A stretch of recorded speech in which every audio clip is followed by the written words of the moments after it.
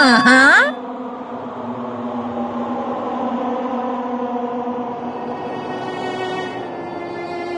What are you gonna do?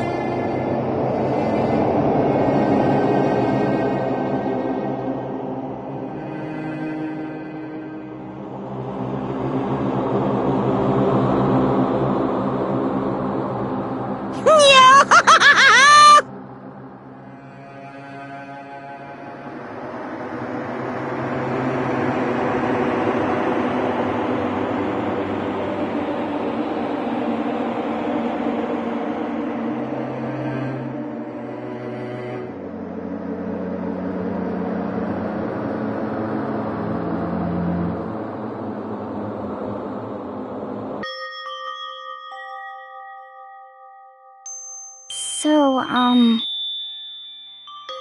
Listen to me!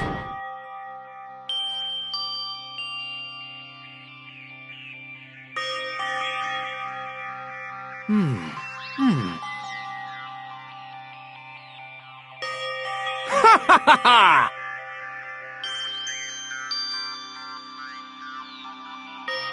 Hey, come on!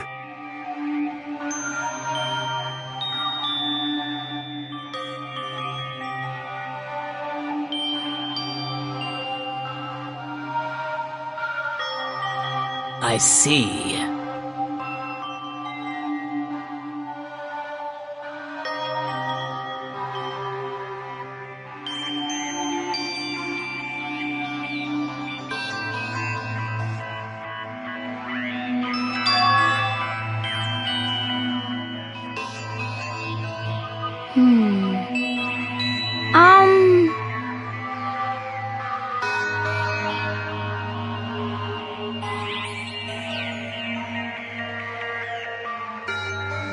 You got it!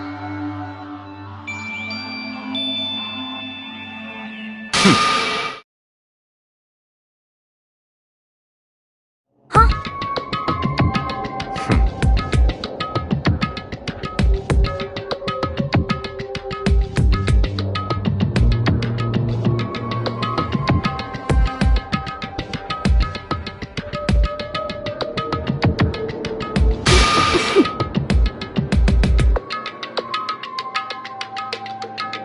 Well...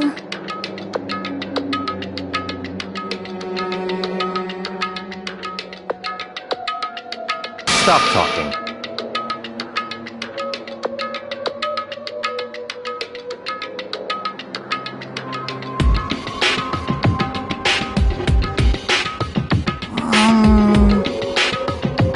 Are you okay with this?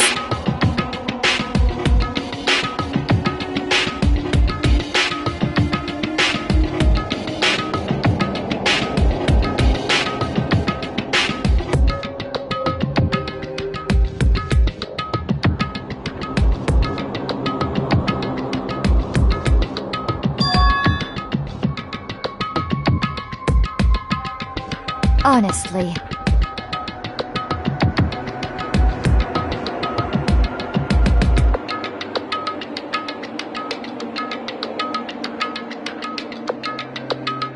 So then...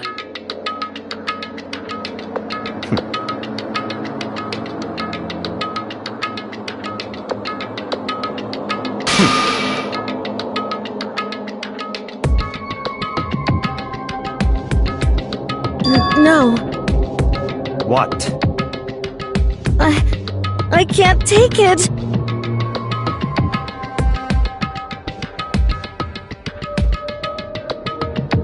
Huh?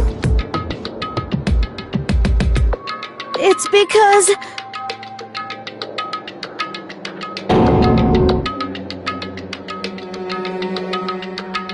But... So,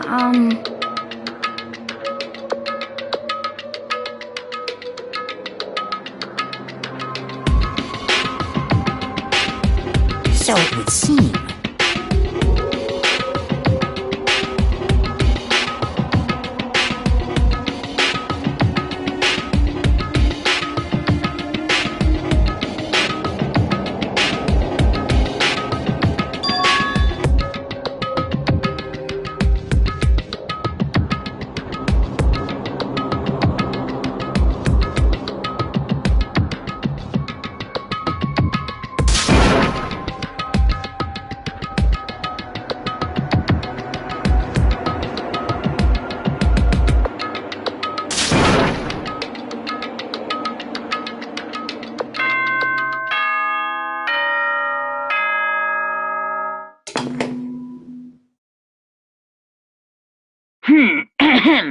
This is a school announcement. It is now 10 p.m. As such, it is officially nighttime. Soon the doors to the dining hall will be locked, and entry at that point is strictly prohibited. Oh, and one other thing. It was totally obvious before that you were trying to make yourselves feel better and justify what you did. See you, don't see you, see you. That's about how much I can see you, even when you try to hide. Now pay attention and remember this well. The burden of judging others is a heavy one to bear, so be well aware of your actions. Order and stability rely on the sacrifice and responsibility of everyone. Okay then, sweet dreams, everyone. Good night, sleep tight. Don't let the bedbugs bite.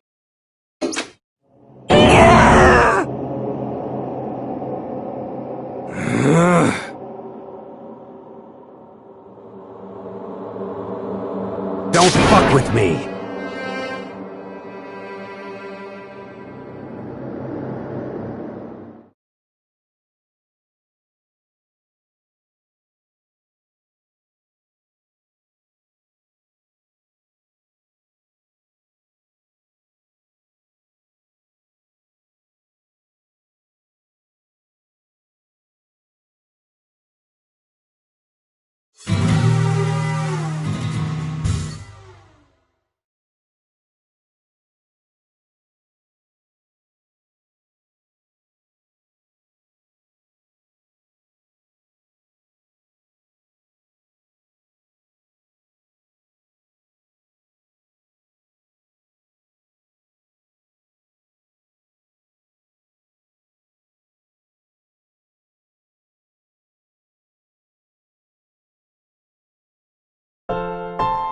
Okay, lift your arms up and down. 1, 2, 3, 4. 1, 2, 3, 4! Now reach way up and bend way down. Tighten those muscles. Let's add a little strength, a little speed to those young bodies of yours.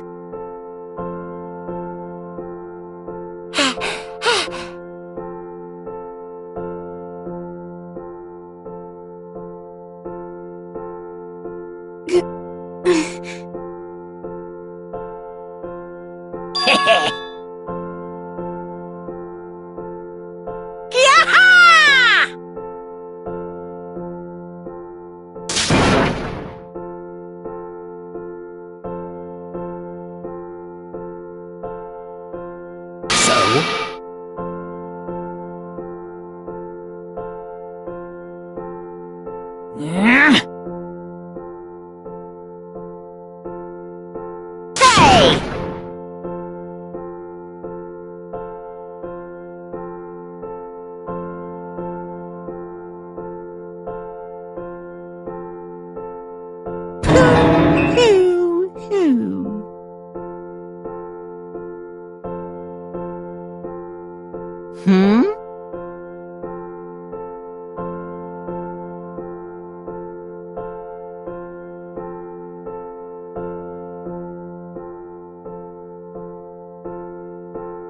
Hey,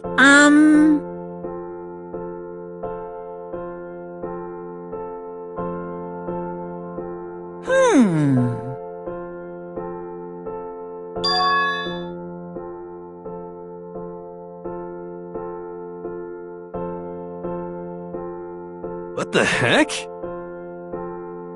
You guys?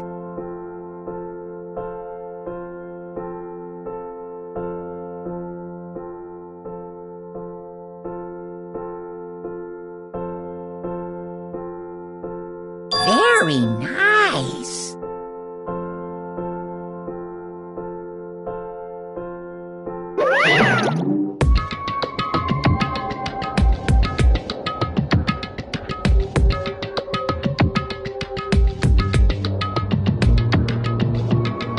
Could it be? I wonder about that.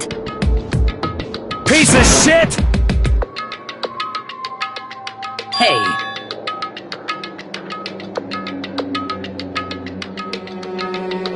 You hear me?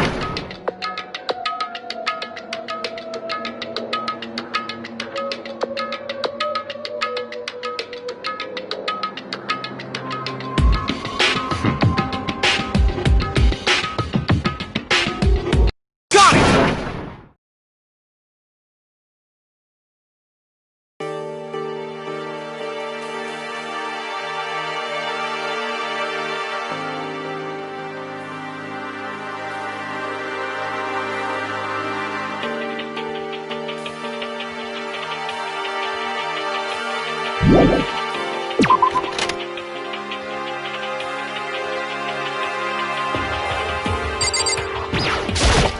What the heck?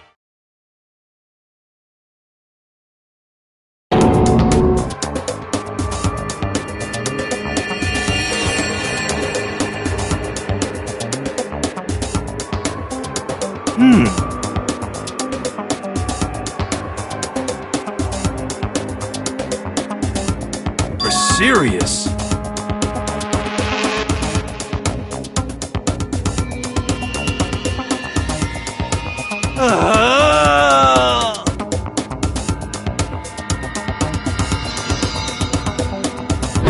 Let me out of here!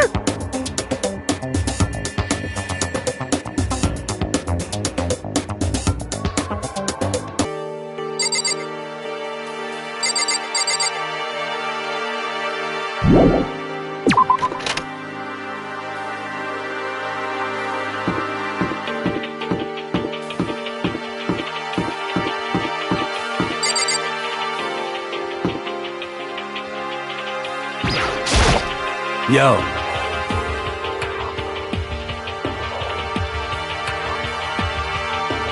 Shit.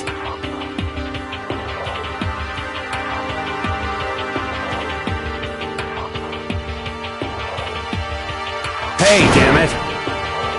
What?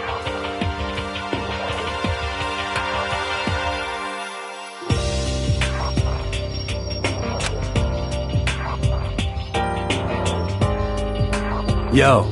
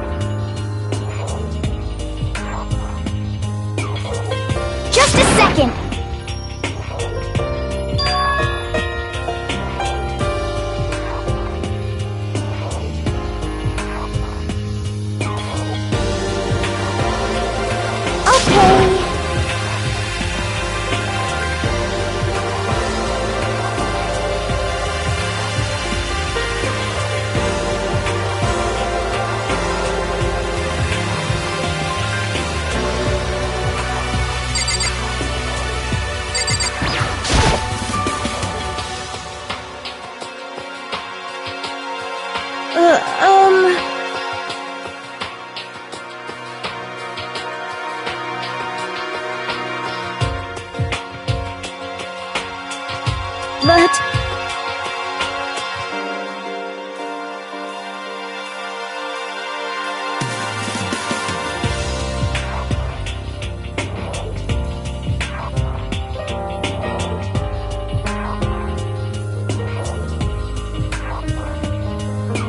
Yeah.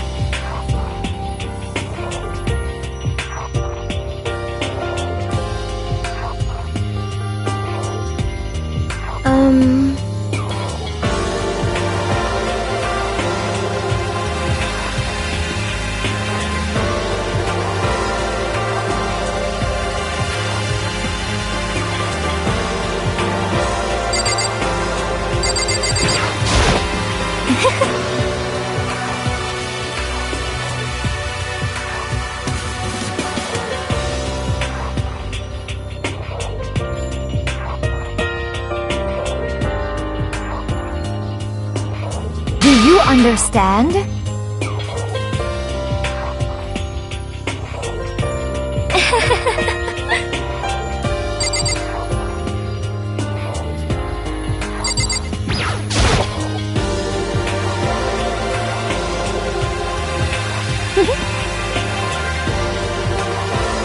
This is fine.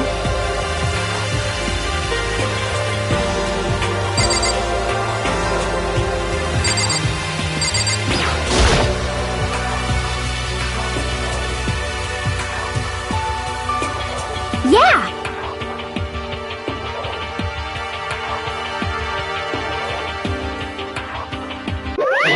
Of course!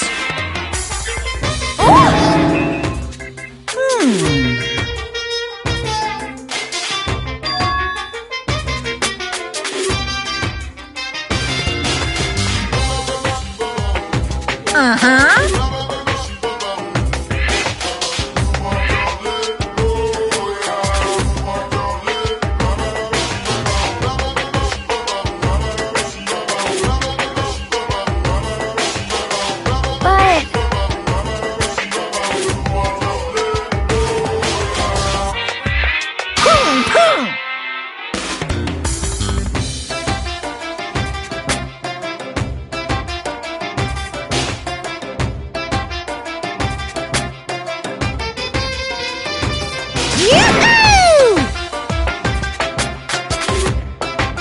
Just a second.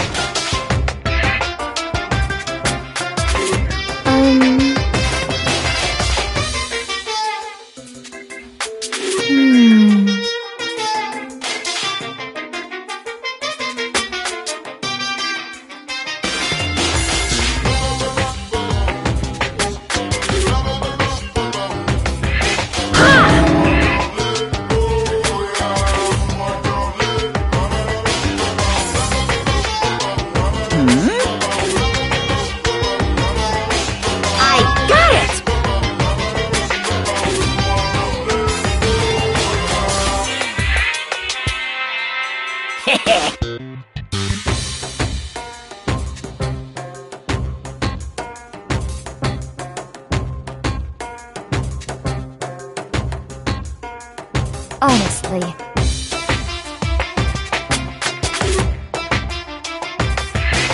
Is that okay?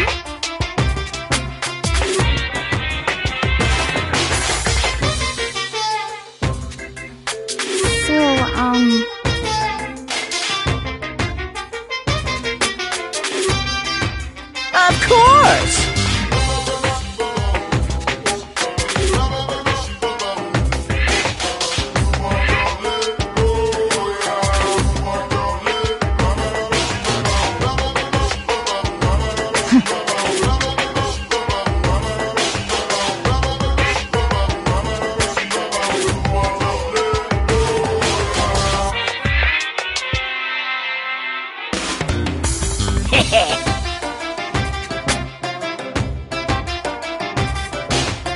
Disgusting.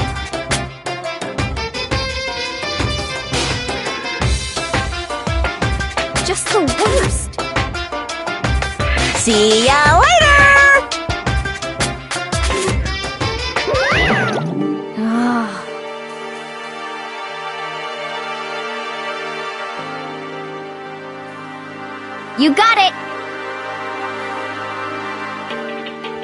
As for me...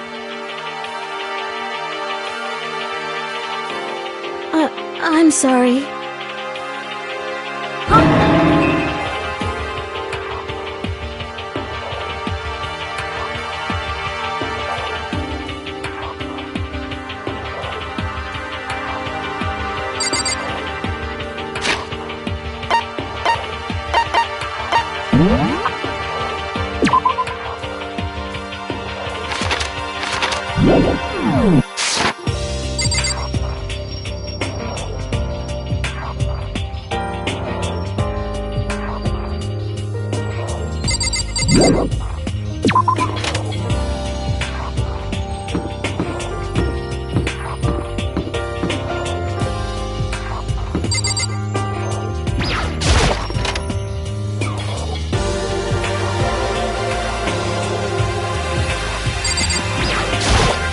I see.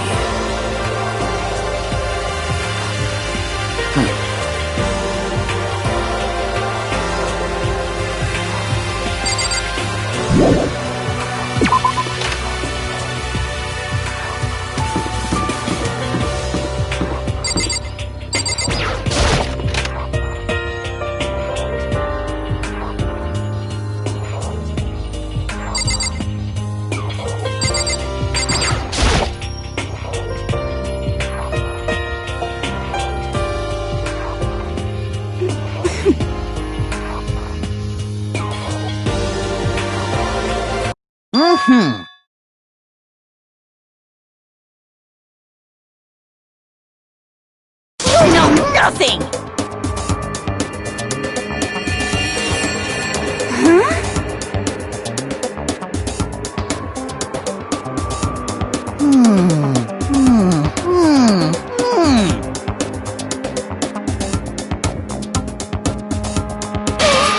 What the heck?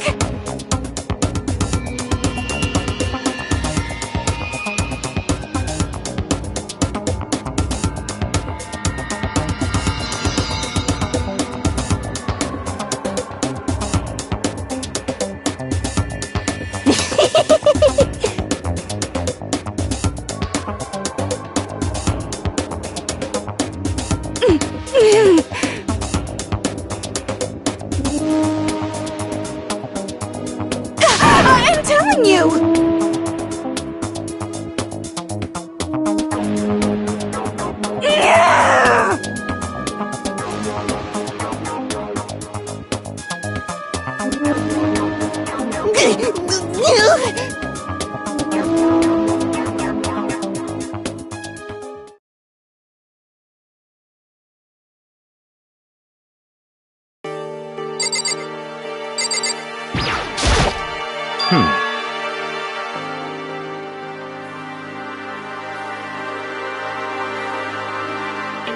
Stop talking.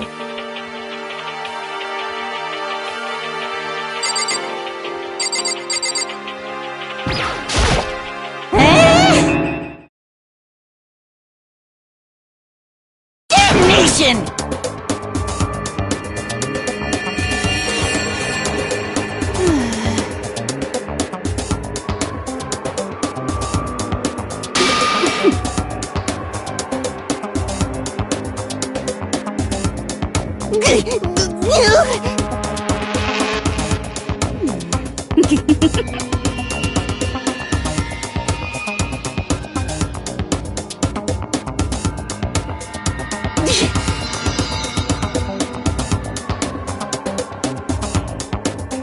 You know nothing!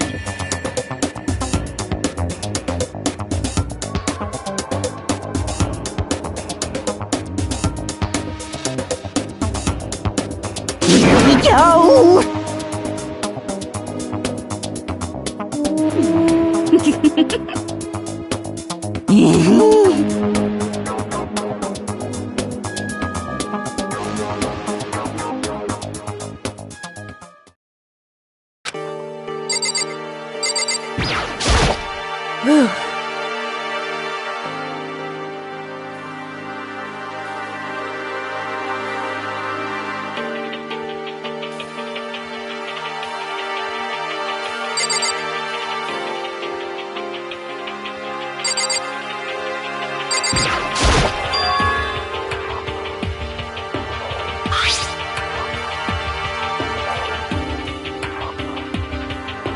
So...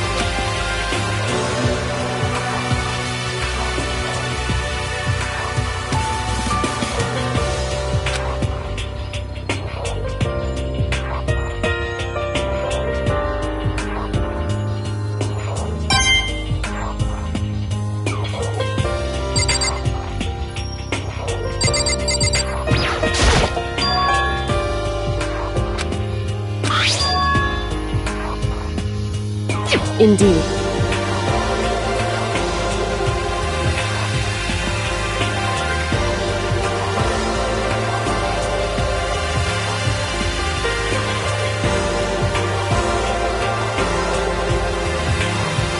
Is that right?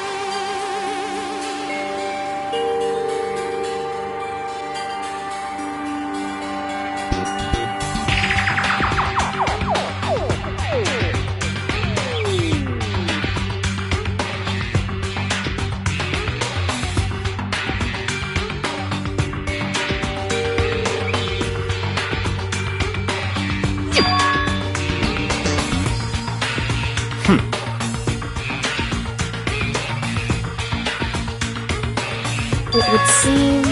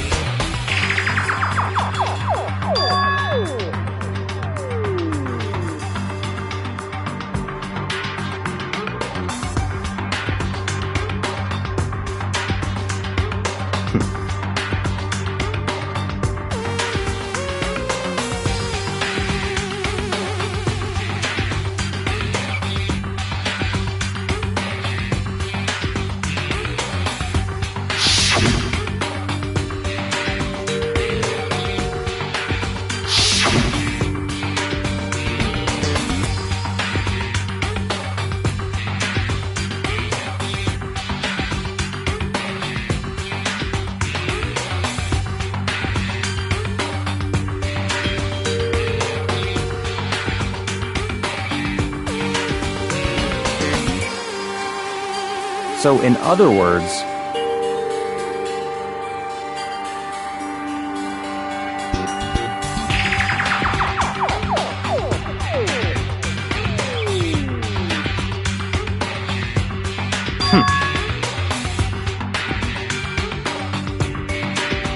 However,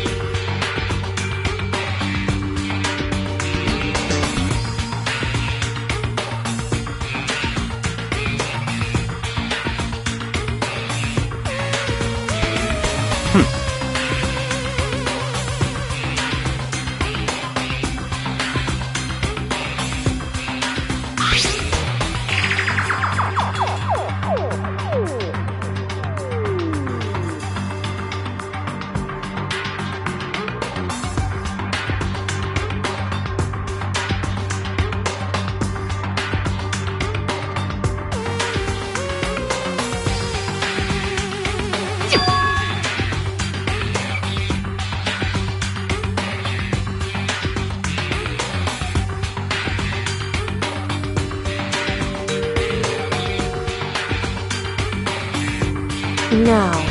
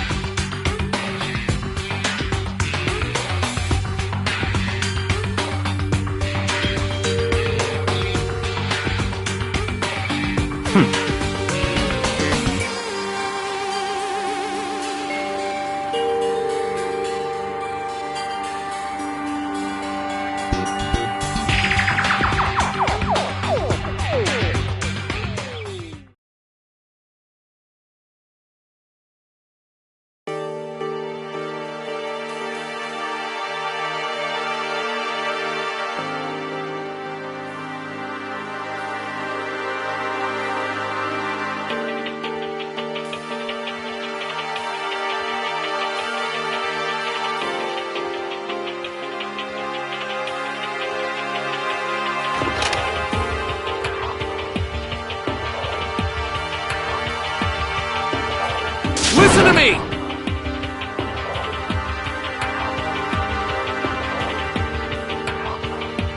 Yes, indeed. okay.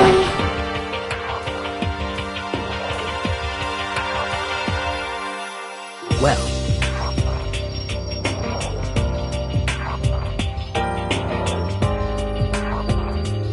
I see!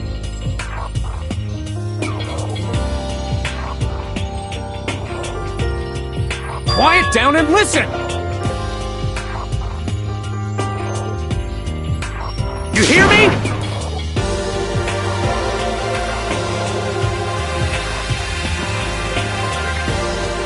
Ha ha ha ha!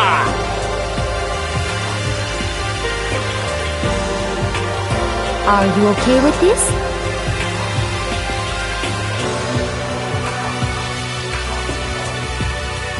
Yo.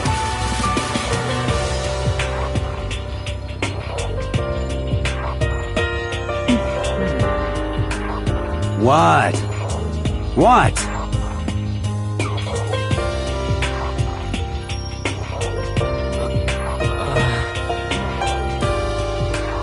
Hey, come on. What?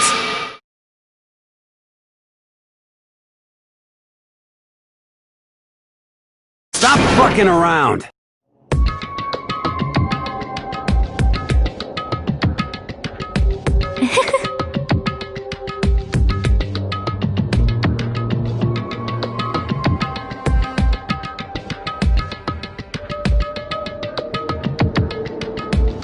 You piece of...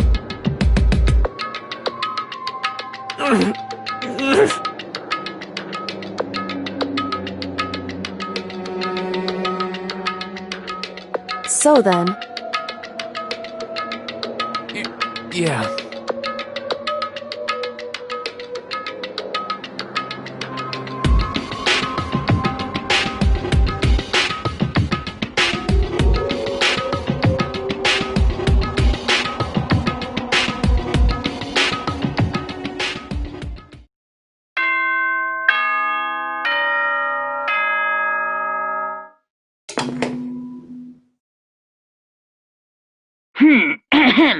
This is a school announcement. It is now 10 p.m. As such, it is officially nighttime. Soon the doors to the dining hall will be locked, and entry at that point is strictly prohibited. Okay then. Sweet dreams, everyone. Good night. Sleep tight. Don't let the bed bugs bite.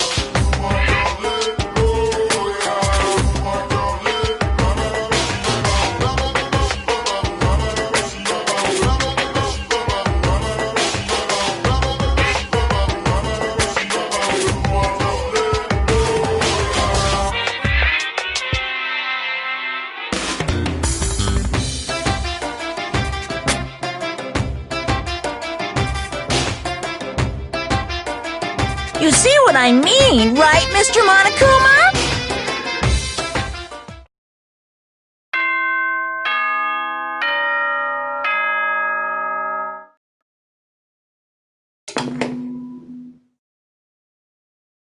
Good morning, everyone! It is now 7 a.m. and nighttime is officially over. Time to rise and shine! Get ready to greet another beautiful day! Oh, that's right. I wanted to let you know that your e-handbooks have been updated. New regulations have been added, so please take a look and enjoy your school life more than ever before.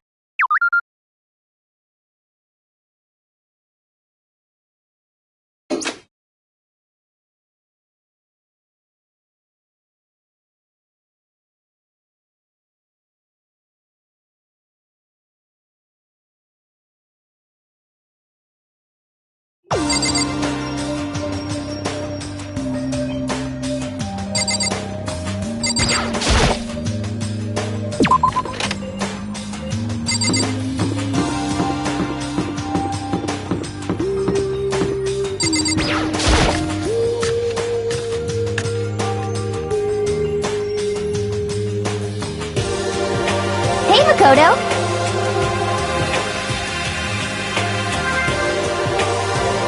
Yo, yo, yo!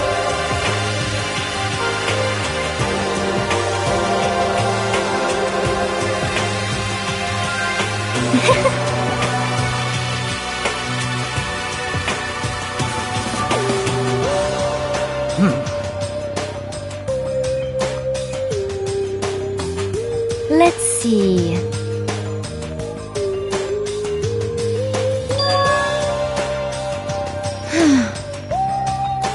Hey, come on!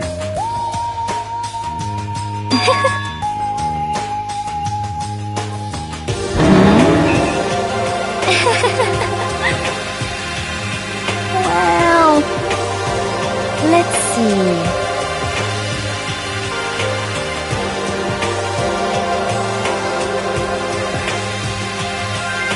This is fine. Oh,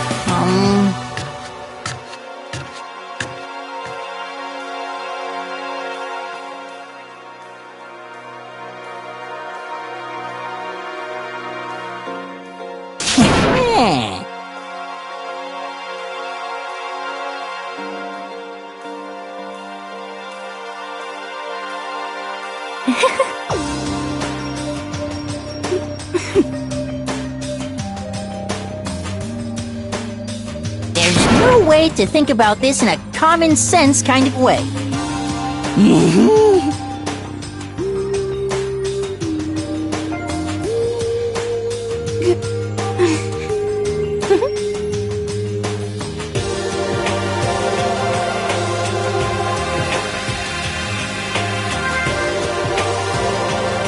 Oh!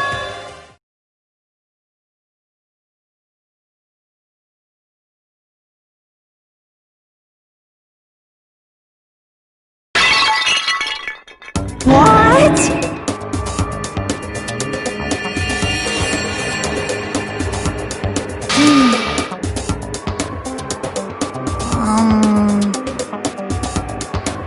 Yes, indeed.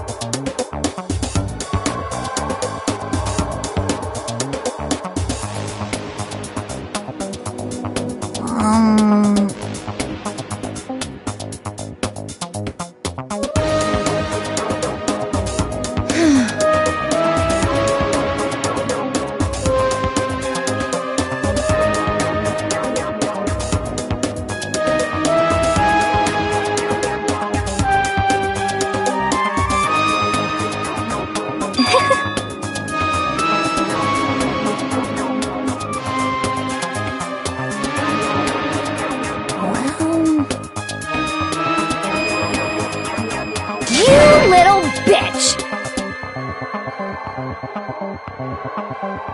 Say what?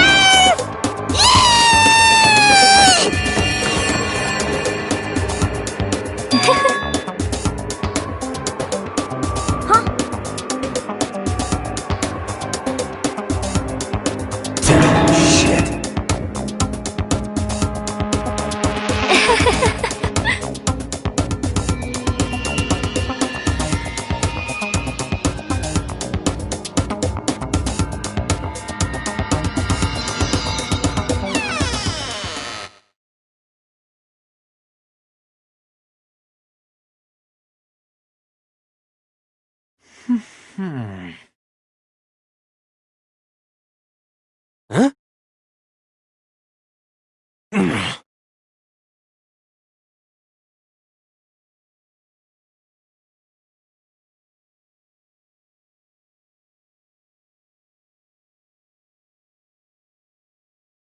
I think maybe...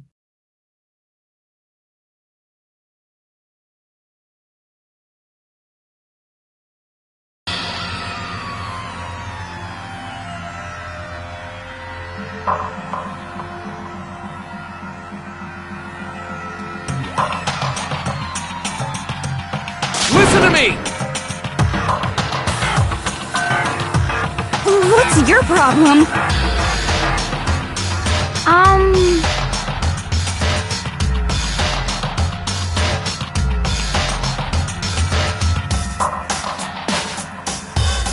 Well then.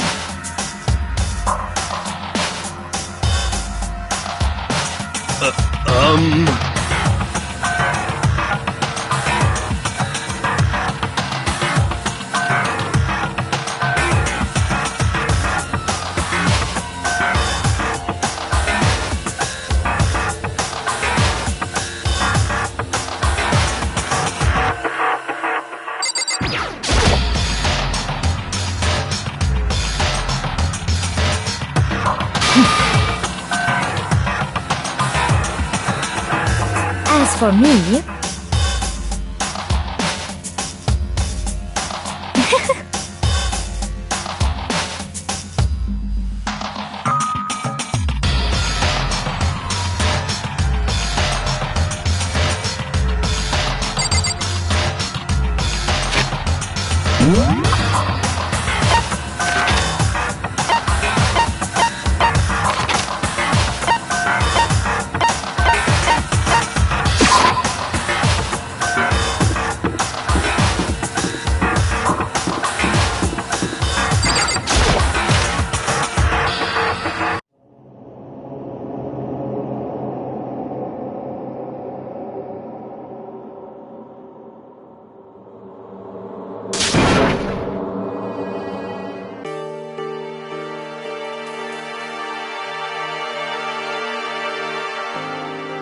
Hey, what are you doing? I'm fishing. What does it look like I'm doing? I'm trying to read, so if you could be quiet. Oh, sorry. Wait, no! What are you doing here? Everyone's super worried. We've all been looking for you. Who asked you to do that? Because we're all supposed to meet up in the morning and eat together. We made a promise. A promise? Can't I get a second's peace and quiet around here?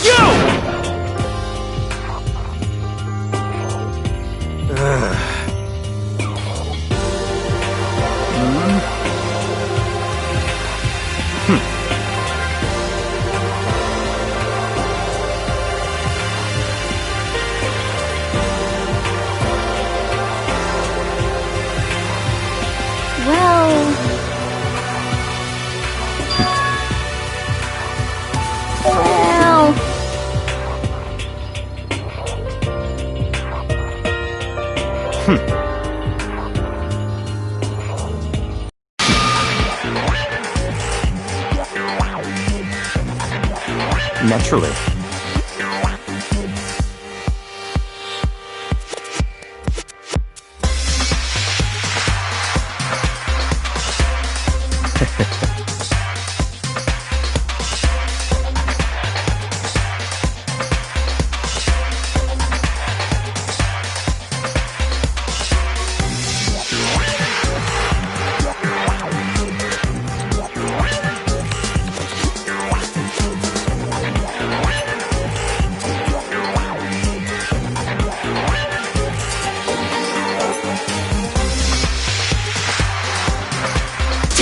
Damn you!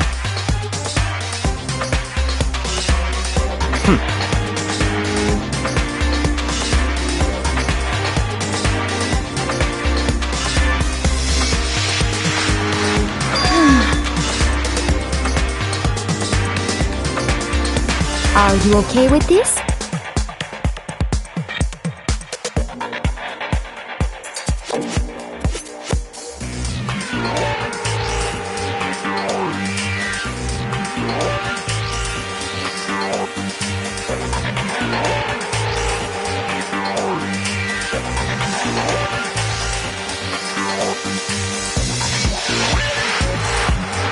I see.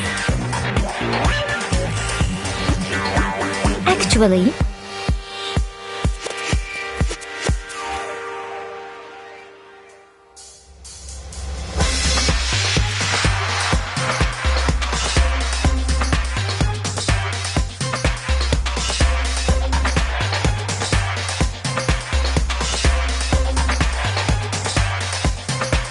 that okay?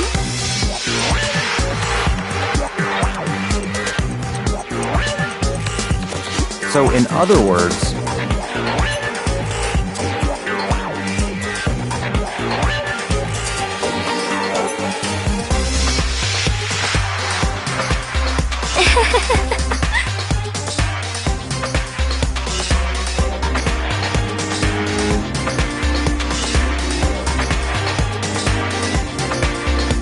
what?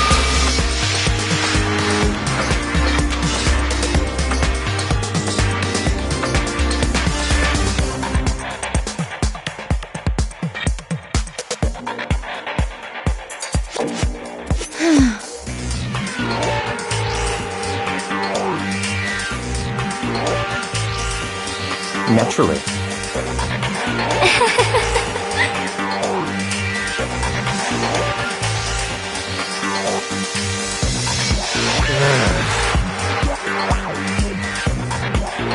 Just a second! Not possible. You son of a bitch!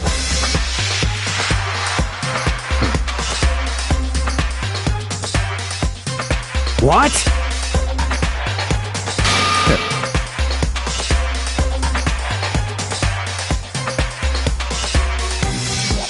Piece of shit! Don't make me repeat myself.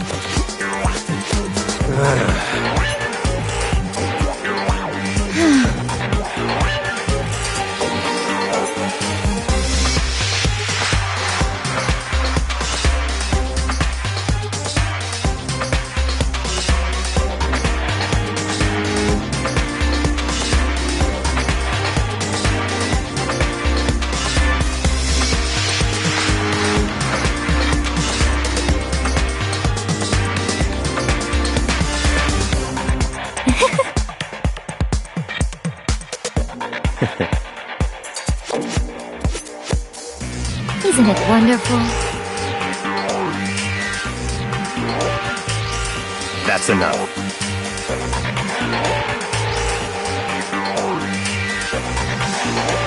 Oh!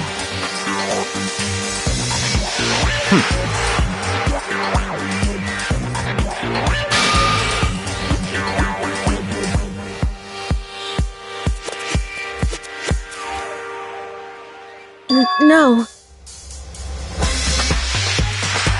What? It's because...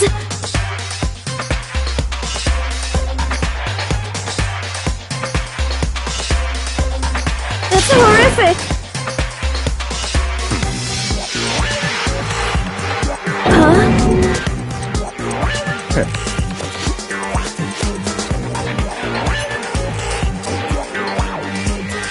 but What?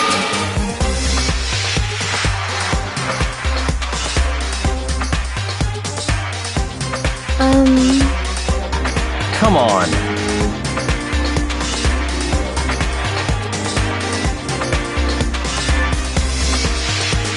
I'm sorry. Stop fucking around!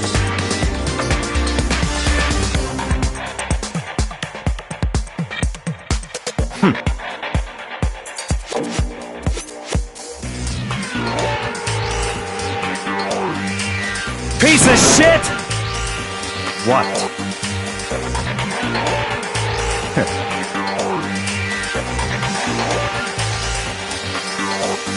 You son of a bitch! Just a second.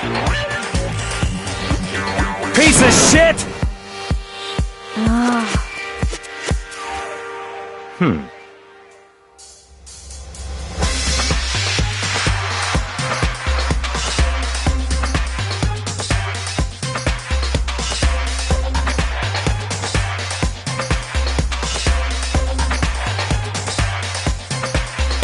Not possible.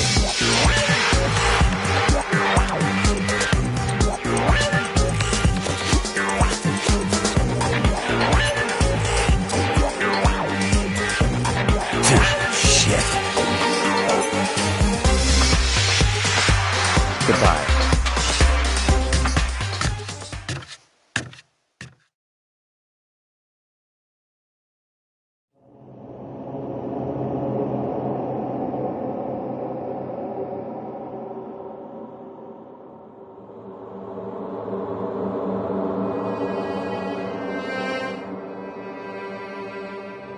But...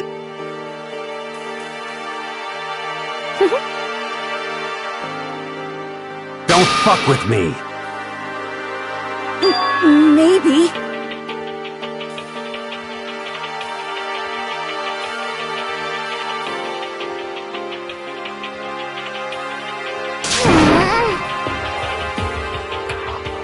Anyway.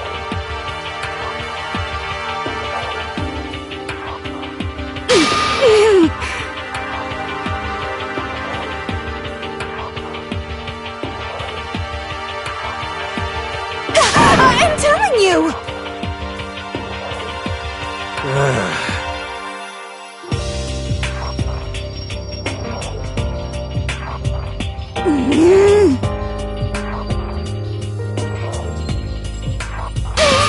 What the heck?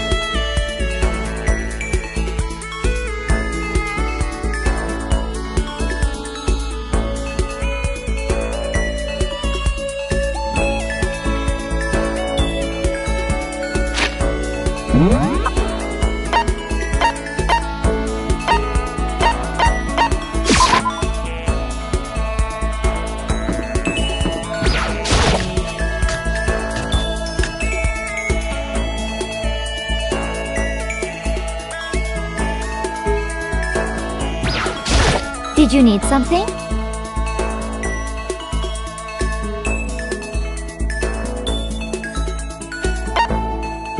This is fine.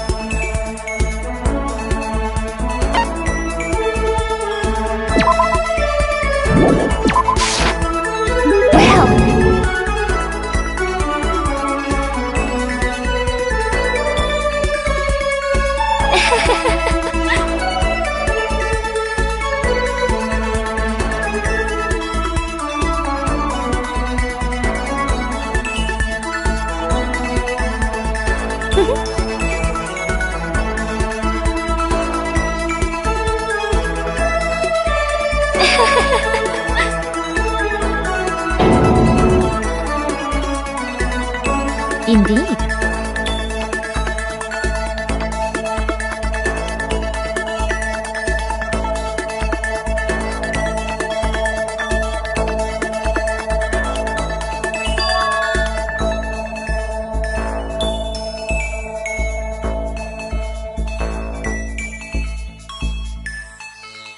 Indeed. Actually,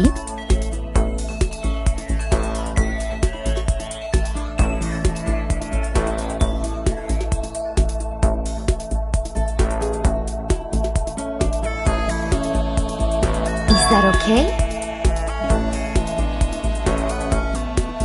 Well,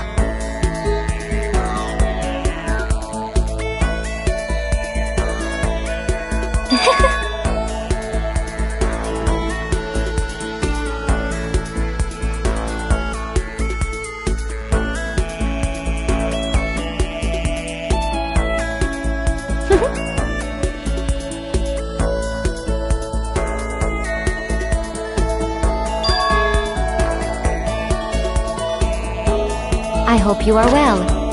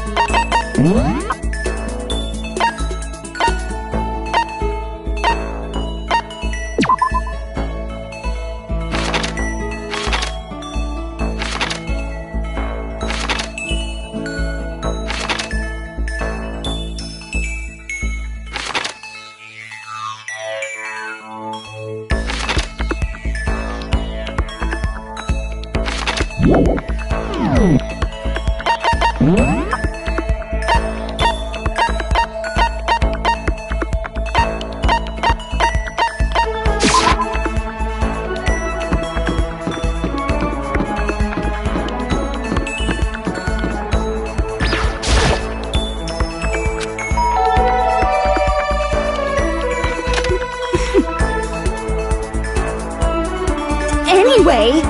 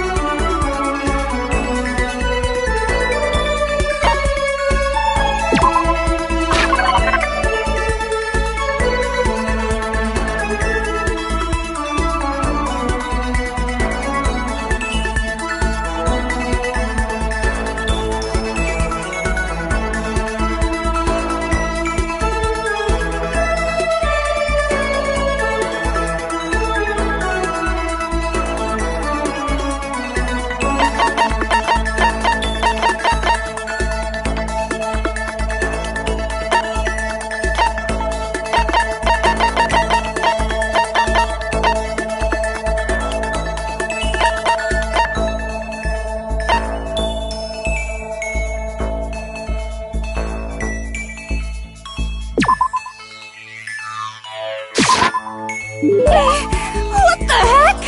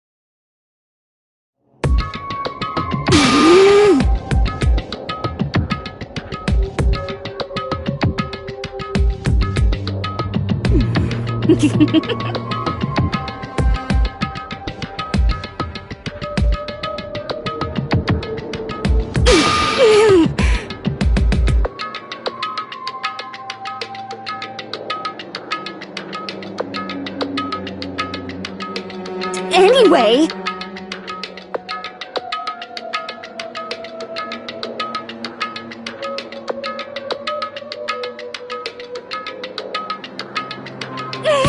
What the heck?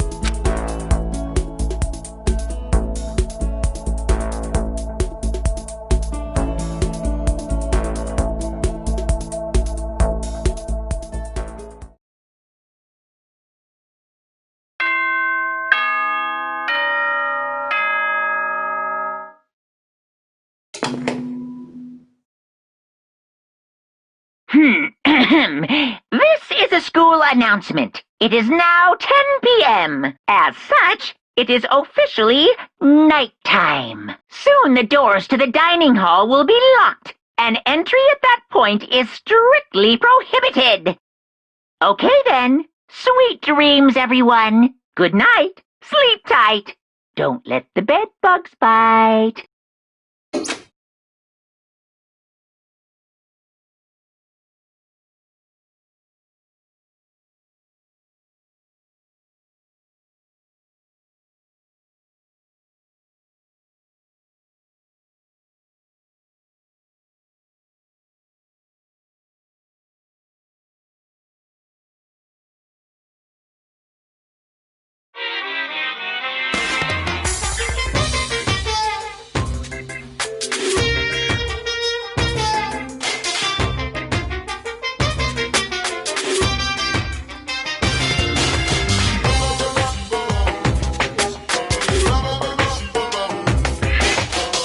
I was in the bathroom, just looking at myself in the mirror.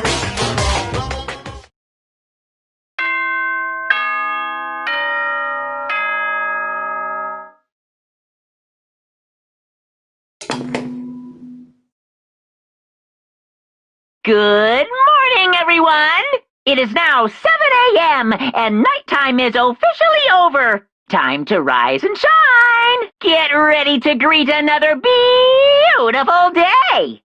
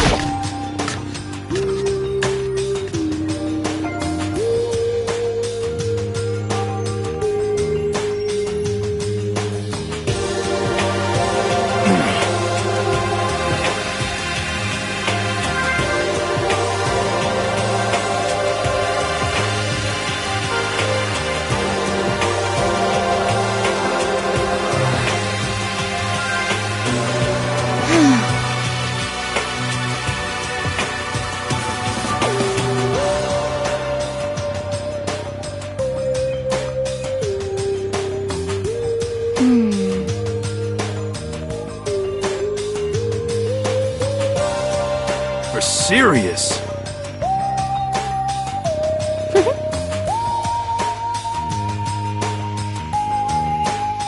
You hear me? Shit.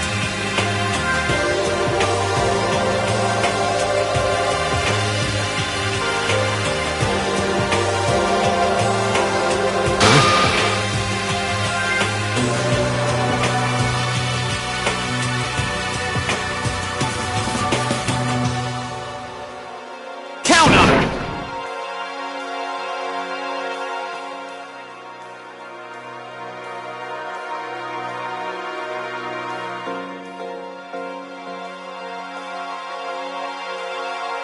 What?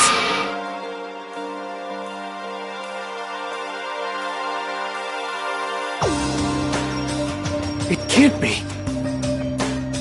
You! Damn you!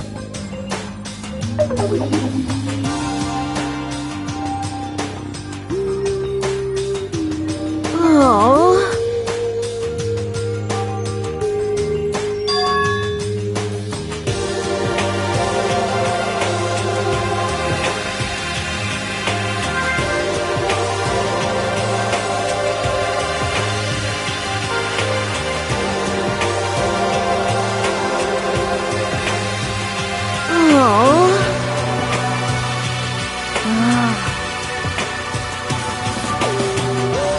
What? What? Hey, come on!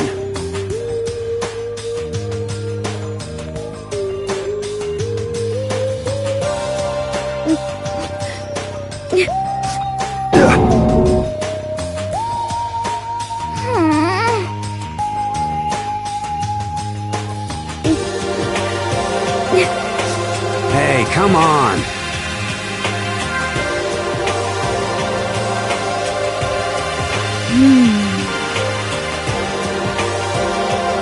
Huh? What? What? Huh? Yeah, that's right.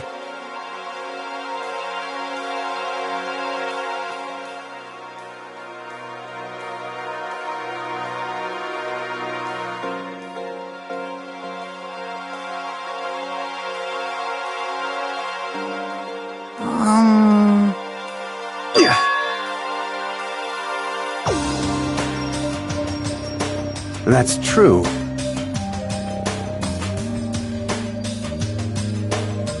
Yo.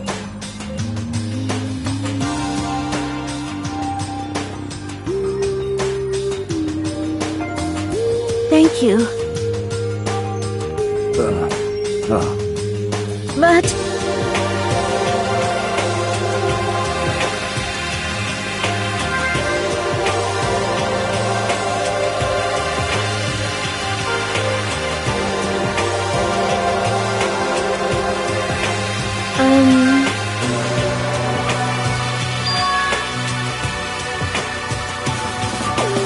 But...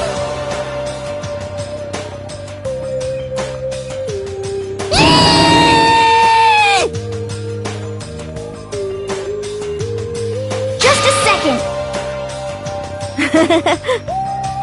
You know? I see. Thank you.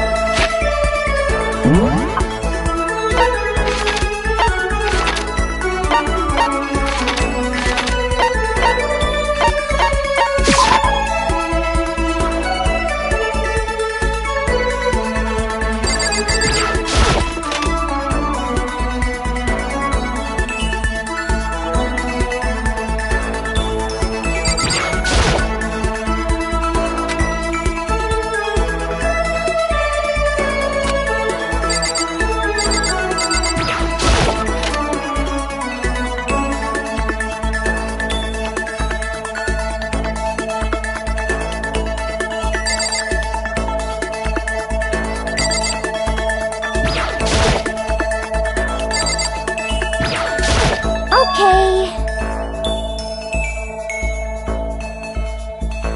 Well...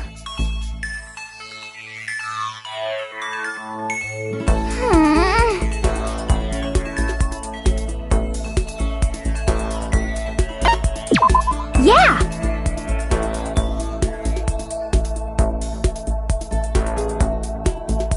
You got it!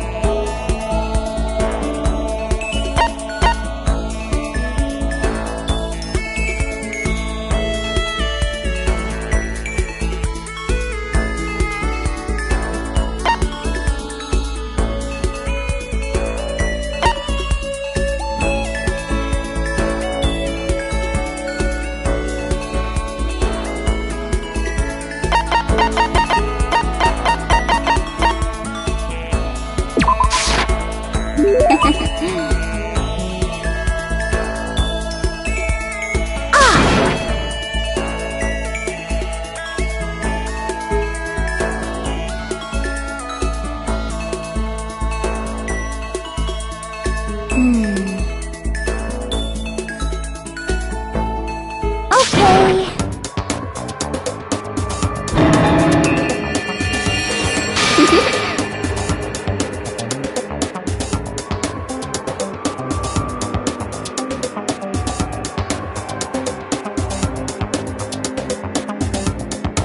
That's right!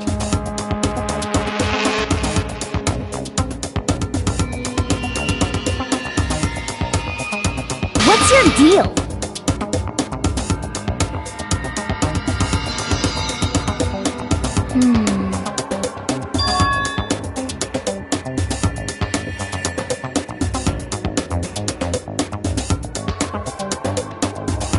Yeah!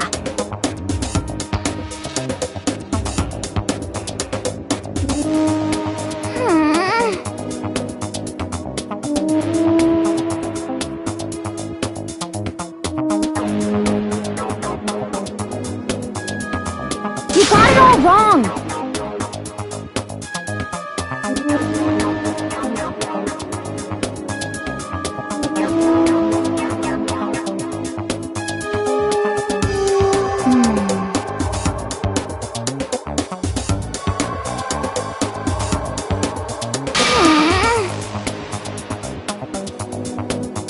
Okay.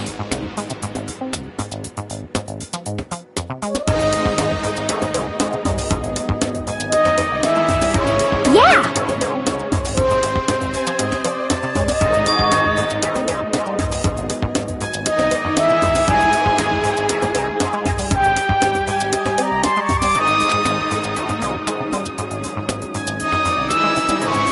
Huh?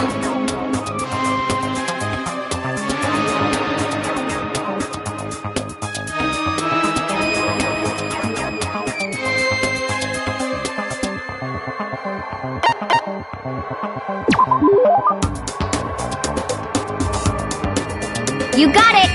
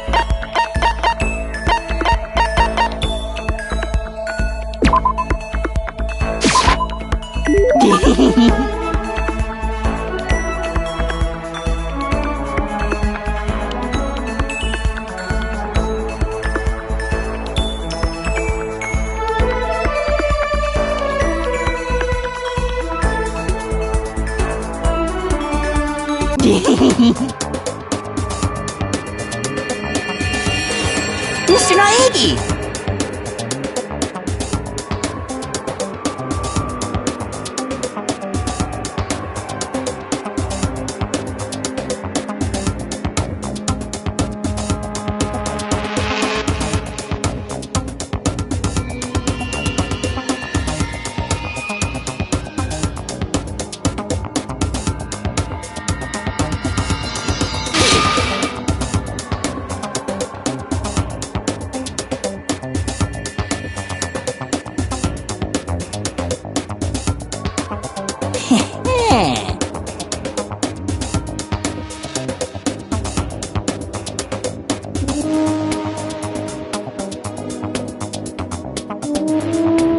Yes, indeed.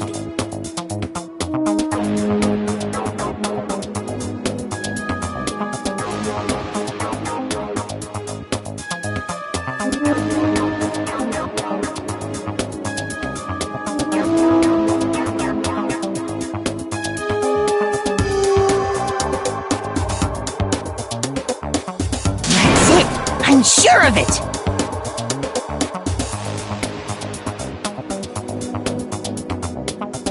Here we go!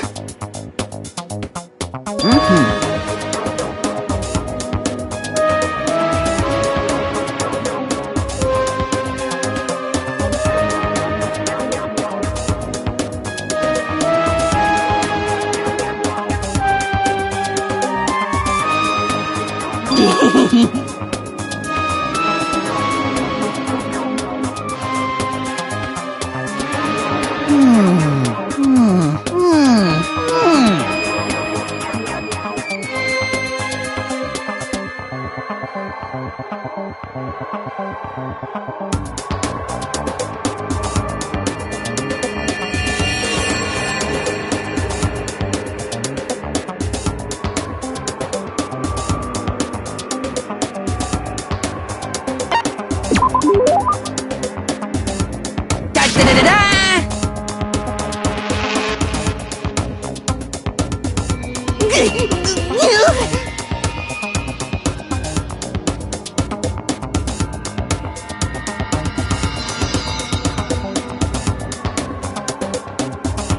a doubt.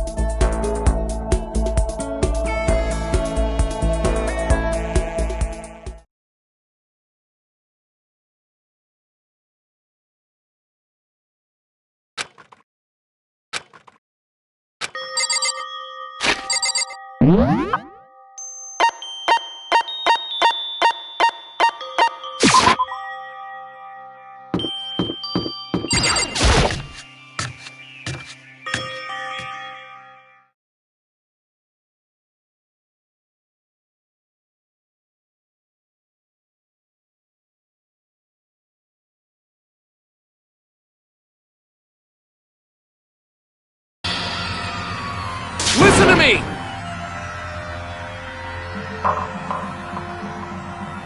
Hey, damn it!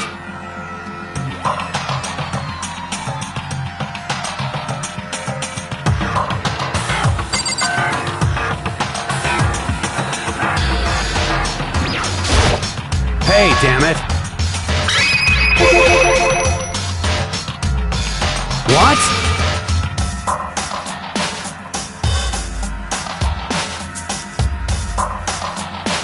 You're corrupt!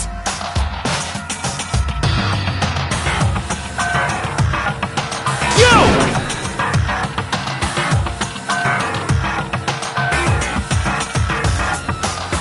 Huh? You hear me?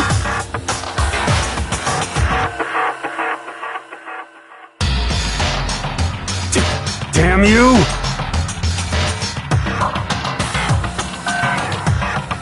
Count on it! You wanna fight?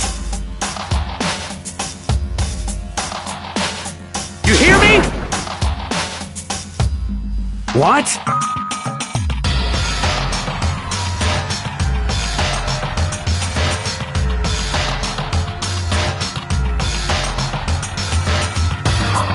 Hey.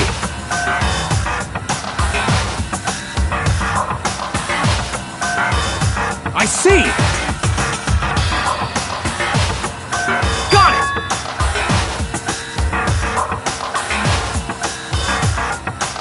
Piece of shit!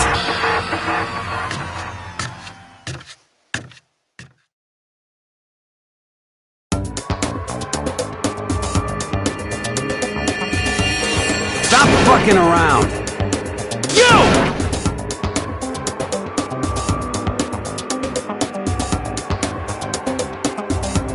You wanna throw down?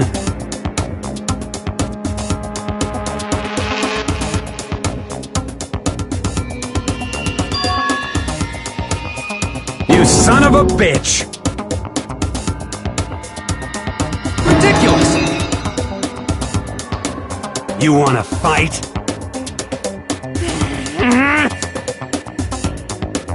Stop fucking around!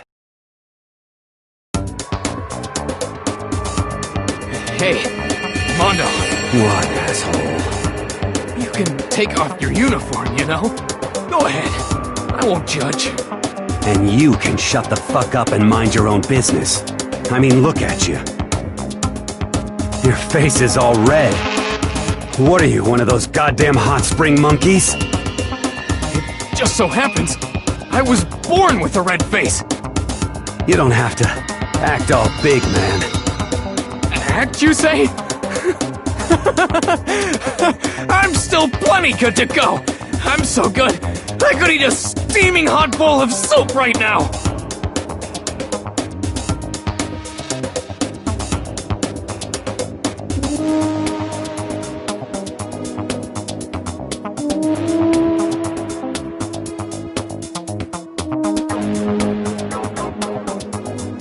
Don't you think it's about time you gave up? What about you? You can't even hardly talk. Dumbass. Say whatever you want. I'm still totally good to go. In fact, I'm starting to feel kinda cold. That's probably not good.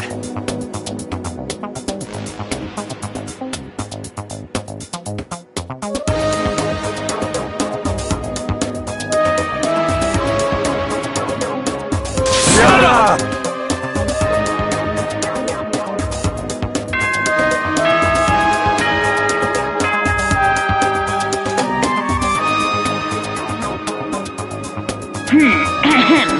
This is a school announcement. It is now 10 p.m. As such, it is officially nighttime.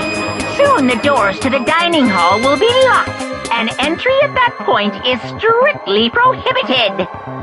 Okay then. Sweet dreams, everyone. Good night. Sleep tight. Don't let the bed bugs bite.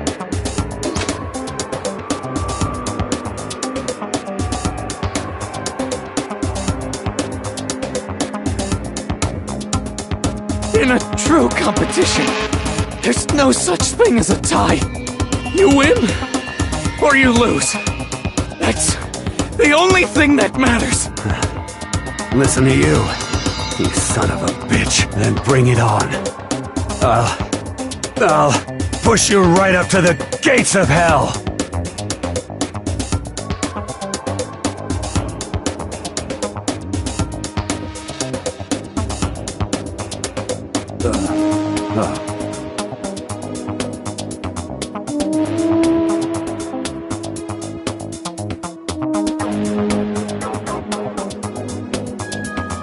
Ha ha ha ha!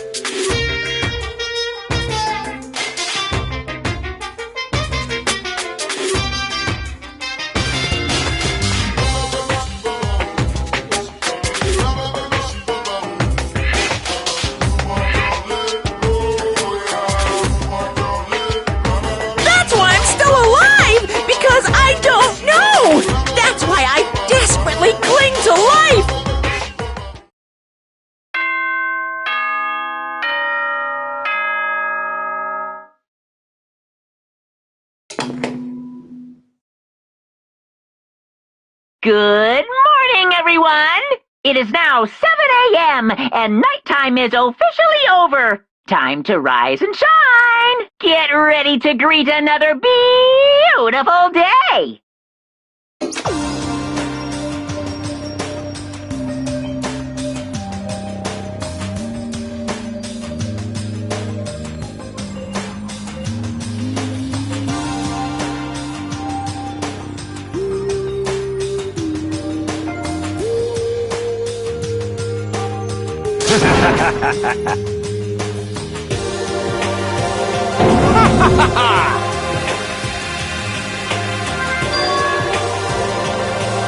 Yo!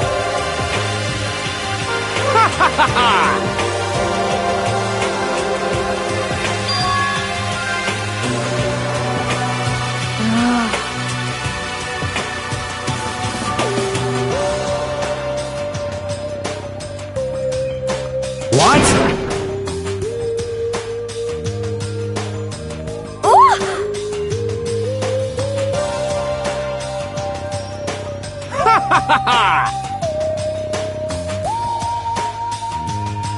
You hear me?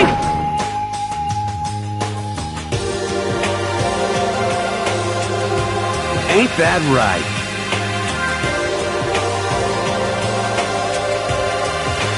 Without a doubt.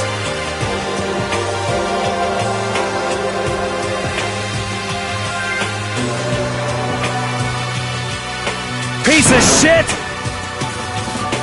Got it!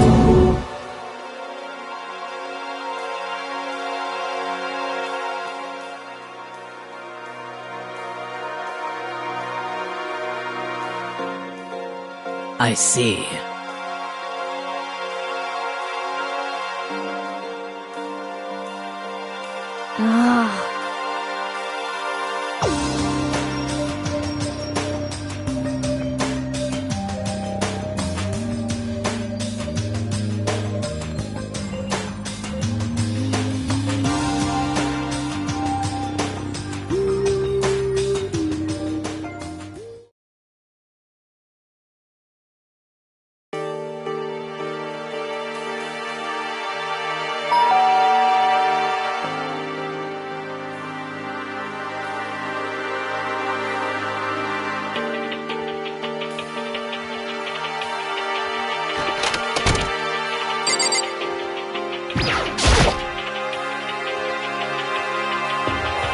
What's your problem?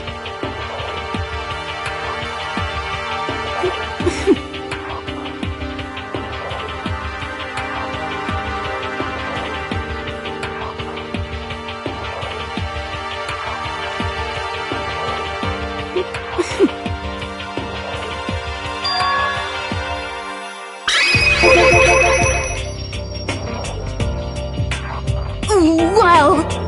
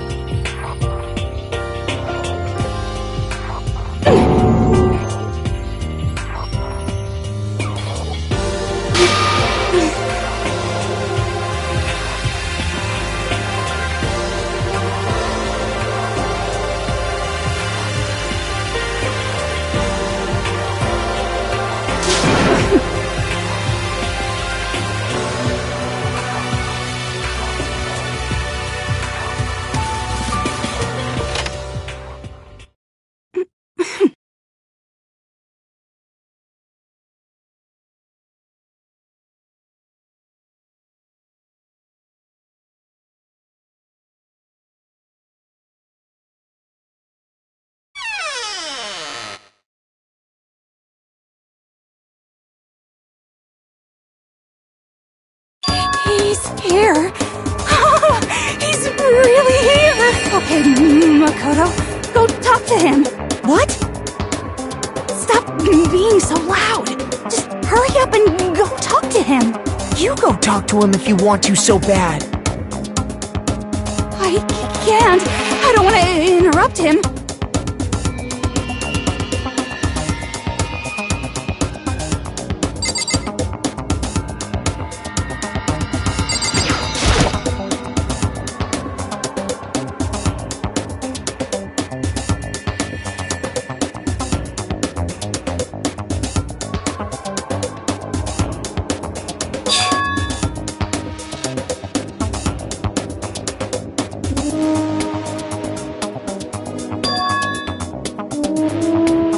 Naturally.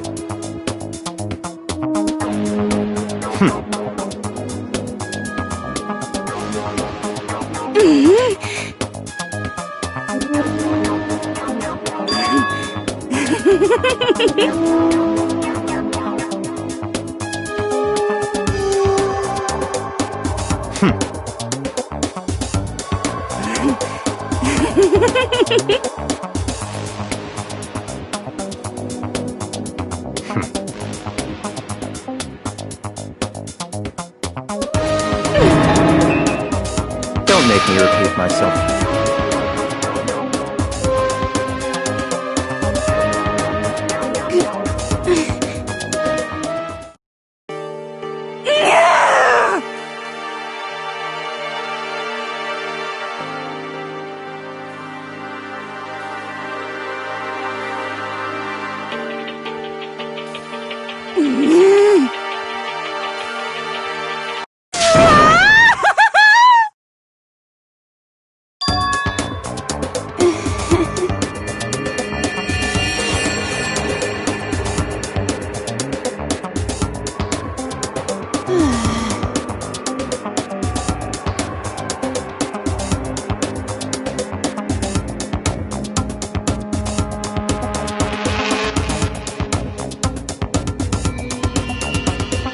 Maybe.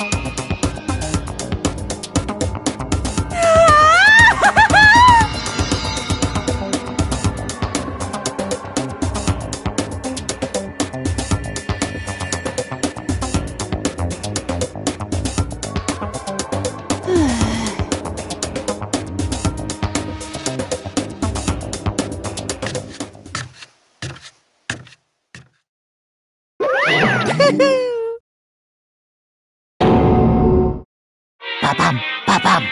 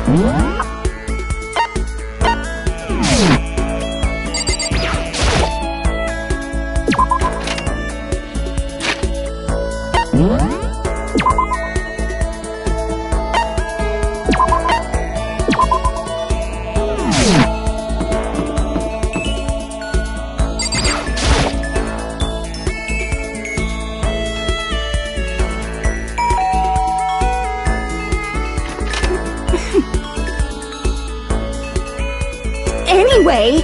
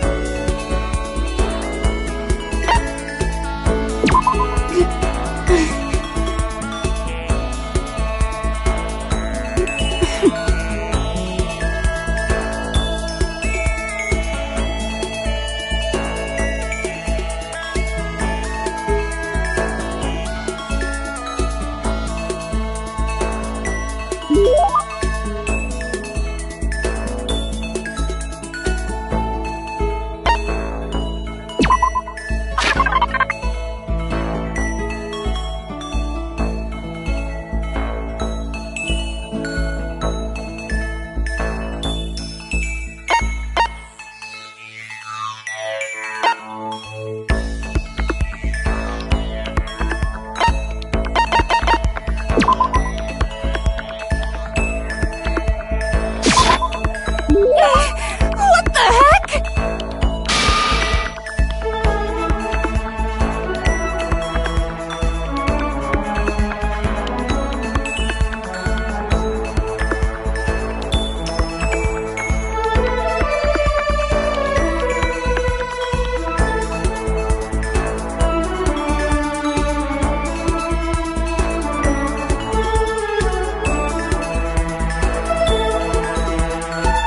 What's your problem?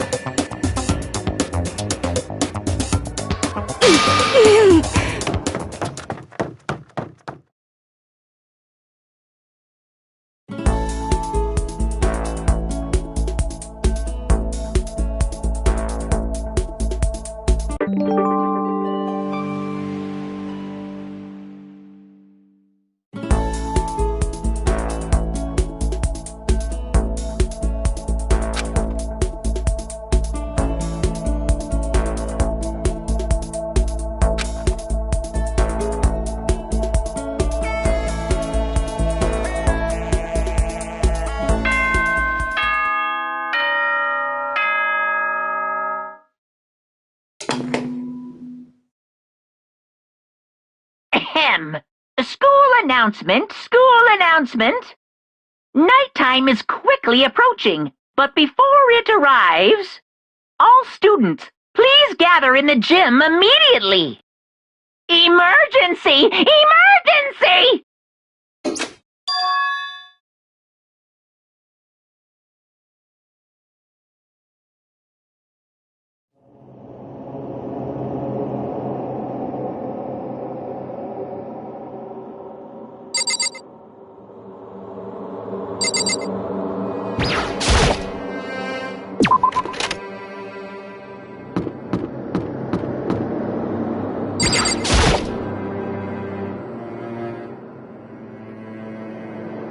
Indeed.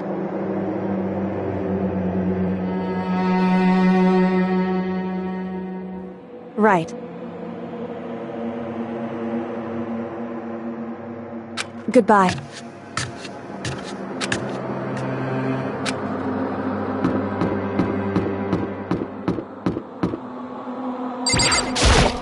Yo.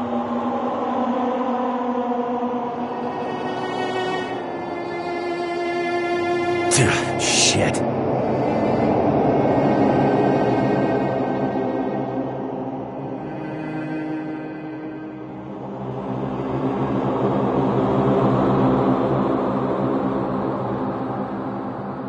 What?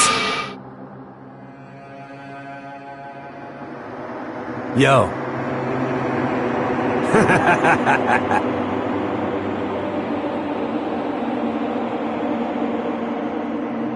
Yo.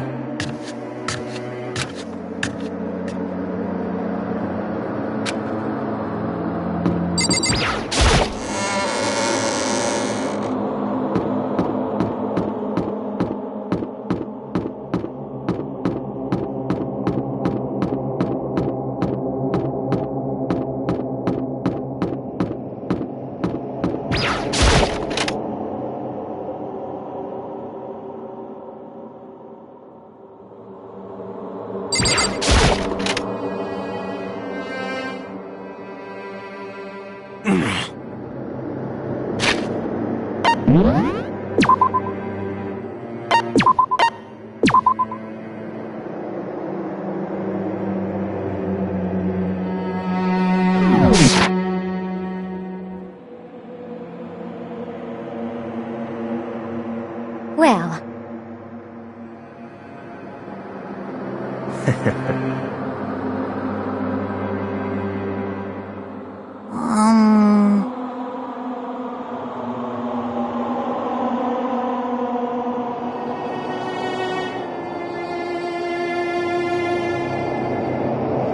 what the heck?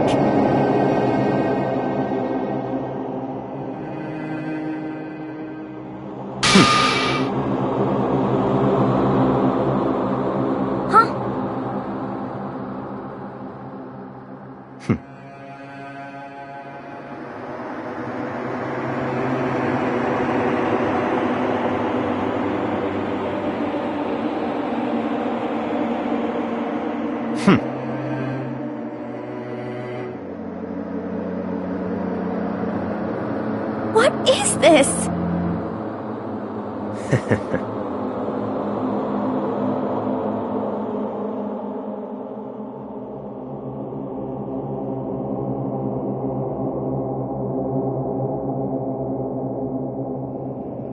Well... Huh? Certainly.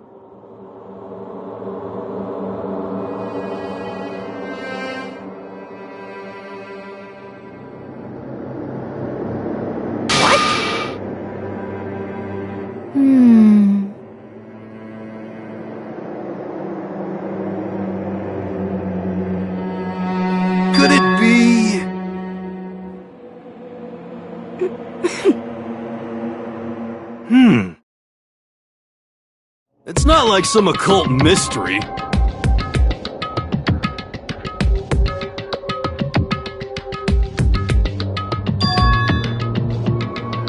Huh?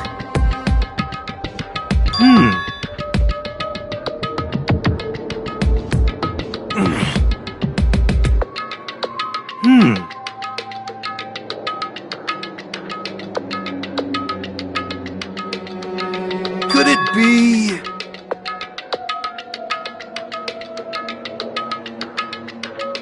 for Sirius?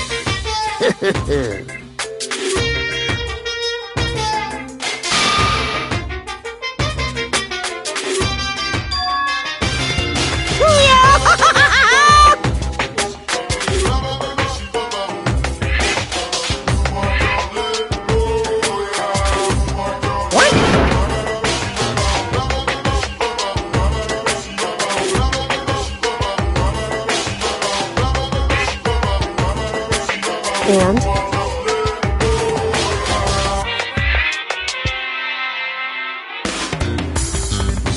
Say what?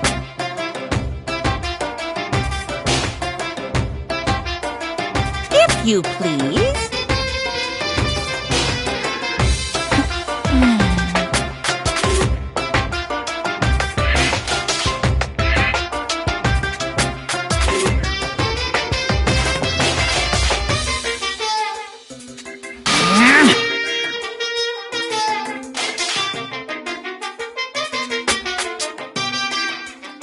Yep.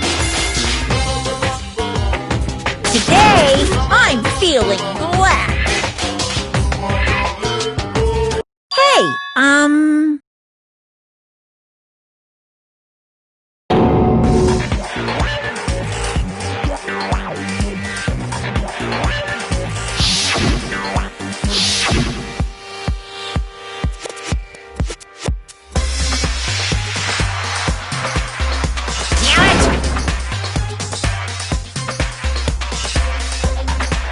You hear me?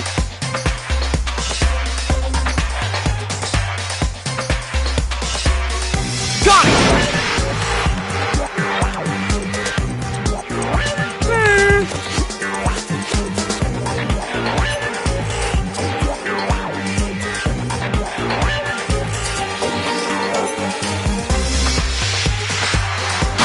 ba-bum.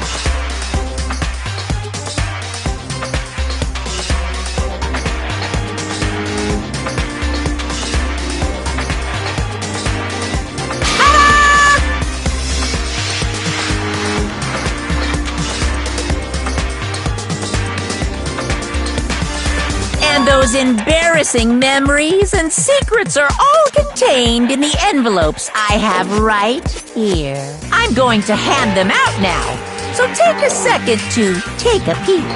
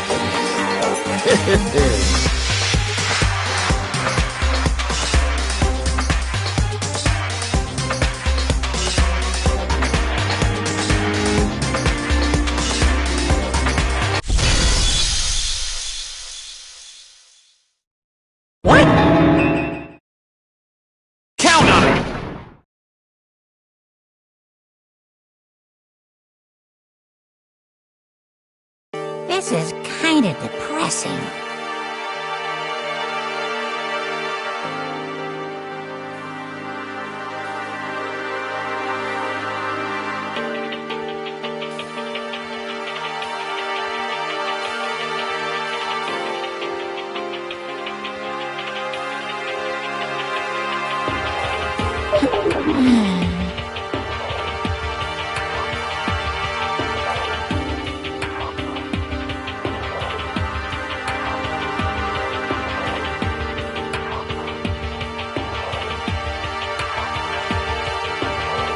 Okay.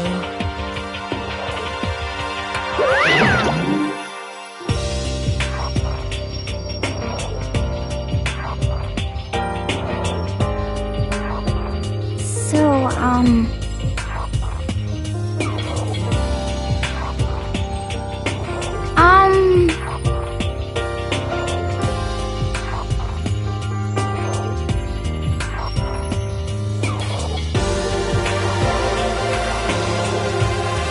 Listen to me!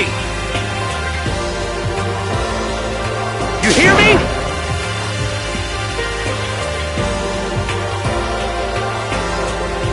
Without a doubt.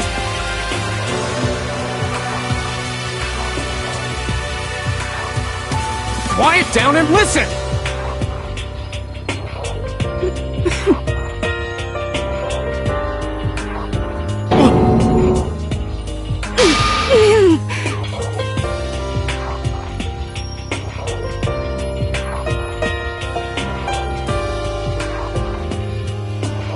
as for me,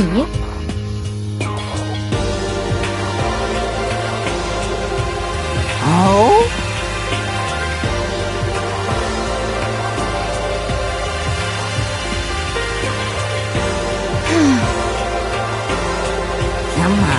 come on.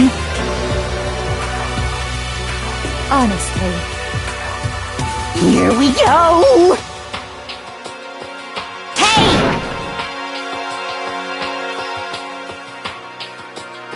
Say what?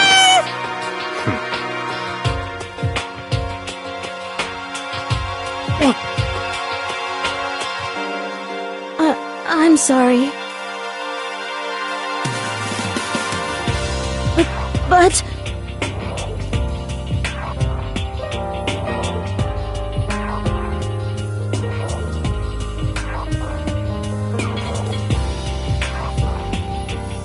so,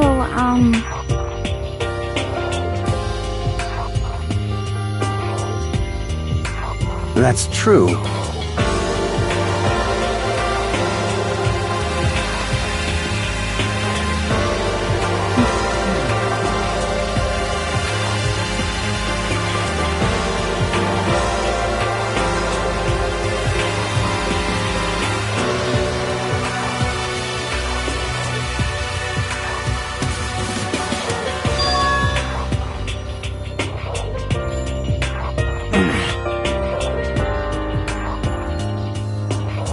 You hear me?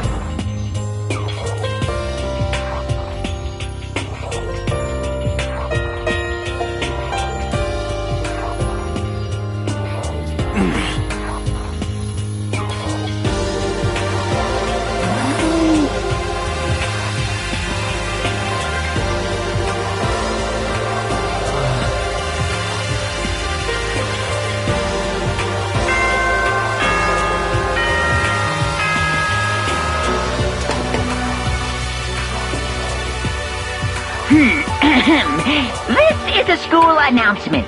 It is now 10 p.m. As such, it is officially nighttime. Soon the doors to the dining hall will be locked, and entry at that point is strictly prohibited. Okay then. Sweet dreams, everyone. Good night. Sleep tight. Don't let the bed bug bite.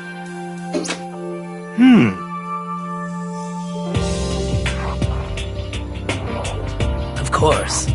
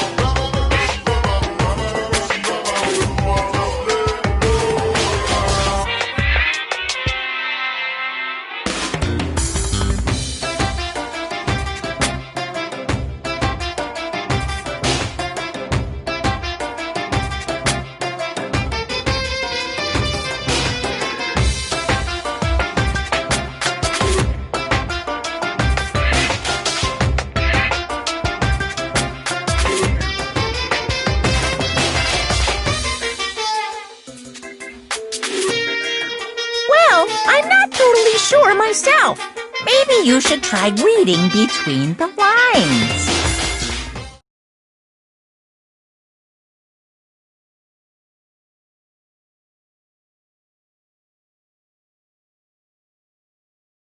Good morning!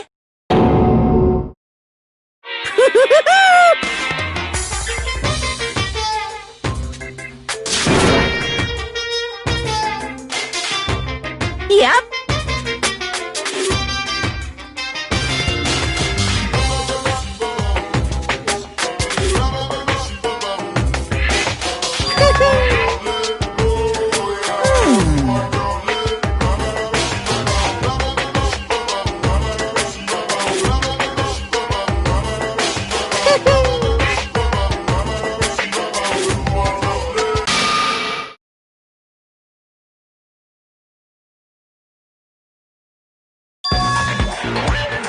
Say what?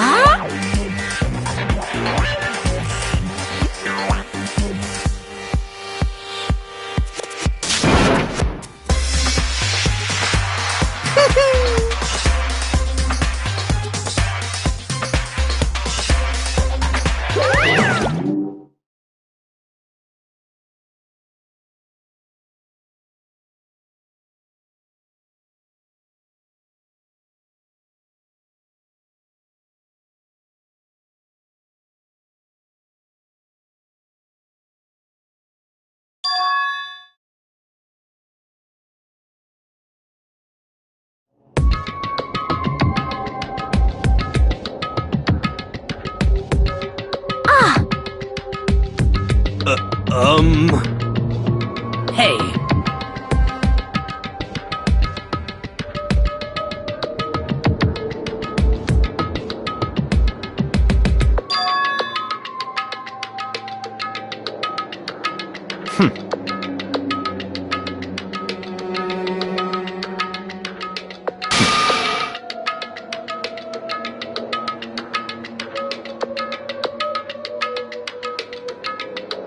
Perhaps.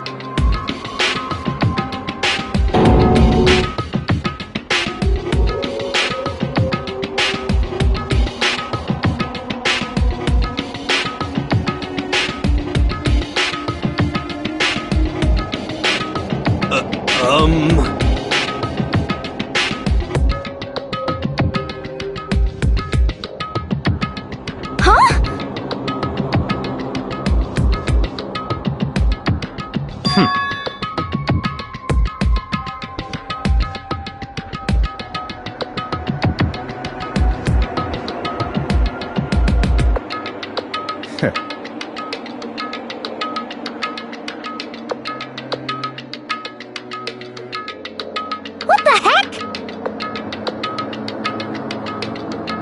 Naturally.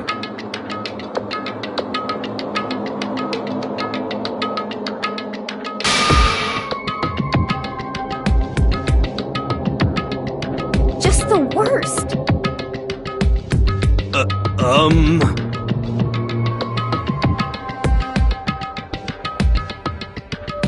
Wait.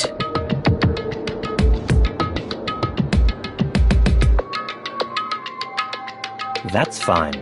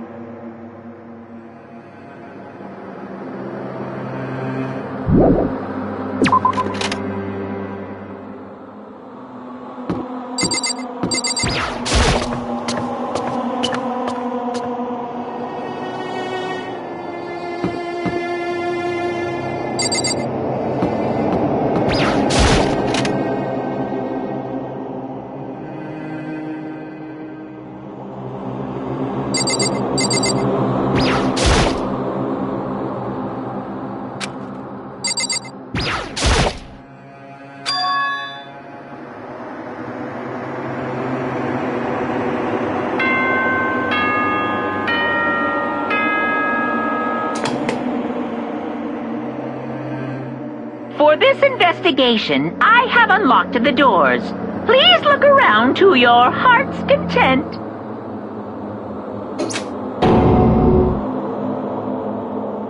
It's all clear now. I see.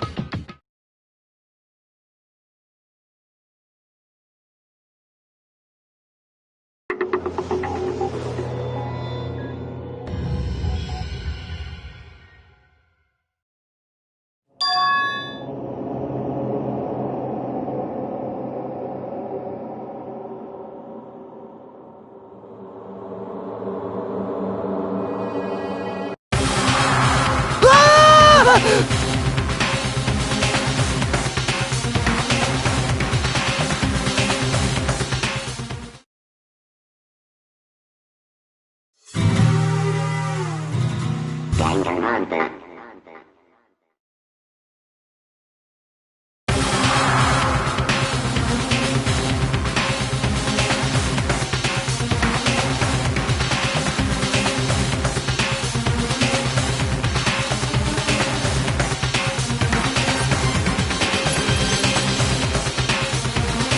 Very strange.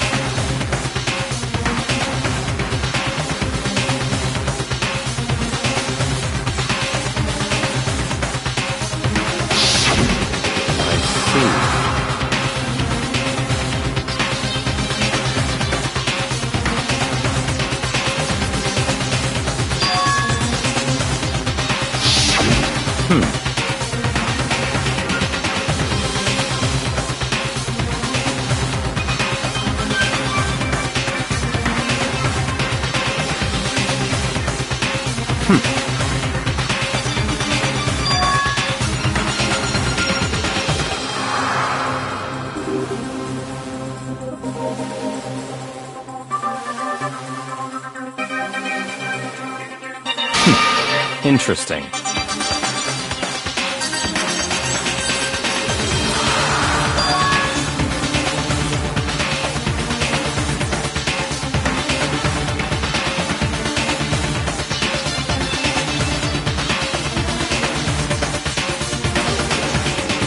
What the heck?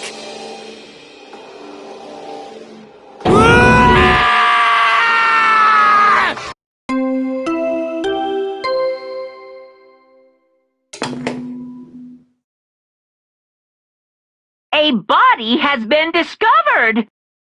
After a certain amount of time, which you may use however you like, the class trial will begin.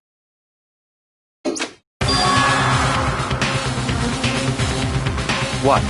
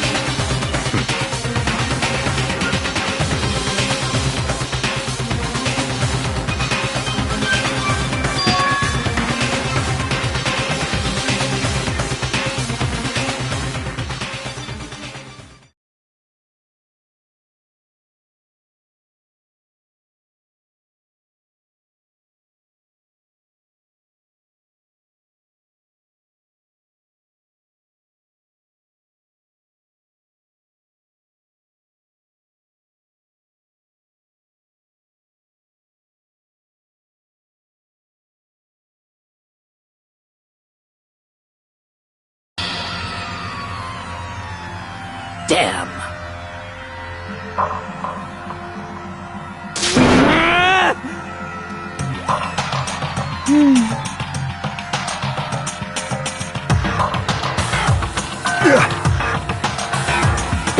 What the?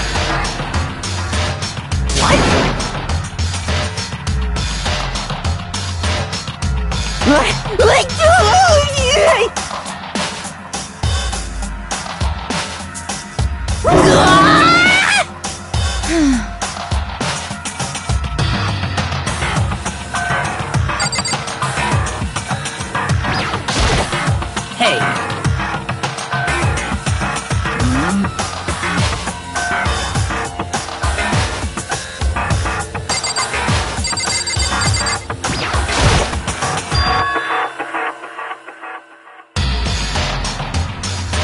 So...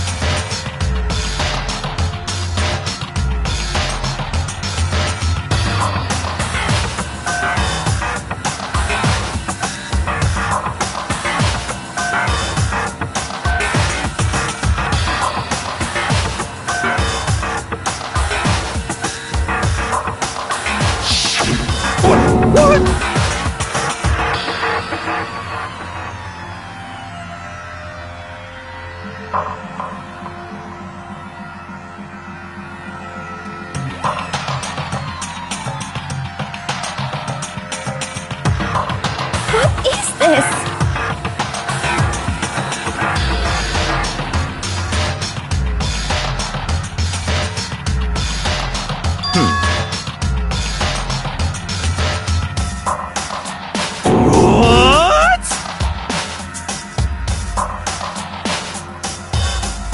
No way!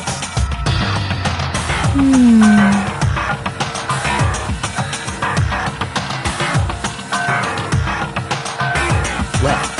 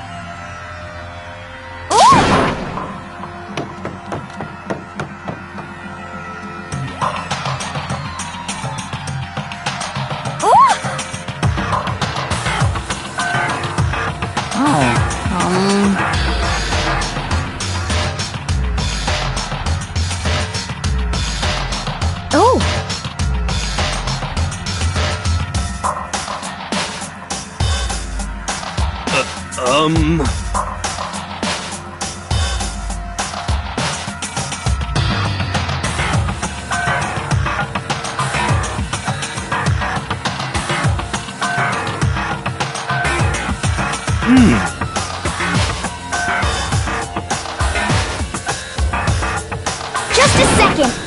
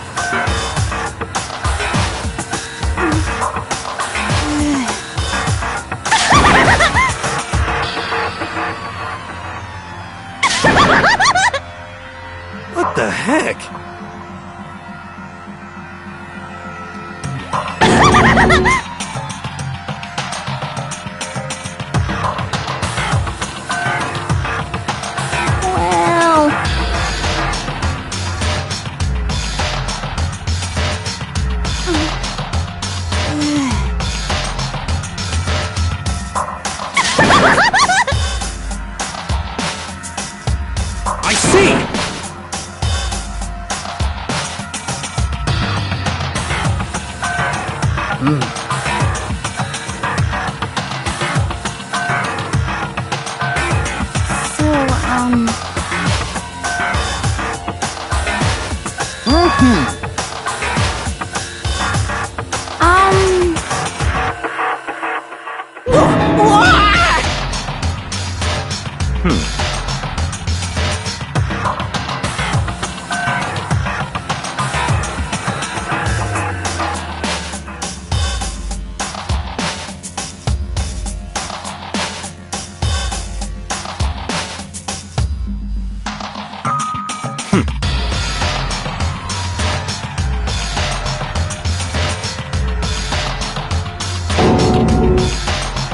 make me repeat myself.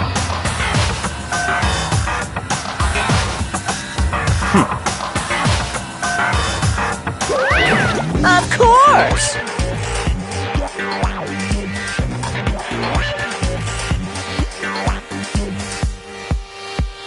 Yoo-hoo!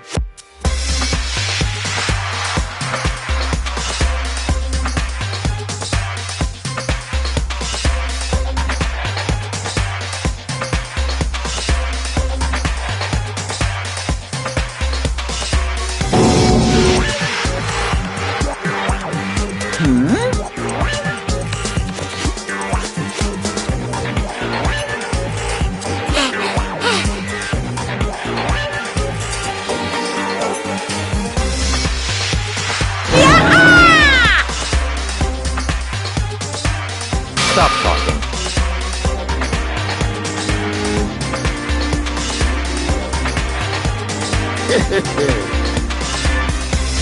It's the Monokuma File! See ya later!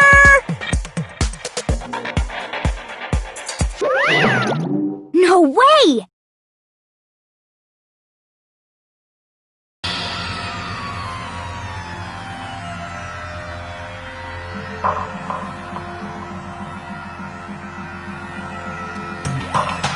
Why? Oh no! Help me! Hey! Such ignorance.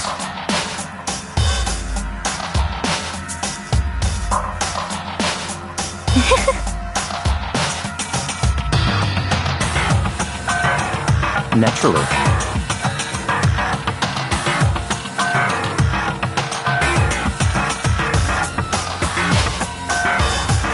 What? Such ignorance.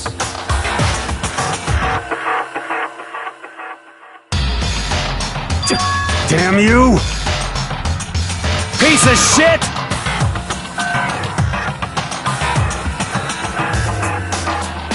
Calm down.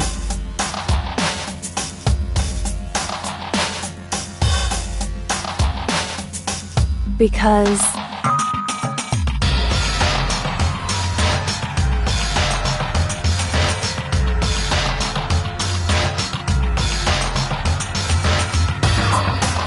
That's right.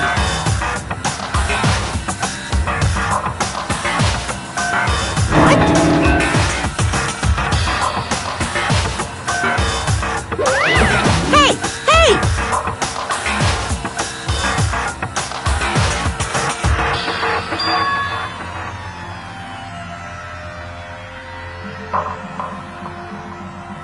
Huh? Actually...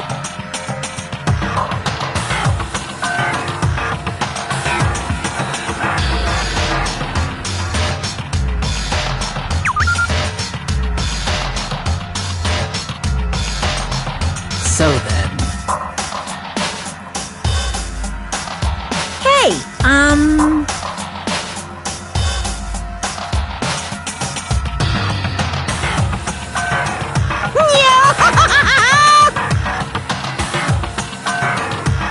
Punishment is waiting for you.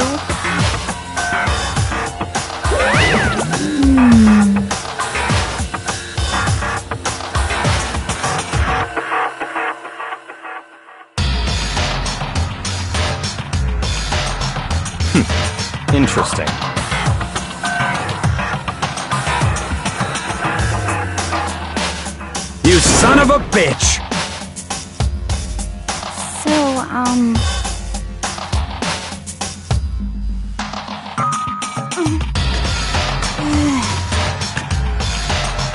there is nothing to be done.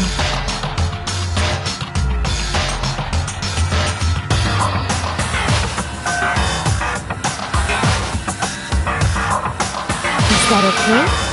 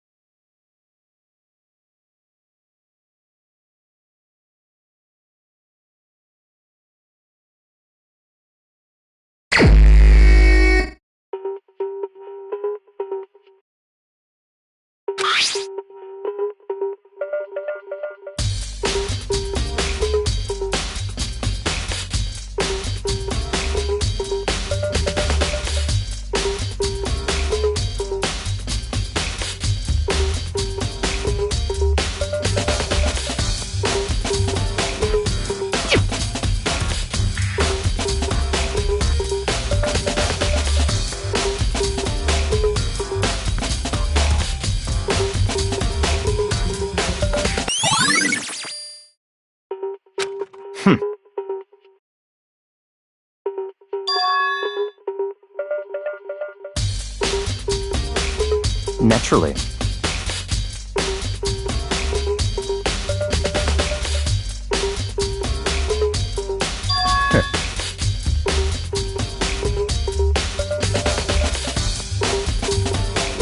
What?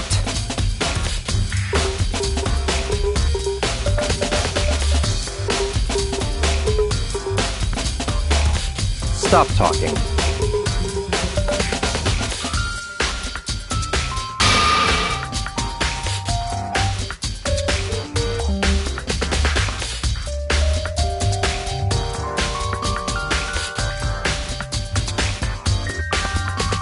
Let's go.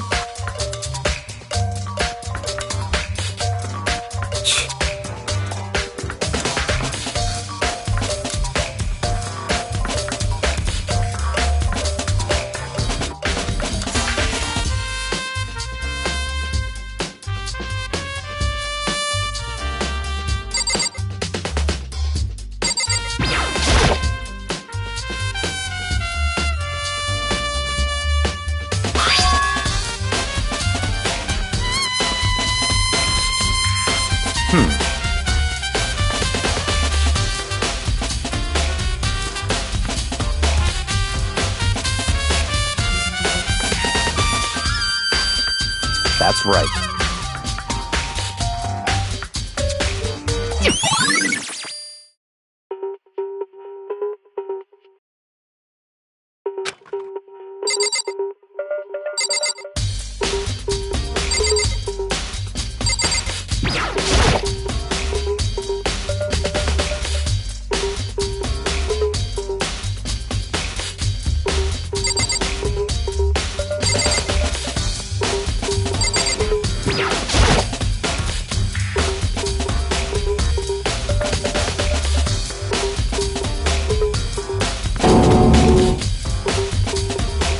Very strange.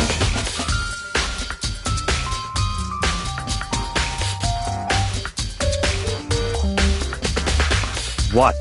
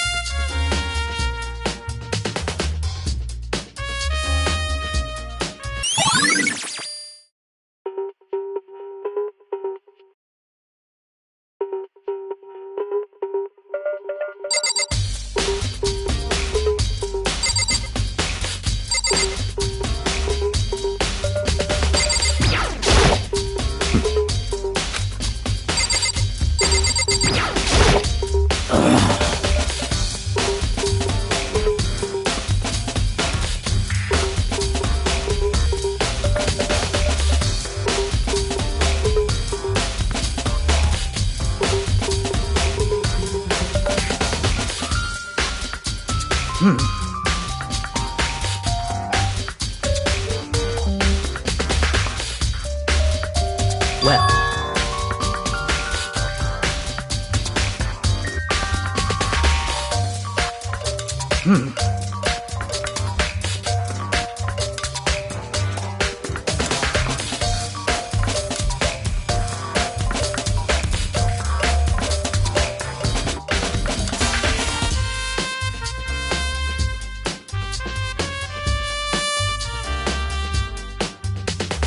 perhaps.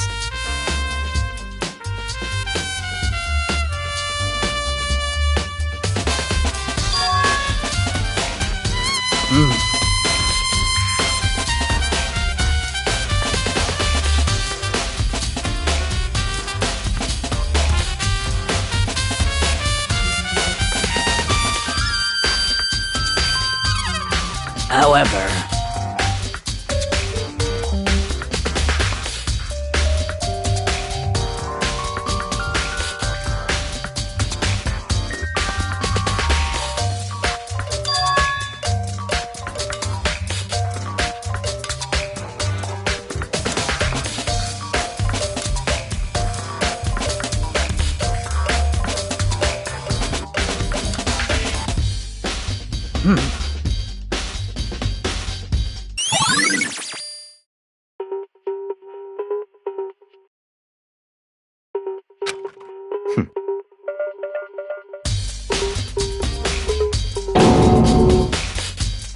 What?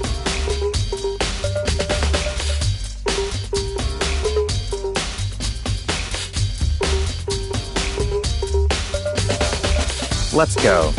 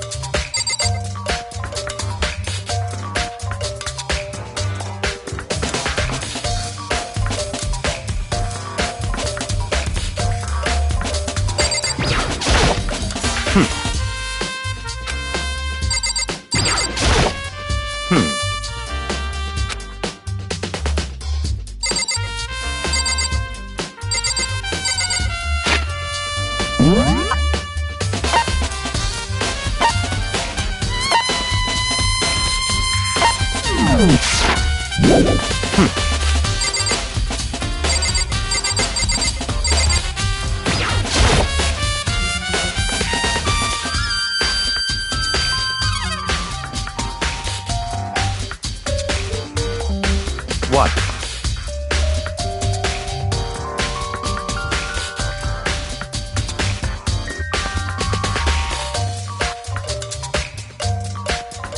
Did you call for me?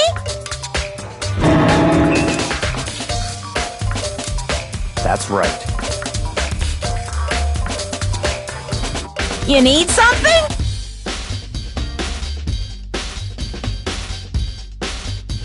Yep.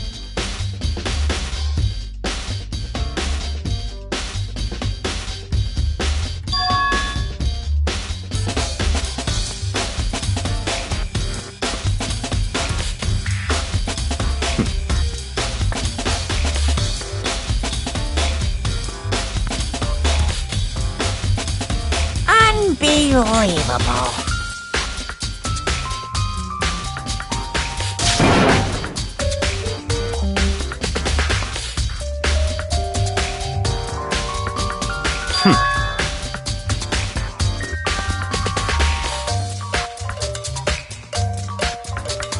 Of course!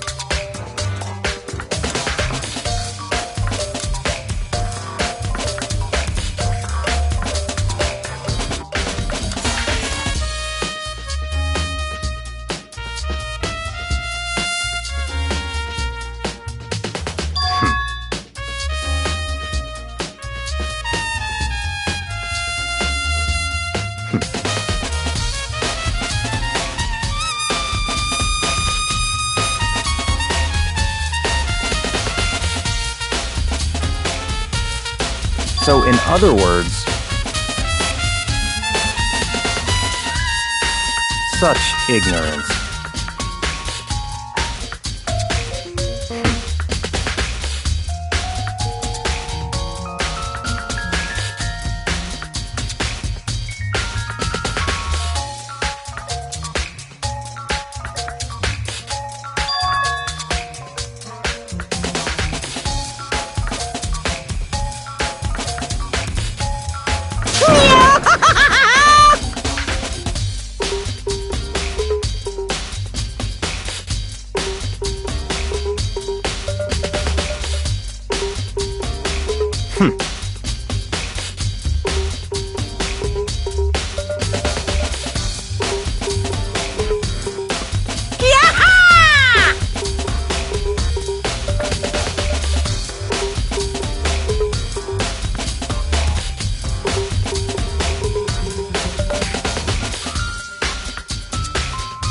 Yep.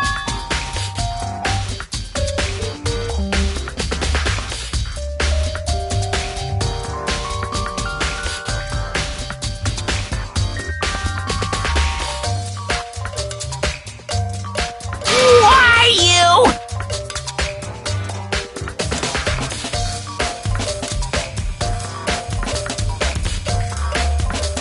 Unbelievable.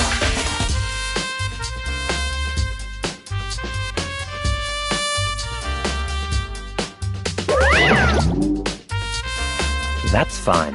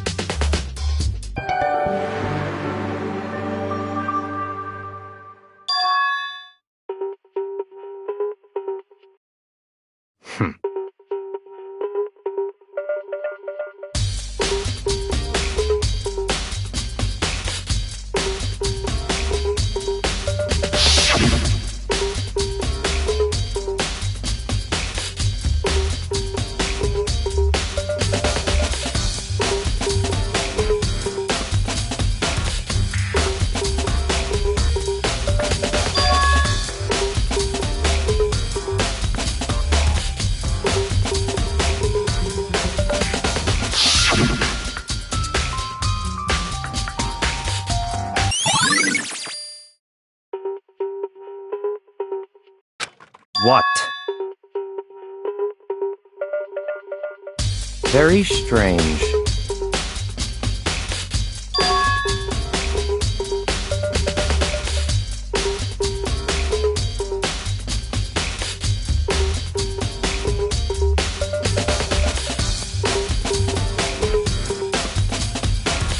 I see.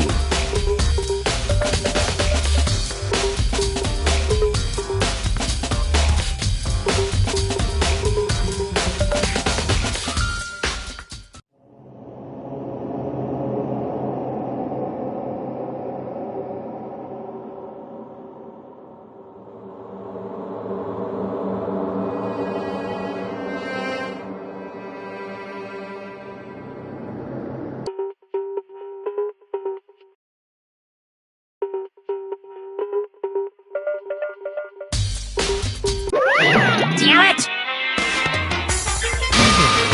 Making me angry!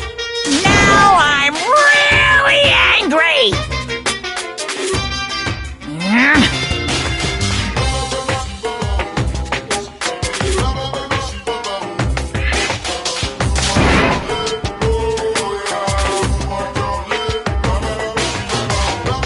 That's impossible!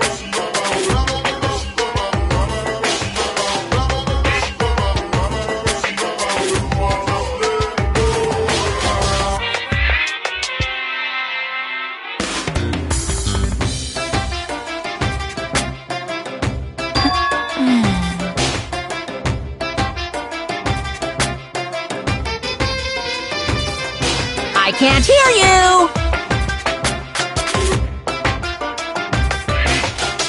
What?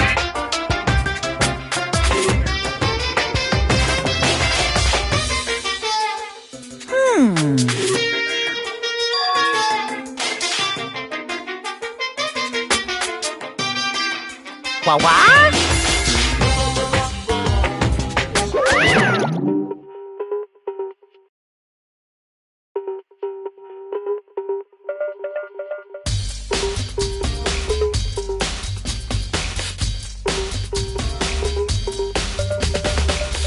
That's fine.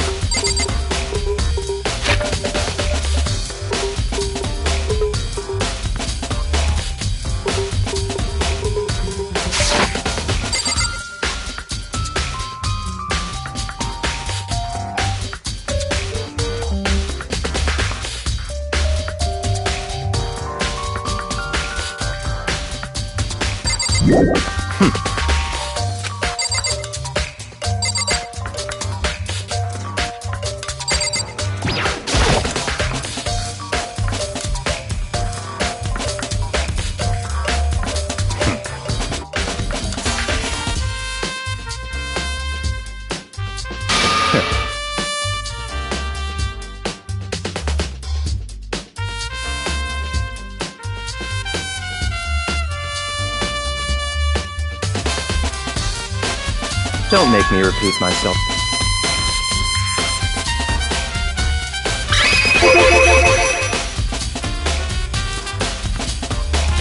What?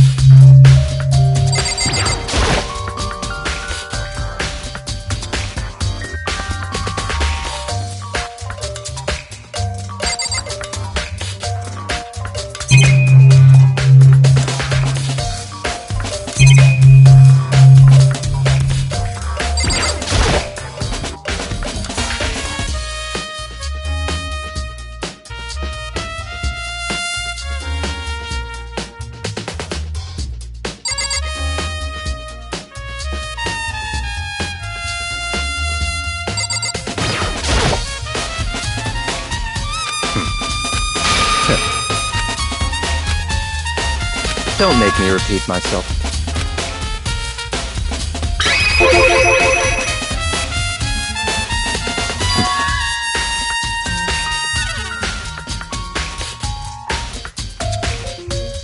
It's all clear now.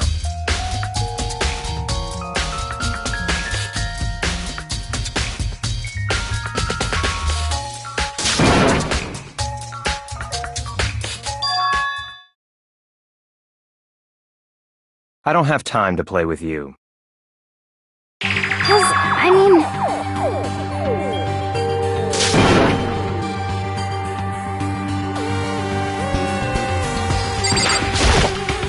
Please! 'Cause, I mean...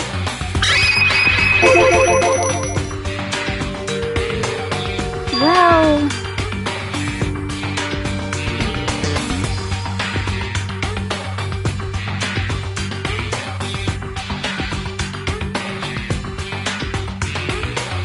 Very strange.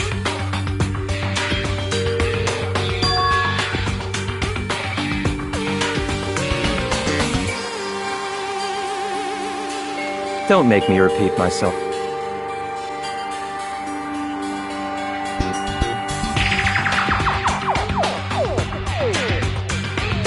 Yeah!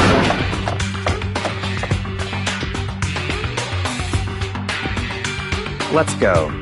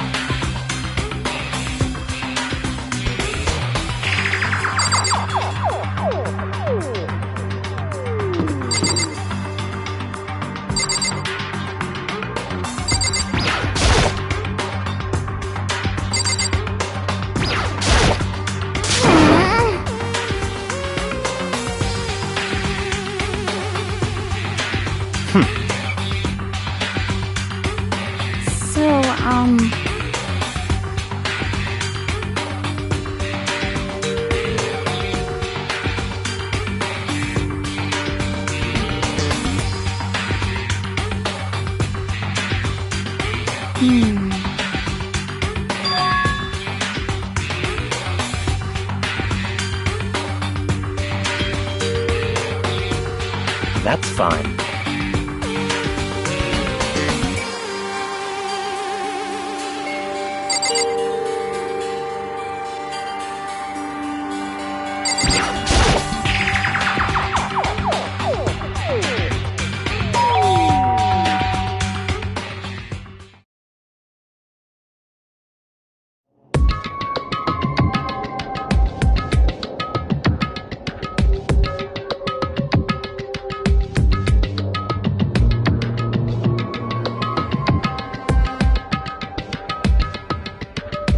What?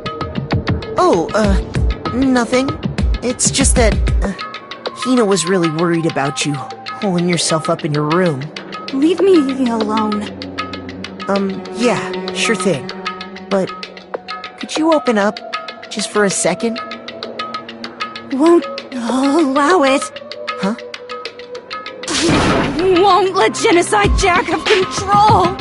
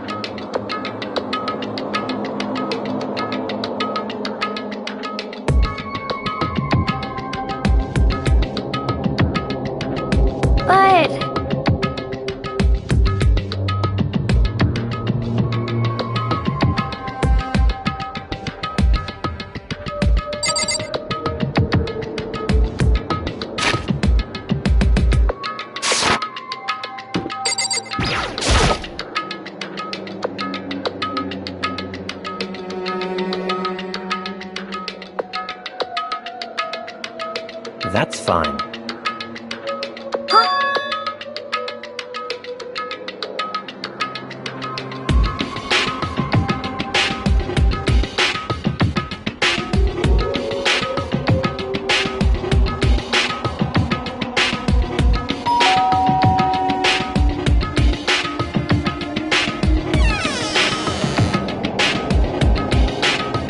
What do you want?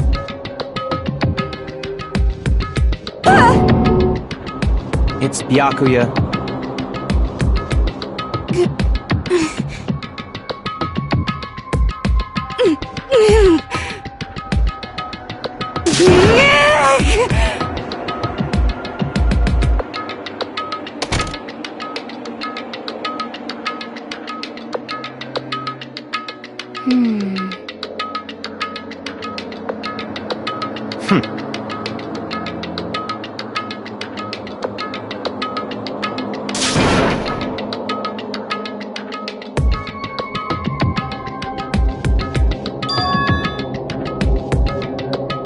What?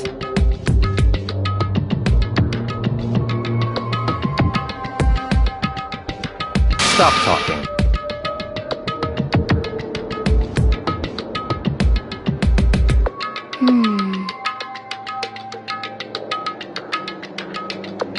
Let's go.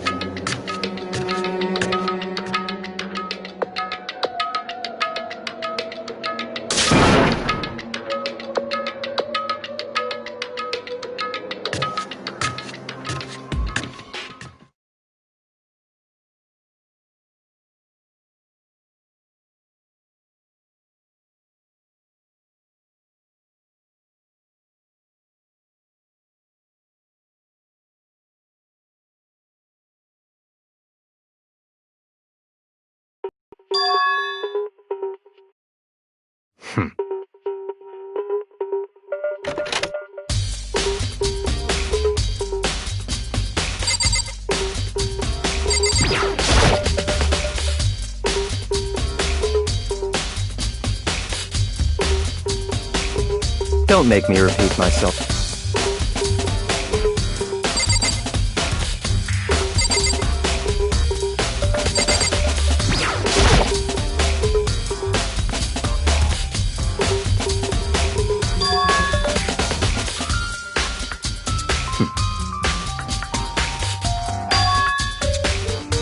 Let's go.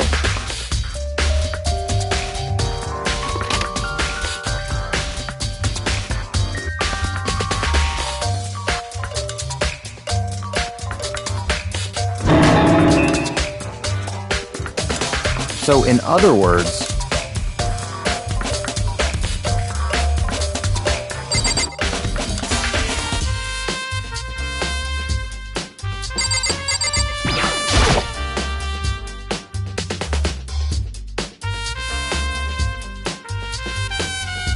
that's enough.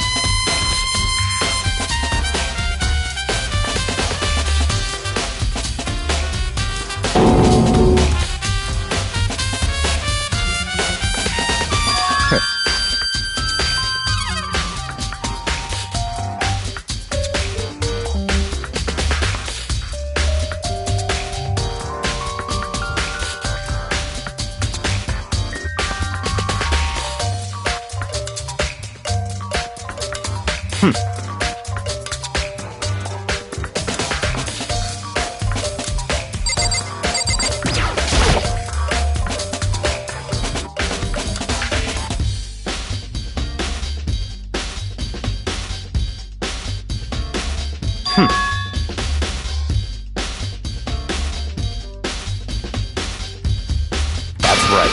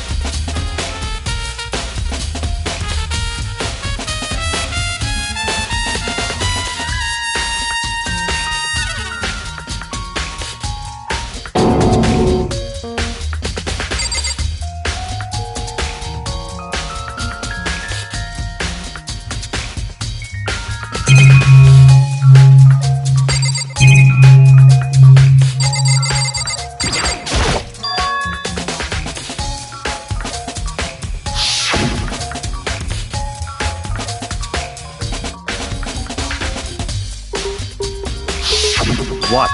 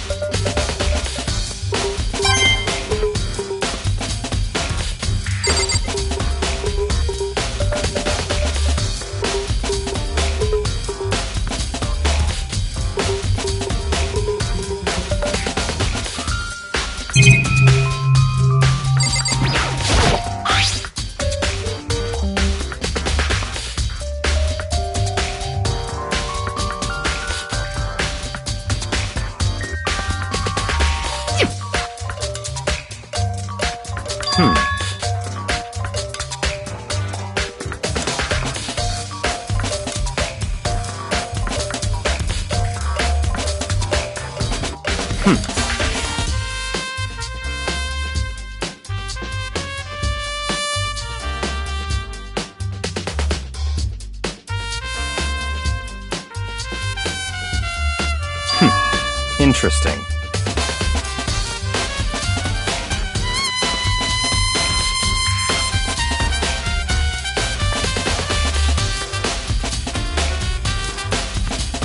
Such ignorance.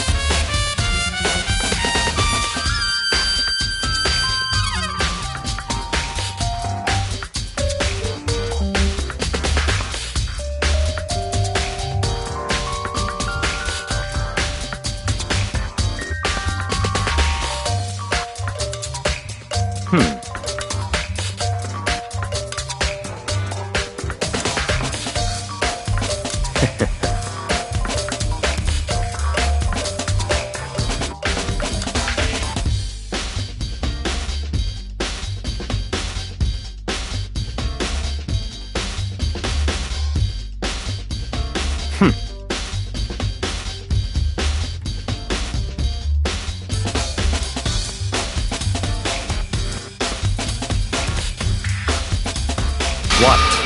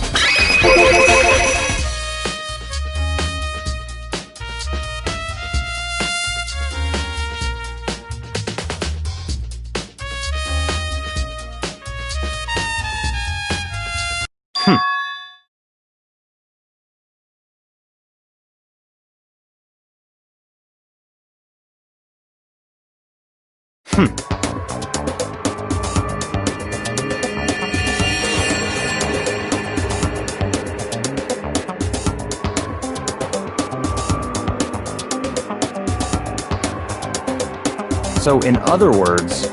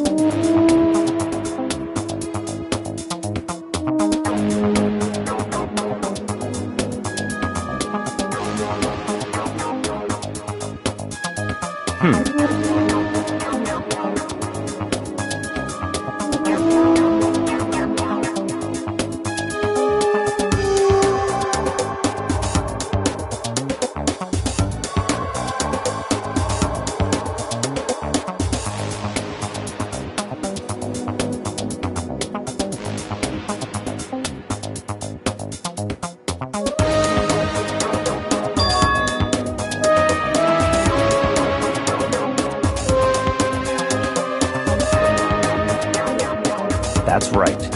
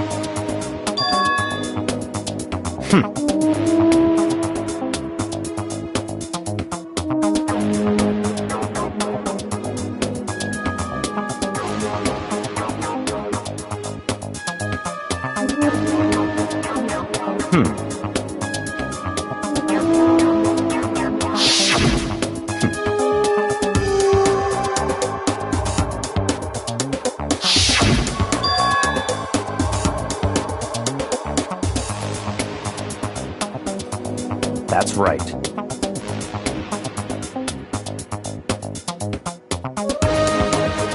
So, in other words,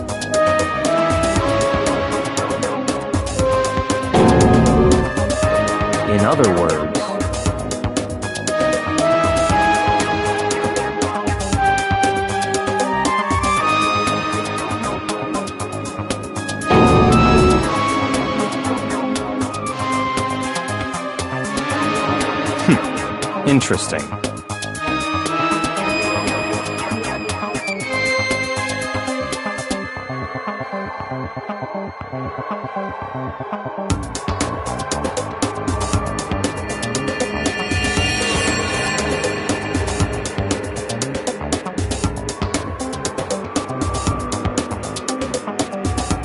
Such ignorance.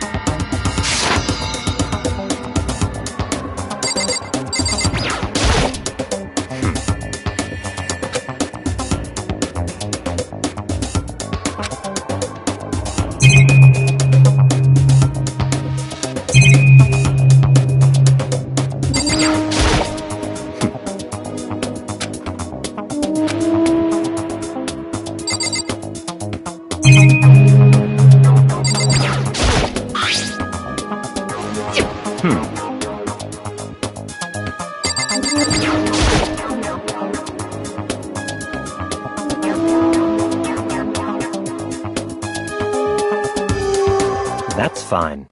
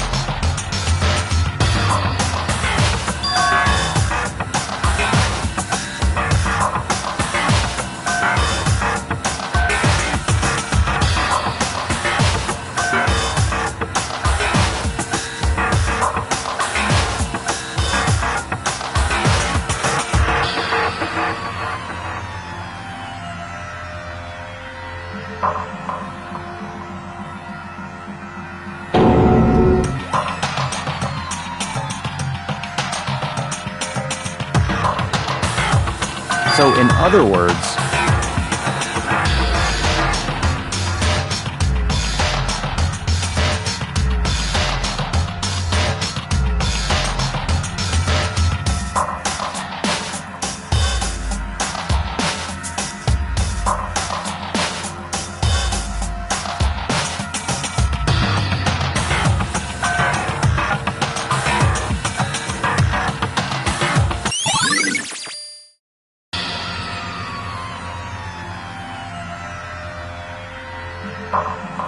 Let's go.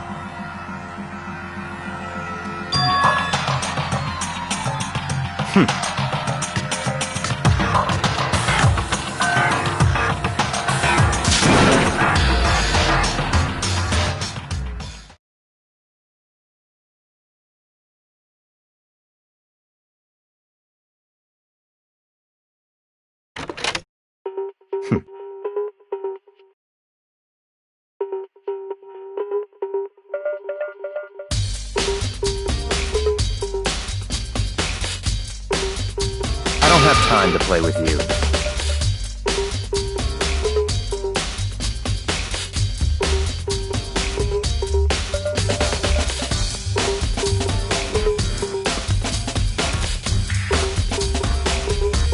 Goodbye.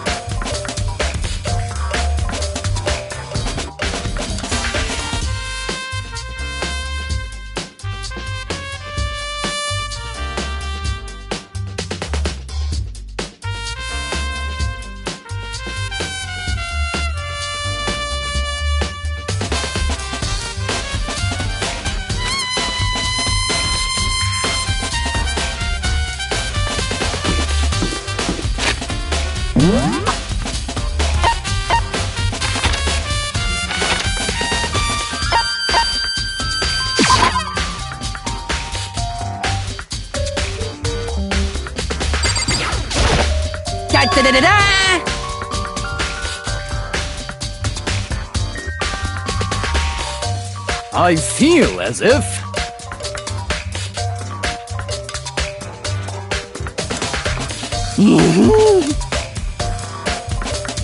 That's it! I'm sure of it!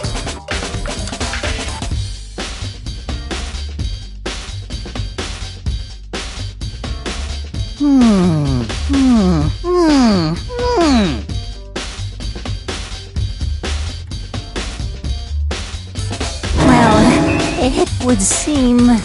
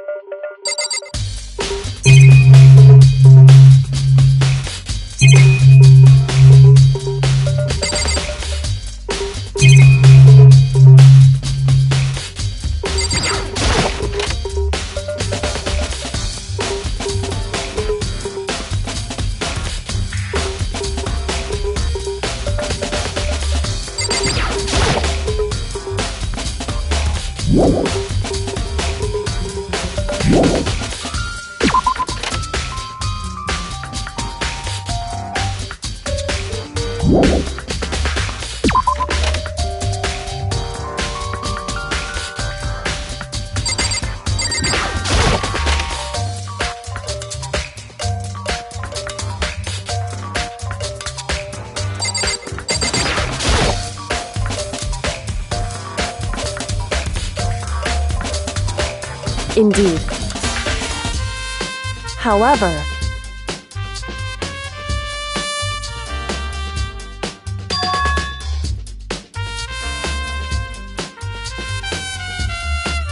well,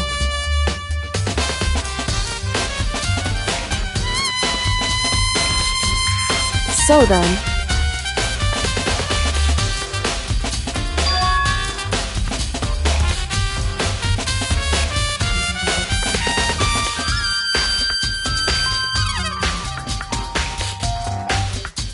goodbye.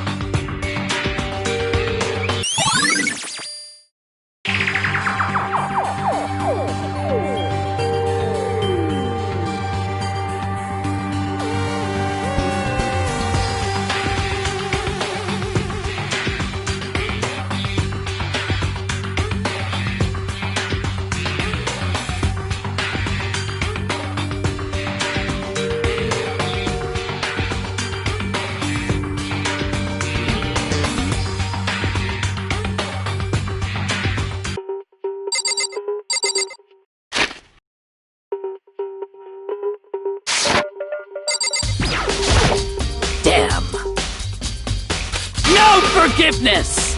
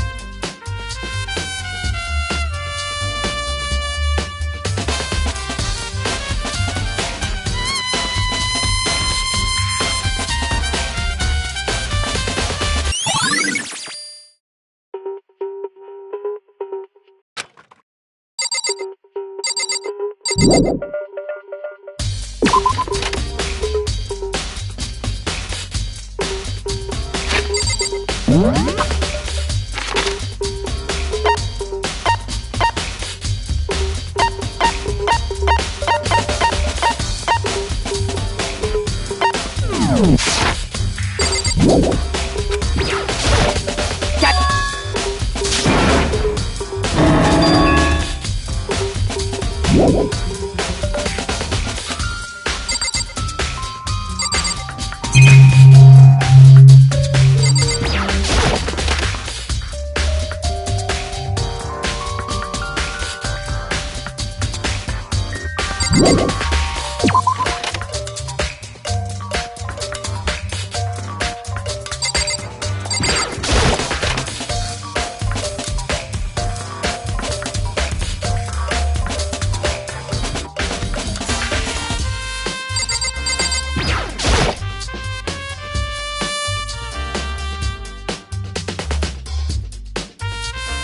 course.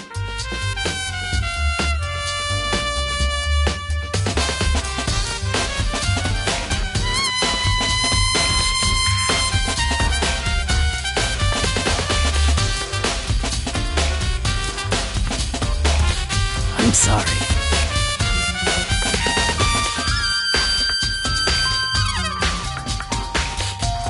However,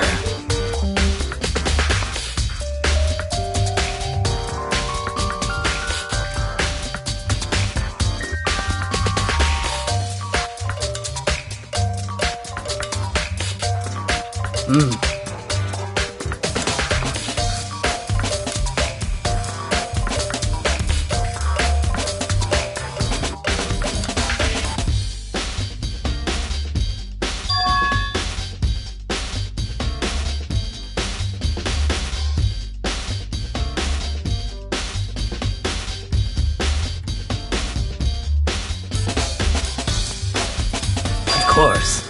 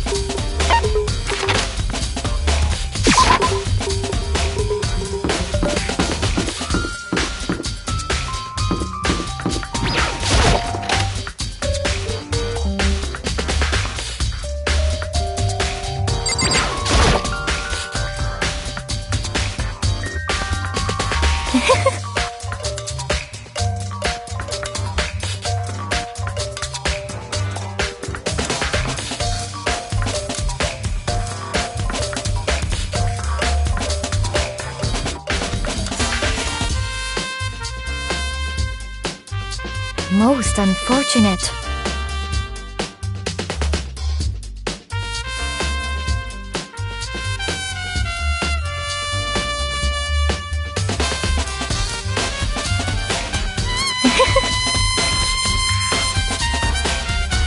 Actually,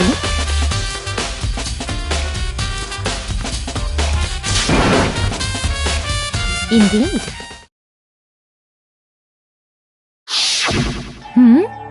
What are you doing out this late? Oh, I was just... Are you planning to go exercise, perhaps? What? How did you know? Because I can see a blue track jacket sticking out of that duffel bag you're carrying. Oh, you're right. Thanks. Well, I'd better get going. I'm kind of in a hurry.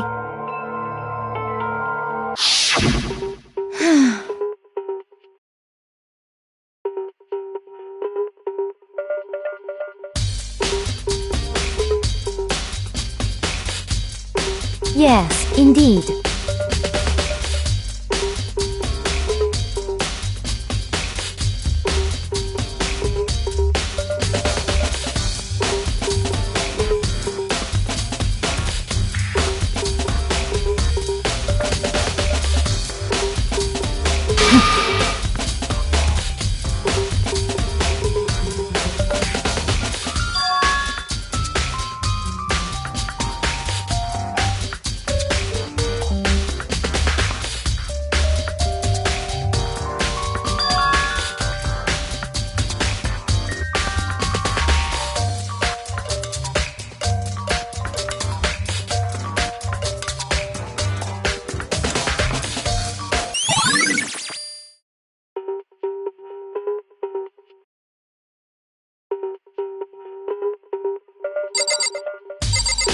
Yeah!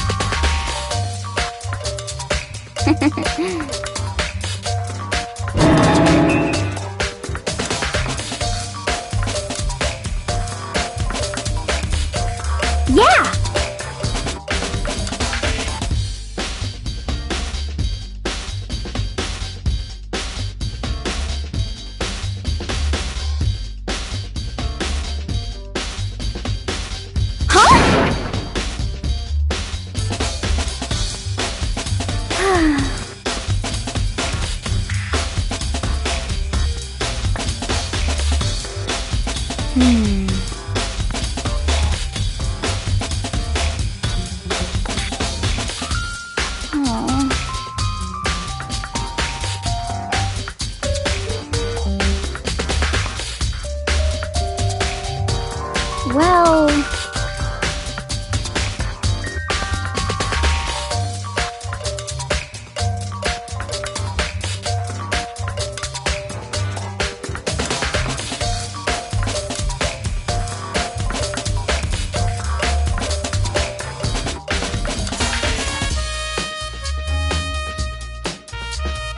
Yeah, totally.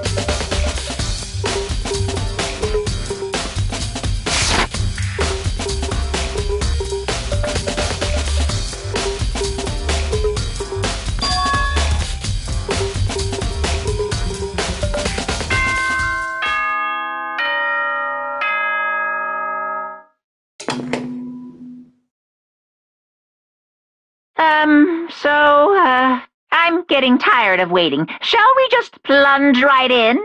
It's the moment you've all been waiting for! The class trial! You remember where to meet, right?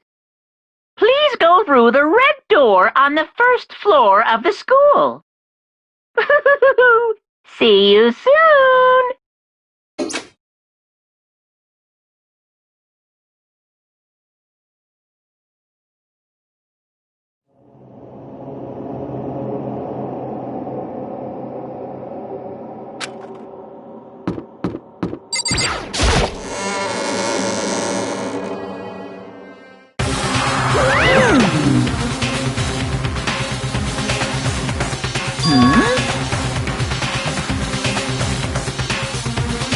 Yo.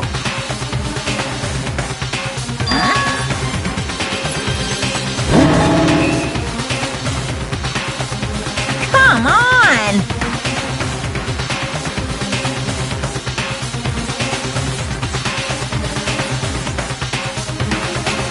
What are you gonna do?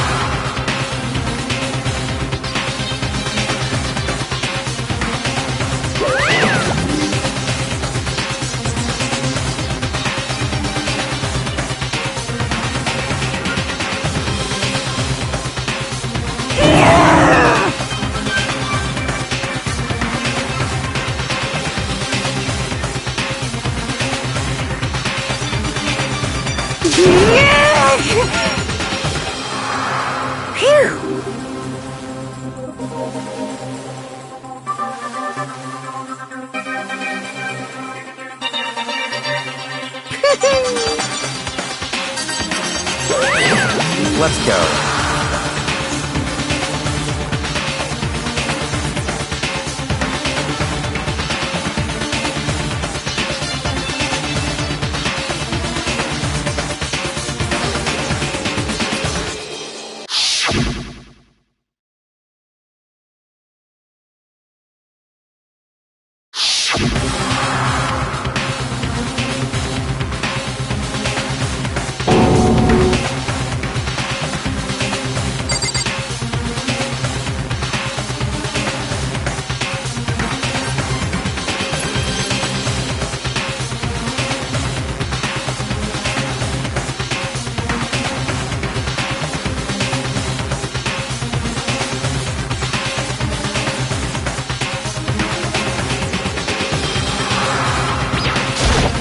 Hey, come on!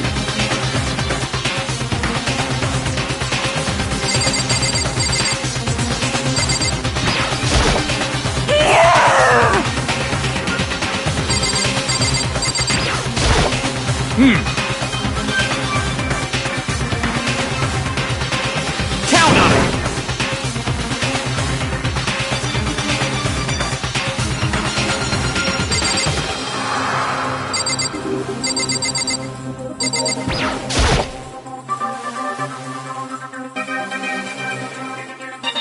It's true.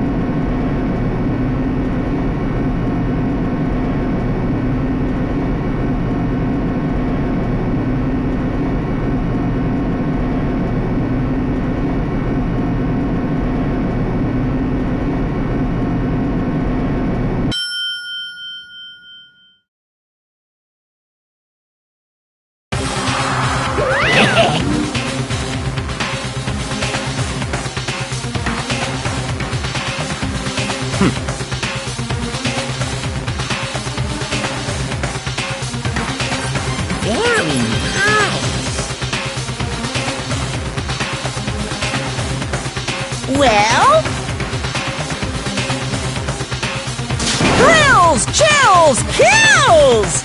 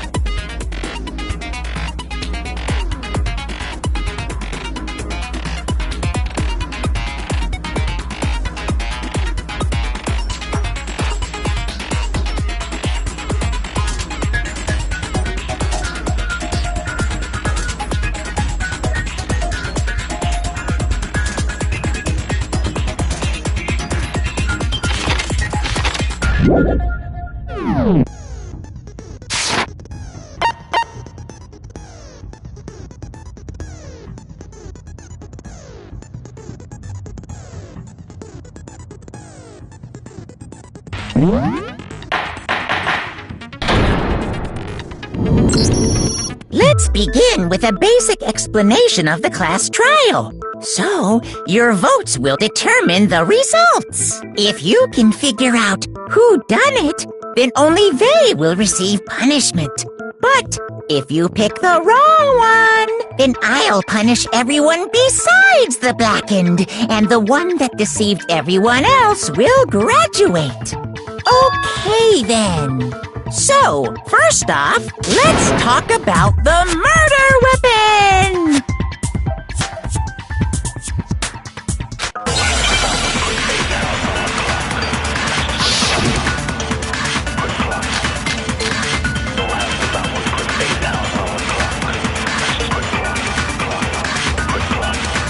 Chihiro's fatal injury. It appears it was a head wound. According to the Monokuma file, the killer used a blunt instrument. But what kind of blunt instrument could it have been?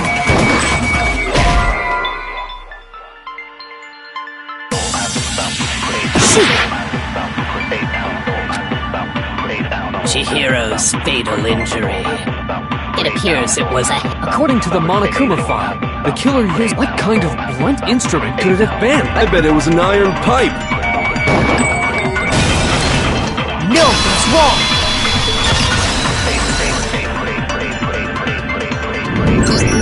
Can we agree that the object that dealt the fatal blow was the dumbbell, found at the scene of the crime?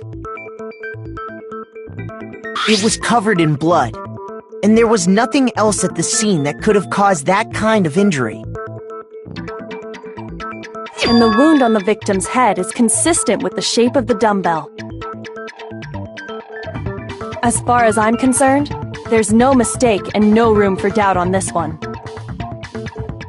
You looked at her head wound? Yes! That's so creepy! If you don't mind, I will proceed from here. Let's move on to discussion of the culprit. Although, I believe the criminal behind this heinous act is already quite clear. What? For real? Chihiro's killer is the fiendish serial killer, Genocide Jack.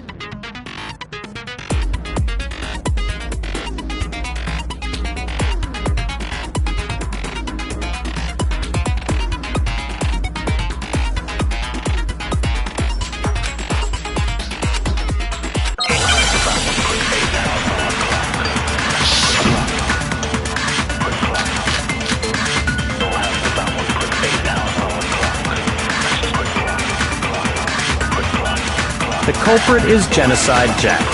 I'm sure. Case closed, as far as I'm concerned. But that's impossible! Why? What makes it impossible? Well, I mean, come on! There's just no proof for it. No, that's wrong!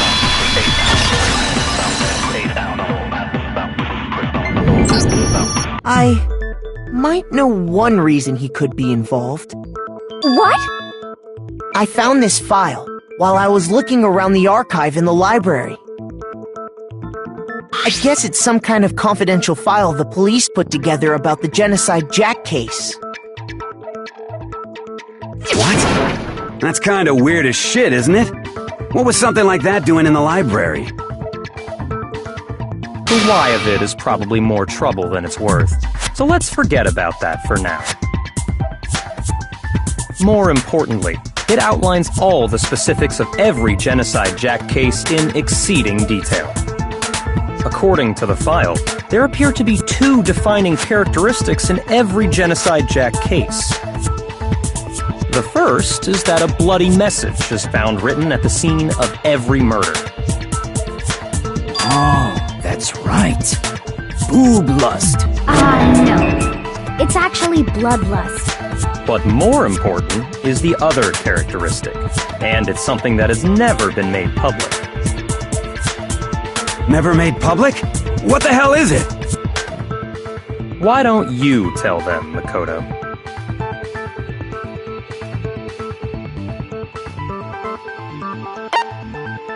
I got it! Apparently, in every Genocide Jack case, the killer suspends the body in a certain way.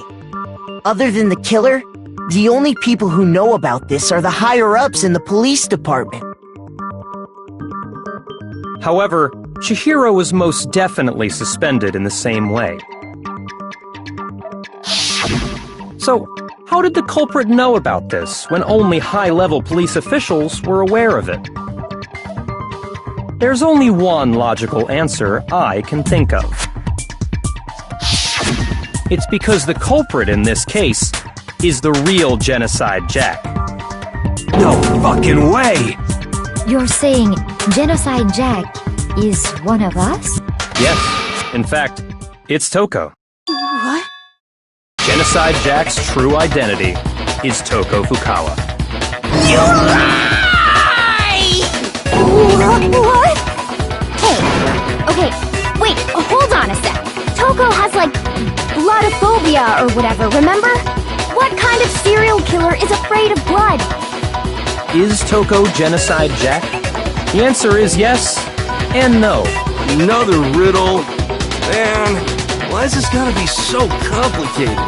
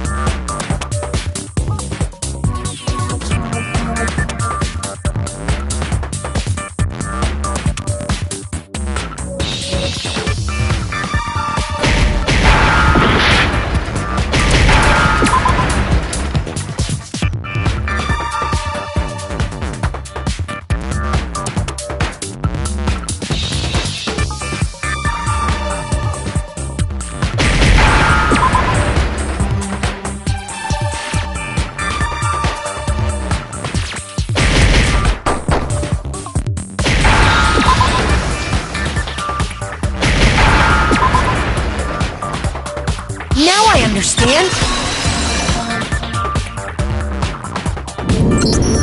Is it because Genocide Jack has a split personality? Huh?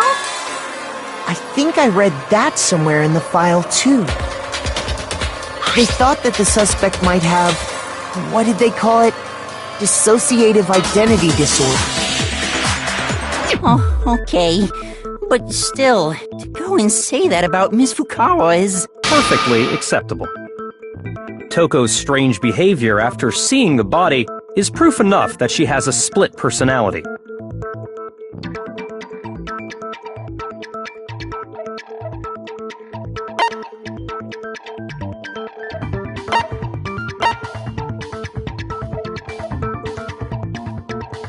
I got it! You're talking about how she started acting totally different than usual, right? That's right. Think back. She fainted when she saw Chihiro's corpse, and then, when she woke up...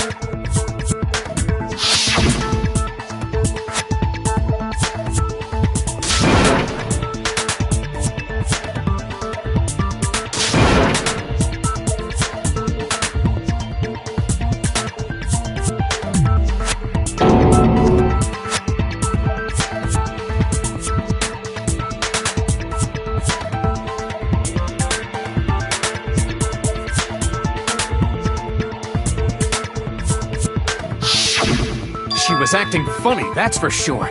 That melancholy tone of hers completely disappeared. Don't go assigning adjectives to my tone without permission. Not to mention, once she regained consciousness and saw Chihiro's body again, she was utterly calm. In other words, within her is one personality that can handle blood, and one that obviously can. So when Toko trapped herself in her room, it's because she was scared of Genocide Jack?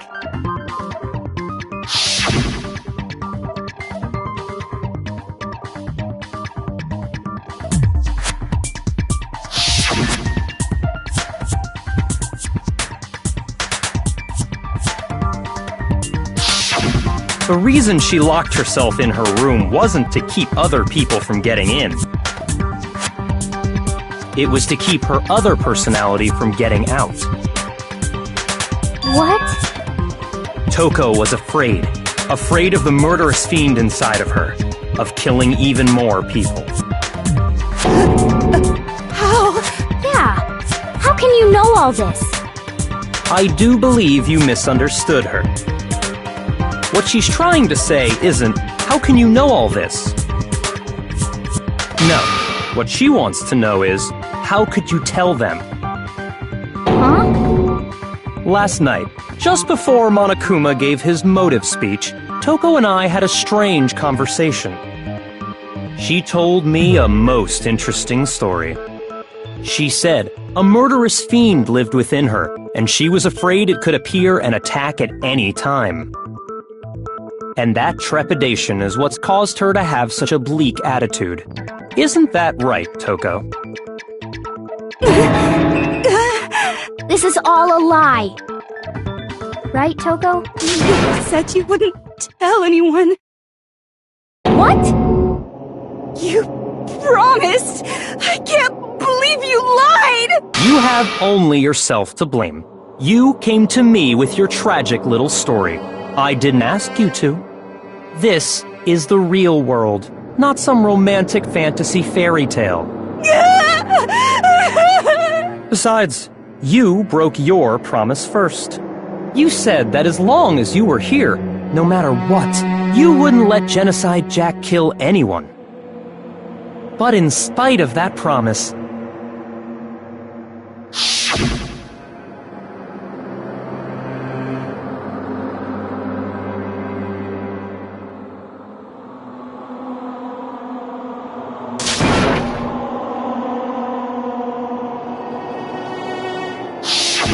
You said if I kept my promise, you would go out with me. That's the only reason I promised. how many times do I have to tell you? I never said that. But you weren't able to do it. You just couldn't resist that rush you got from killing, could you? I tried. I swear I tried to control it. But your efforts were useless. What a disappointment. I hate you. Well, the opening act is nearly finished. All that's left is to hear from the person in question directly. The person? You don't mean...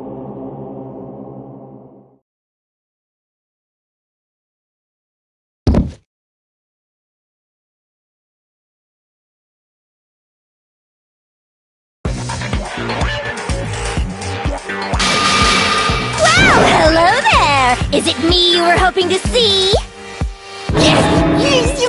What the heck? So you figured it out, huh? Well, whatever. What are you gonna do?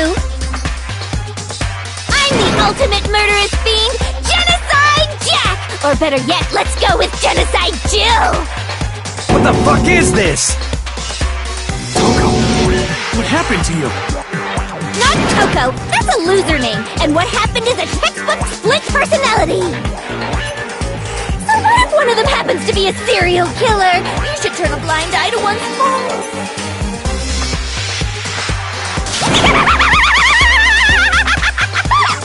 So intense. Like they say, sound in murderous mind, sound in murderous body! This one is so different from the one we've come to know. Yes, well, the world is composed of a front and a back, you know. Just like how every inning has a top and a bottom, or how in the depths of every truth lives a little lie. Behind every dark and gloomy soul lives another that shines as bright as the sun!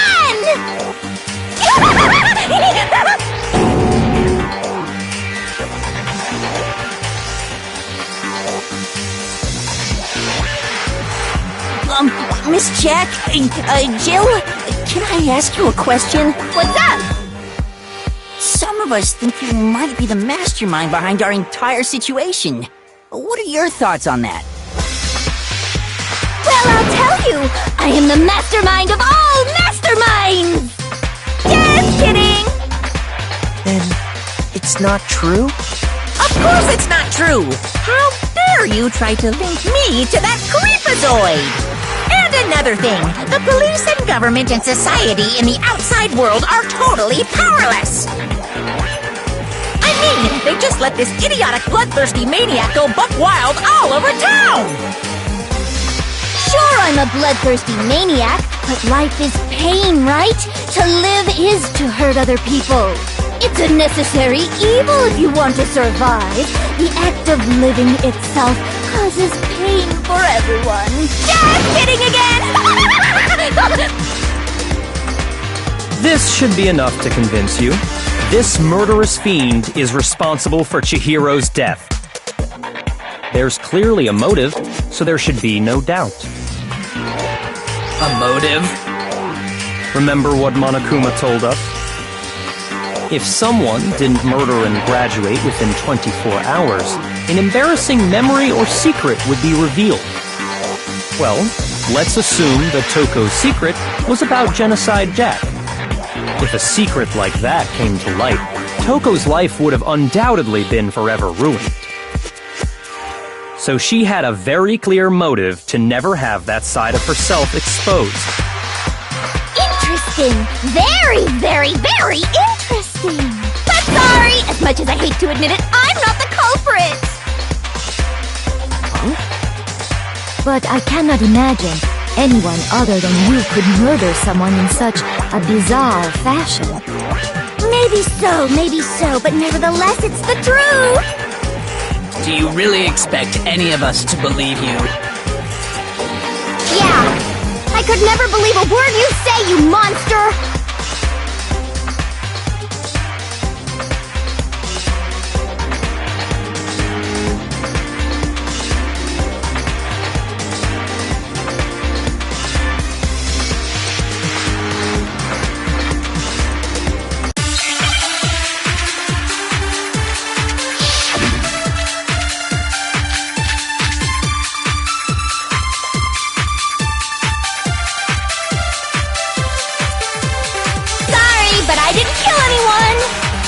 You say that, but do you really expect any of us to believe it? Perhaps.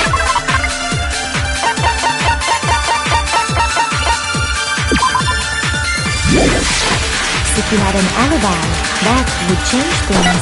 Oh, an alibi, huh? Now we're talking!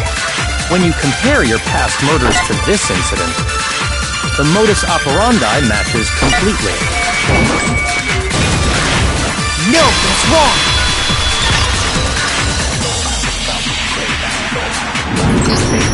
Are the methods of murder really exactly the same? I'm not so sure about that. I think there's a slight difference between the Genocide Jack cases and this one. Huh? How's it any different? Uh-oh, you don't know? Well then, human garbage, let me tell you! I murder with passion and conviction. I consider myself a professional, and I have a very particular way of doing things. Imagine you go to a fancy Italian restaurant. They're very picky about the noodles, the sauce, everything. But what happened to Chihiro? It'd be like if that same Italian restaurant started using ragu or Chef Boyardee. This is no creation of mine. Let me rephrase that, in a way that maybe makes more sense. There are two clear differences between the Genocide Jack cases and this one.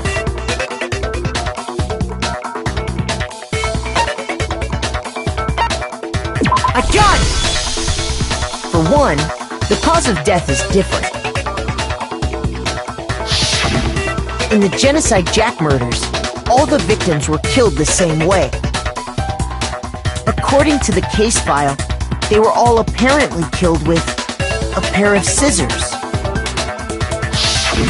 But Chihiro died from a blow to the head, right? Ah, yes. That is remarkably different from the other murders. Wouldn't it be strange for someone who kills the same way without fail to suddenly change their method? And there's more. One more conflicting detail. That's right! In my recipe of murder, if the bloody message is the tortellini, then the arrangement of the body would be the pesto sauce! Could you please stop comparing killing people to cooking? So, are you saying the other difference has to do with how the body was arranged?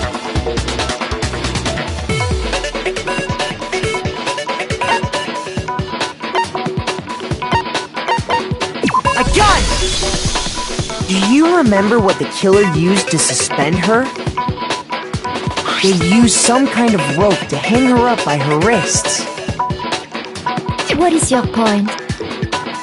Well, in all the previous Genocide Jack cases, something else was used to suspend them. Specifically, pairs of razor-sharp scissors.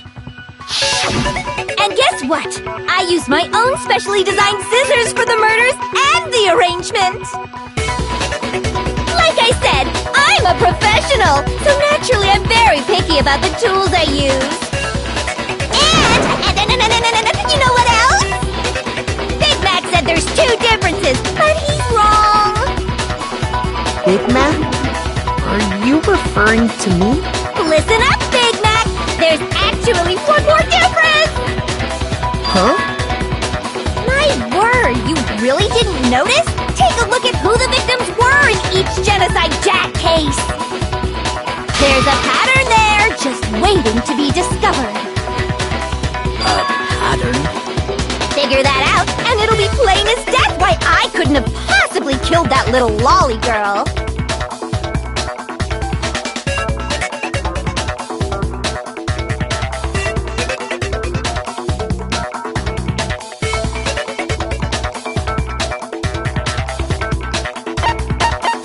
I got it! Is it because Chihiro was a girl? Bingo! Bullseye! Right on the money! What are you talking about? In all the Genocide Jack cases, all the victims had something in common.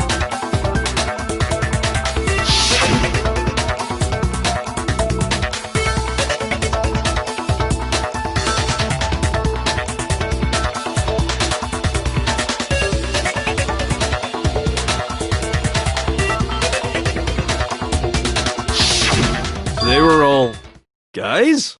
That's right! The people I kill with such passion and conviction are all adorable little men! I can't believe I said it! I'm so embarrassed! The hell is wrong with you? I can't help it! I'm just a full-throttle boy-on-boy fangirl, and the mopey side of me just hates it. But now I'm on the fast track to becoming a full-fledged fan madam!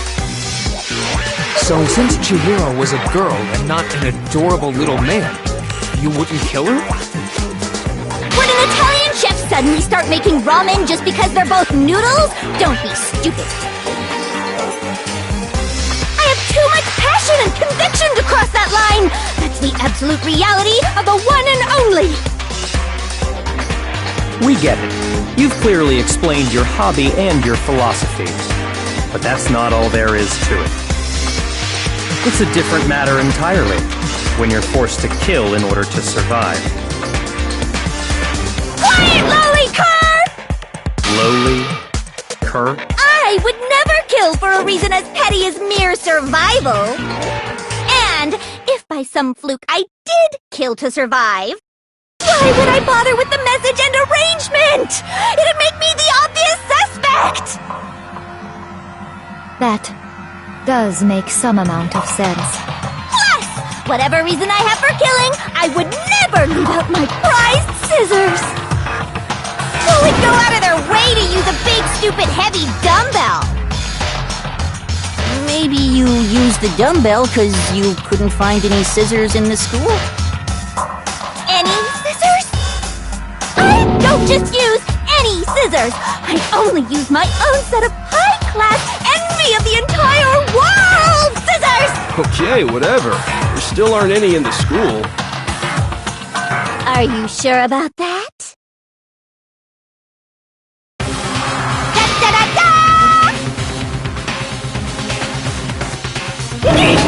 She's fully equipped! That's right! So I can kill anywhere, anytime!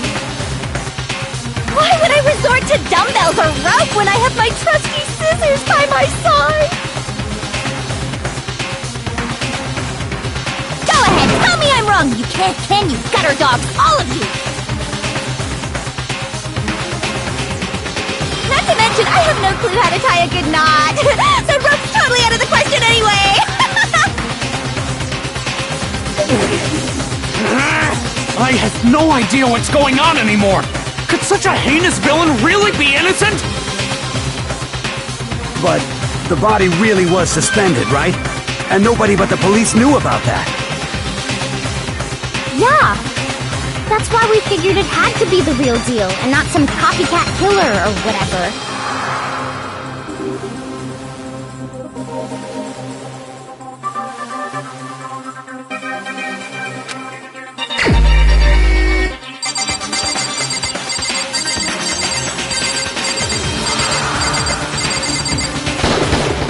Here's my answer! Byakuya, it's possible you could have found out, isn't it? You'd have no problem gaining access to classified government documents or internal police records. Plus, you'd already looked through the Genocide Jack file before this all happened, hadn't you? Are you saying Mr. Togami did it? Then, the reason he pushed the theory of Genocide Jack being the killer so hard was because he wanted to pin the crime on her. So, he rearranged the scene to disguise it and make it look like I put my stamp on it! The adorable glasses man was behind it all! Oh, I'm on fire! Well, Byakuya, what's your response? I see. So now the suspicion falls on me. Then I must ask, when would you say I began acting suspicious? Surely you must have an answer. Looking back and thinking about it now, the way you were acting right before we discovered the body was a little strange.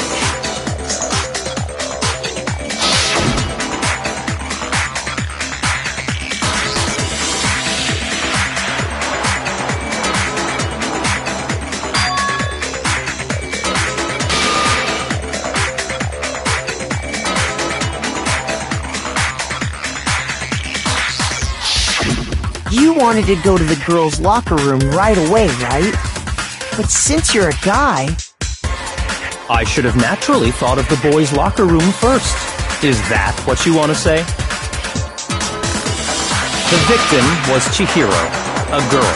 Hence why I said we should check the girls' locker room. Nothing strange about that, I'd say.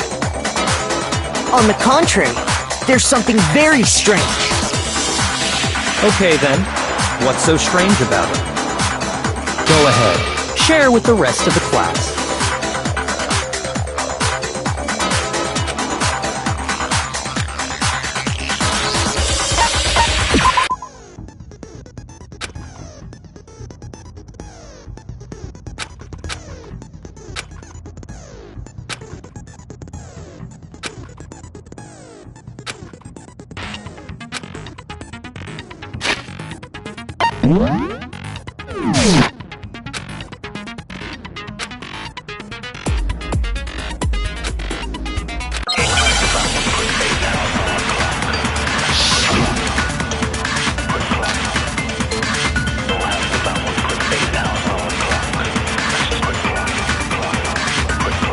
you said Byakuya was acting kind of weird before we found the body. But he was acting weird... how? If you're presented with the opportunity to check out the girls' locker room, You absolutely take it! That's a natural reaction for any guy! The victim was Chihiro, who was a girl. So of course I would suggest we check the girls' locker room first. There was no time for pointless distractions. What's so strange about that? you wish you'd taken me with you? So, you said Byakuya was acting kind of weird before we found the body. But he was acting weird... If you're presented with the opportunity to... That's a natural reaction! The victim was Chihiro. No, that's wrong!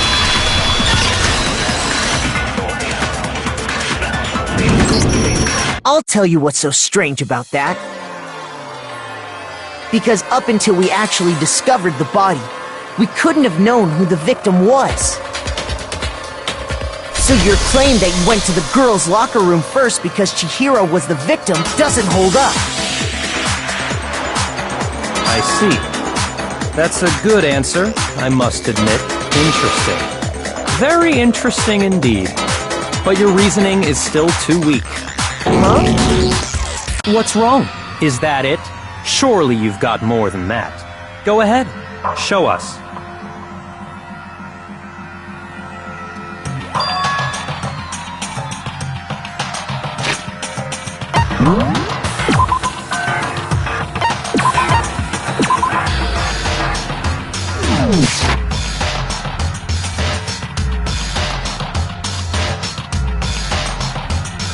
What's the matter? You're not finished already, are you? There must be more to it. There is. I think. There is more to it. Think about it. We just talked about the differences between this case and past Genocide Jack incidents. The proof you're looking for is hidden in there. Oh? Proof that I'm the culprit, you mean?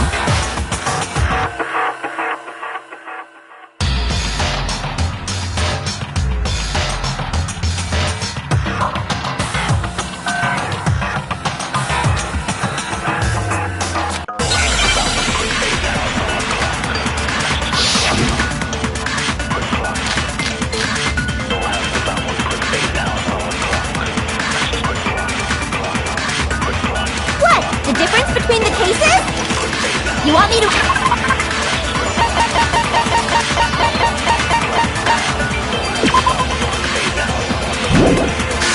Explain it again?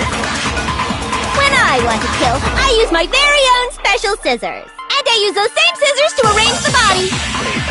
But Chihiro was suspended with... It was some kind of rope. Was it not? That's right! It absolutely was! Then there must be something very fishy indeed about that rope. Hey, Byakuya, where'd you get it from, huh? I'd never seen that rope before in my life. No, it's wrong!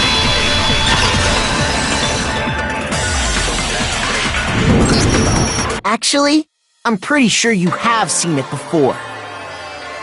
Because, you see, that rope, or should I say, that extension cord?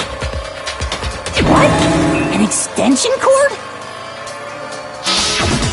Byakuya, you've used the extension cord in the library more than once, haven't you? And the same extension cord that was in the library all this time went missing after the murder. And there's no way someone who uses that extension cord as much as you do wouldn't discover that fact. And Byakuya must be the one who took the extension cord. I can't imagine any other possibility. That's really what you think? Then your conclusion is something like this? I killed Chihiro in the girls' locker room, then hung her up and wrote that bloody message. I intentionally made it look like Genocide Jack was behind it. Is that about right?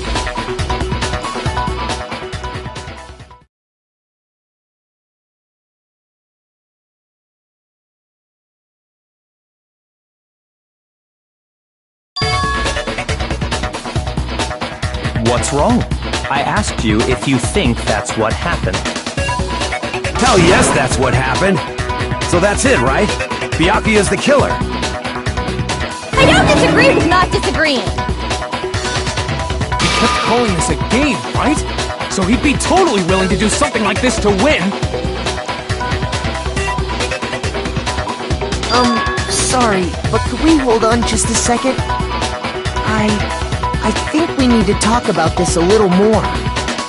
Sure. Do we really need to? We've already decided who did it. I know, but still, there's something that's still bothering me. Is that right? And what, pray tell, is still bothering you? I killed her in the girls' locker room, then disguised my crime. Specifically, I dressed it up to make it look like it was the work of a homicidal psychopath. What about all that bothers you?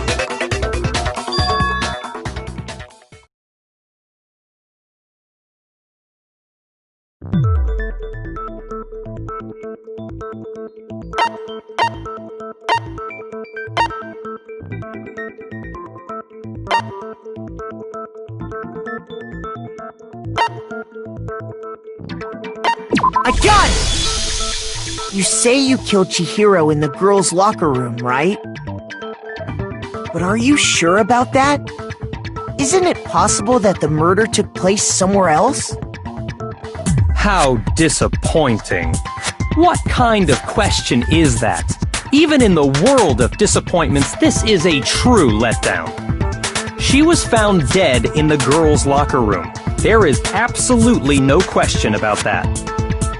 How could the scene of the crime have been anywhere else? Well, I think it's entirely possible that she was killed somewhere else, then carried there later, along with the rest of the murder scene. The rest of the murder scene?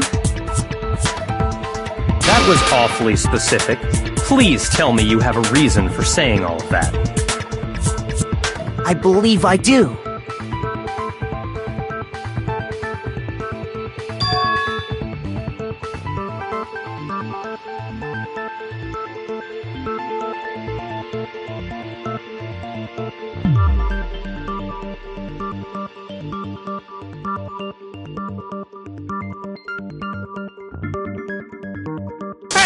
Don't just move on without permission! What do you mean she was killed somewhere else? Come on, Makoto. If there's any chance the murder took place somewhere else, let's see the proof.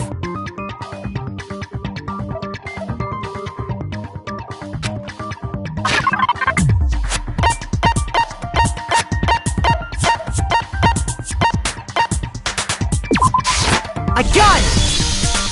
The proof that she was killed somewhere else is the poster that's hanging in each locker room. Your proof is some posters? The poster in the girls' locker room was a picture of a big-boobed supermodel. But don't you think that's kind of strange? Why would the girls' locker room have a poster like that? I bet those massive jugs of hers were totally fake! Meanwhile, the boys' locker room had a poster of the super popular boy band Tornado. Again, that doesn't really seem to belong in a boys' locker room. So you're saying that maybe the posters were switched? And there's one other thing I noticed about the locker rooms. You know what I'm talking about, right, Sakura? You're referring to my protein coffee, aren't you? Protein coffee? While I was in the girls' locker room earlier, I spilled some protein coffee on the carpet. But I noticed that after the murder, the stain had been totally scrubbed away.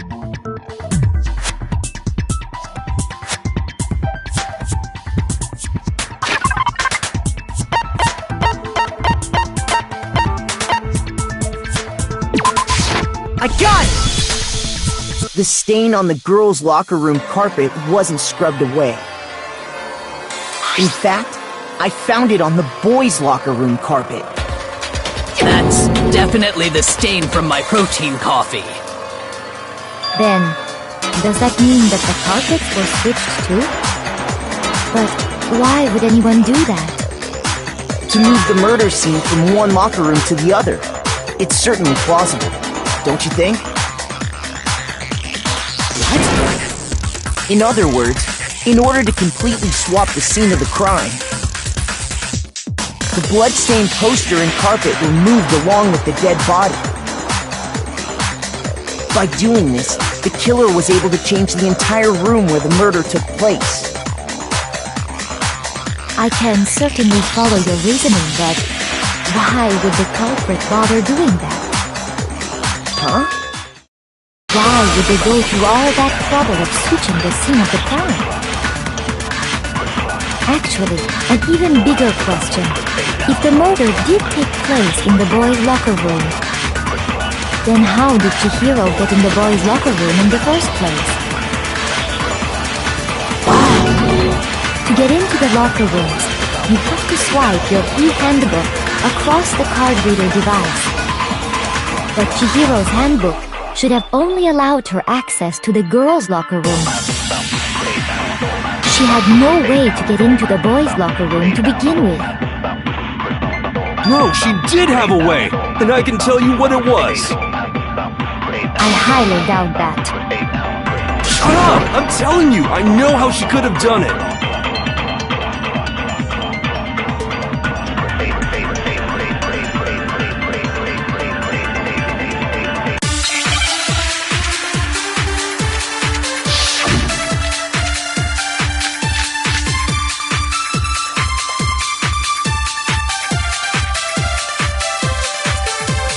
Is it really possible? Could Chihiro really have gotten into the boys' locker room somehow? I got it! She must have hacked her e-handbook! She was the ultimate programmer, after all. I'm sure that would have been no problem for her. No, I don't think that's it. She used the thing that was in the main hall. Huh? What thing? I'm talking about Leon's handbook, of course. No, that's wrong!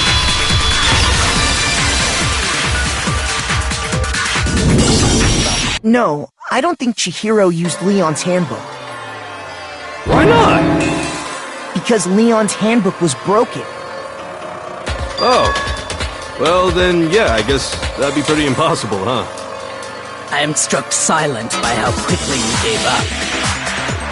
Plus, isn't there a regulation against using someone else's handbook? Actually, the rule states that loaning your handbook is prohibited. It says nothing about borrowing one. In other words, you could borrow a dead person's handbook all you want, and you'd be safe. Yup, yup, yup! Hit the nail square on the noggin! Of course, if it were broken, that wouldn't make any sense anyway. So then, she must have hacked hers, like I said. She used her ultimate programmer skills and... Psst! You can't fix an e-handbook! The instant you open one up, a security buzzer starts blaring! So, if she didn't use Leon's handbook, and she didn't modify her own handbook... Maybe Mr. Naegi's initial assumption is just... wrong? It seems like there's no way she could have got into the boys' locker room. So I guess so. Okay then, I vote for Byakuya!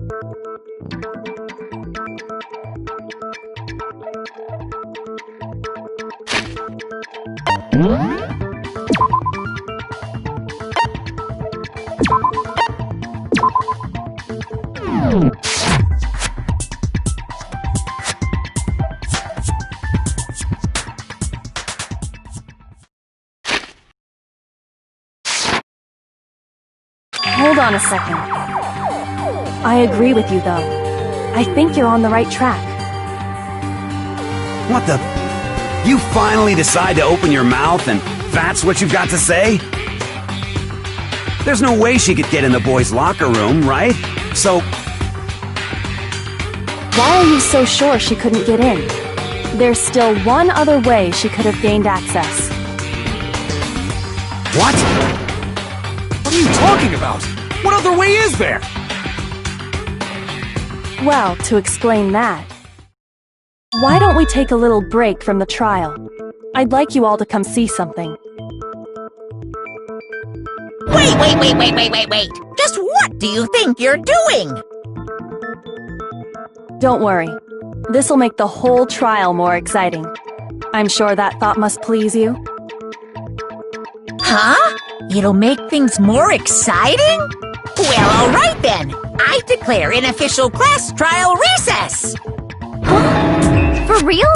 Now then, what is it you want to show us? It better not be boring or I'll be very unhappy. Oh, I have no doubt it'll meet your lofty expectations. So, shall we go?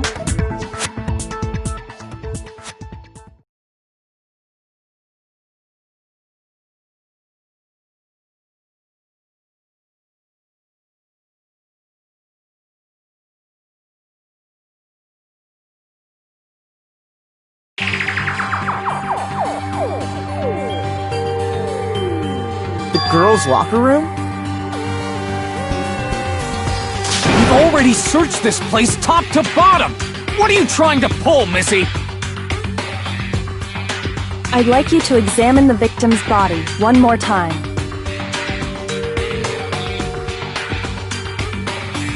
Be sure to examine the entire body very carefully. Take your time. Examine her carefully? Like using our hands? No way! It's probably best if I don't run my hands all over a girl's dead body.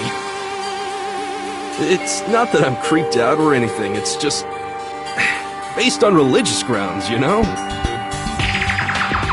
Very well. I'll do it.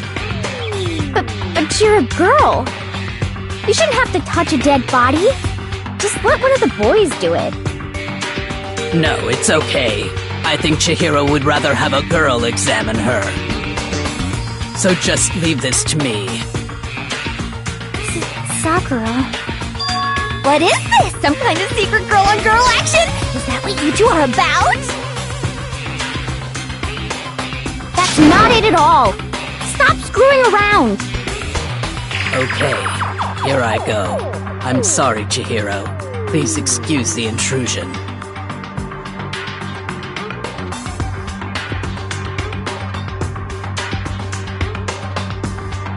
Be sure to check her entire body, and I believe we will solve this particular mystery. Her entire body? I know you say that, but... What? This is... What is this... What is it?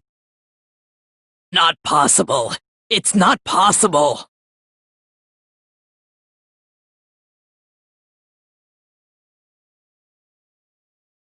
This girl is what? Is a boy! Ah, I see. So she was actually a he. Interesting. Thank you for confirming this fact. What? You're joking, right? I wouldn't joke about this. Then it's really true? Chihiro was... guy? Oh, what? You guys didn't know? Heck, I knew that right off the bat. Chihiro Fujisaki was totally a guy. He was a cross-dresser? Oh, I'm really on fire! I wish I had killed him! So that's what Kyoko wanted to show everyone, huh? Interesting. Yes, that certainly does make things much more exciting. Now let's ride this wave of excitement back to the courtroom and get back to the trial. I do apologize for keeping you waiting. Now then, let's resume the class trial. We've all just learned of the shocking revelation that Chihiro was actually a boy. Let's pick up from there. Yes, well, I don't know his reason for hiding it, but the fact is, Chihiro was not a girl, but a boy.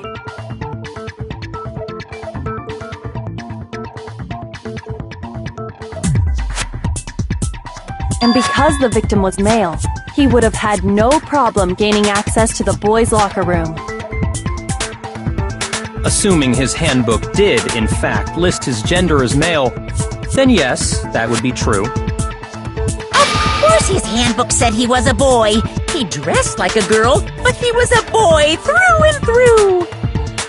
So then, there should be no issue with Makoto's initial assertion. The victim was killed in the boys' locker room, and was then later moved to the girls' locker room. And the killer could have easily used Sayaka or Junko's handbook to get into the girls' locker room. So Chihiro really was killed in the boys' locker room? I still don't understand the motive for moving the body, but yes, that does seem plausible. Well, I must admit, I did find it rather odd. I knew he felt a little off. There was a certain incongruity to his female body. This is the most titillating situation! So now everything has been connected. All the mysteries have finally become clear. Okay, well, connected or clear or whatever. We still think you're the killer, remember? Very interesting. This has become very interesting indeed. He's off in his own little world. What about you, Makoto? After everything we've learned, do you still think Byakuya's the killer?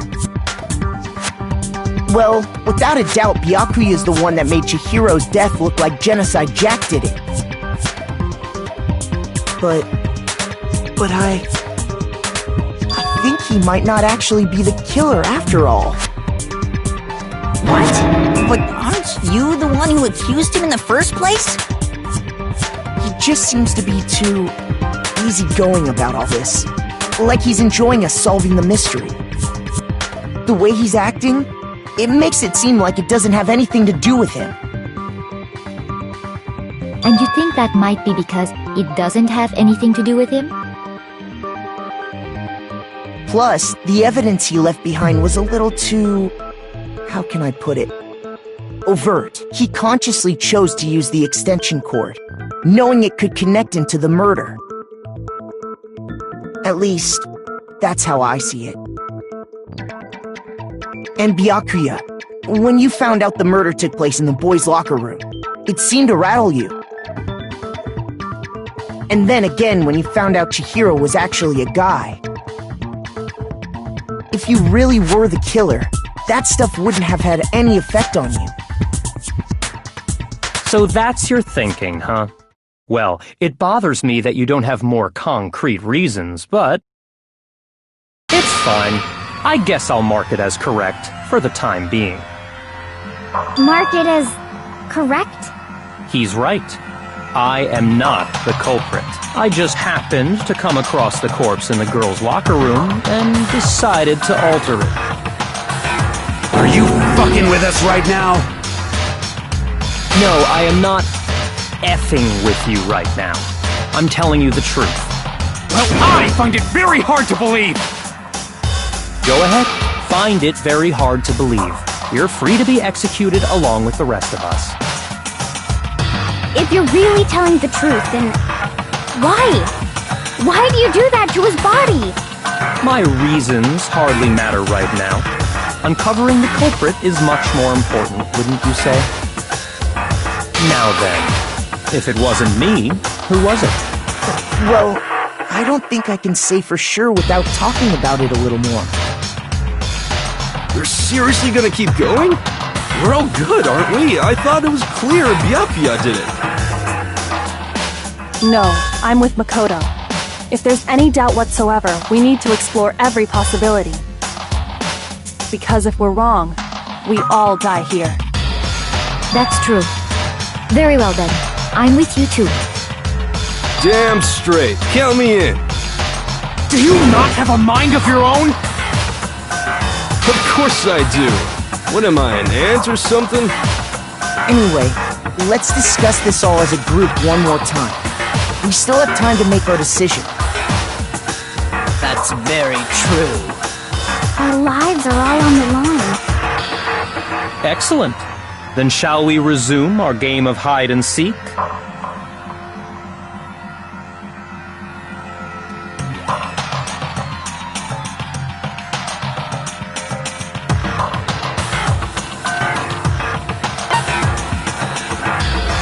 I got it!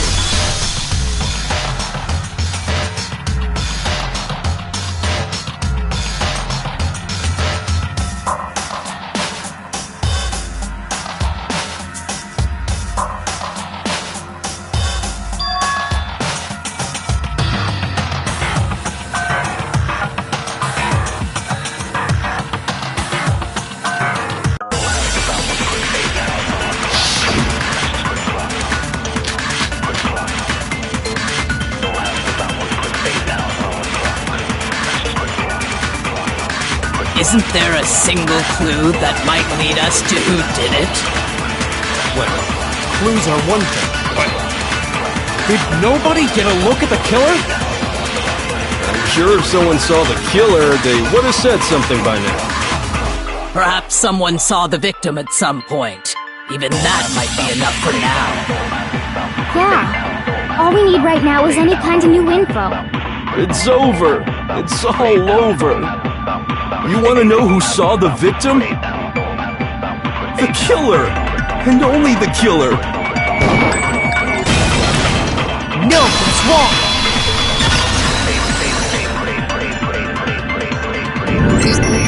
I believe someone else did see the victim before he was murdered.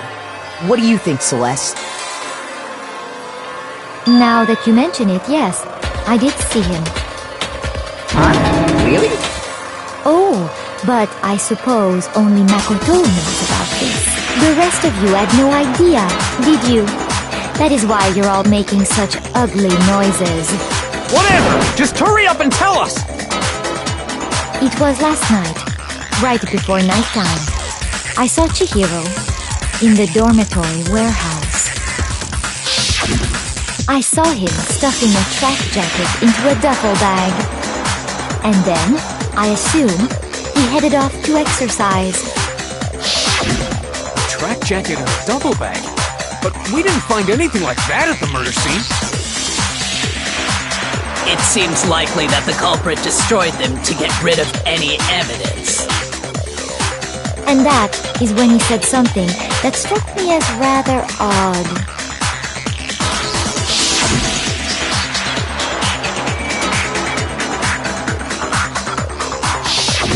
Chihiro told me he was in a hurry. But why would he be in a hurry? Only if someone were waiting for him, I should think. So, Mr. Fujisaki was on his way to meet with someone, and then they were going to work out together? But Hina and I had invited him to exercise with us plenty of times, and he always declined. Probably because he was afraid you'd find out the secret he was hiding, right? Which means that conversely, he must have trusted whoever he was meeting with very much. Enough so that he was willing to risk his secret being revealed. What a marvelous friendship! The point is, whoever he met up with is the culprit.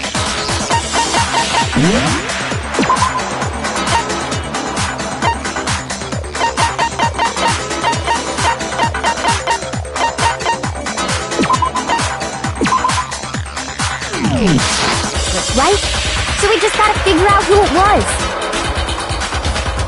But knowing what we know, I can't even guess. No, you already have what you need to make the connection. Huh? You know who the killer is. Seriously? Who is it? Who's the killer? Think back to the track jacket and duffel bag the killer disposed of. Focus on the details of these items, and it should become obvious who was waiting for him. Are you sure about that? You really think we can figure out who did it based on 2 pieces of evidence that we don't have? What? You want to track down some fingerprints or something? Even if we had the equipment for that, we wouldn't know how to use it. As was noted, the evidence is already gone. There's nothing to get fingerprints from. Maybe, but we can make certain inferences if we just take the time to talk it out. Easy for you to say. But fine.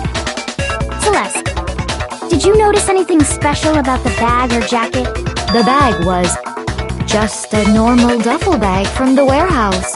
All the bags in there are the same, so I can't imagine what would make that one special. Well, if I remember right, there was a decent variety of tracksuits to choose from. Do you think there might be some connection between the culprit and Chihiro's jacket? Perhaps. Let's explore that and talk a bit more about the jacket he took.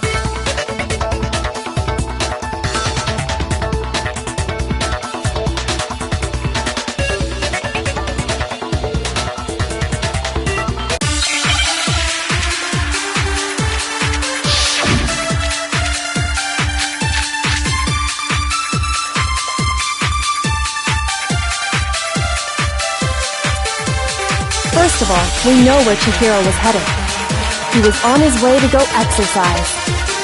So next we have to ask, why did he choose the specific tracksuit that he did? What do you mean, the specific tracksuit? I got it! He picked that tracksuit because it matched the one the culprit was wearing. So, what you're saying is, the killer was wearing the same blue tracksuit as him? My tracksuit is black. I don't even have a tracksuit. Cause exercising sucks. I have a white tracksuit personally. I got it from the warehouse, if you must know. Did any of that really help us get any closer to figuring out who the culprit is? No way. Not a chance. You heard him, right? What he just said.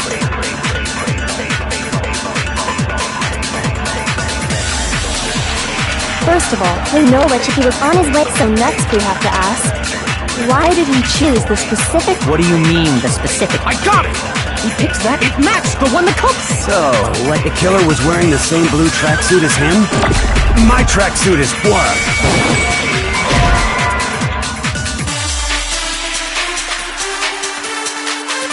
Shoot!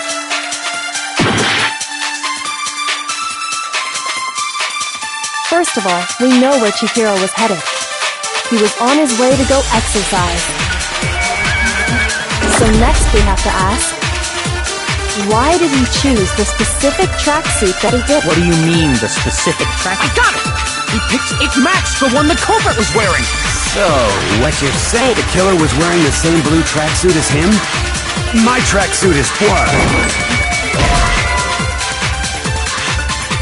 Shoot!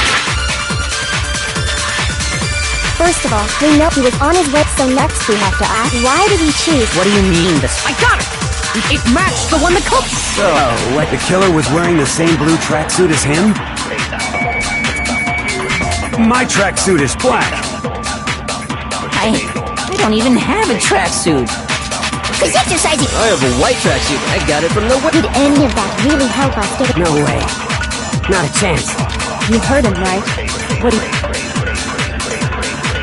First of all, we know which he was on his way to go exercise. So next we have to ask, why did he choose the specific... What do you mean, the specific... I got it! He picked that... It matched the one the culprit... So, what you're saying, the killer was wearing the same blue tracksuit? No, it's wrong!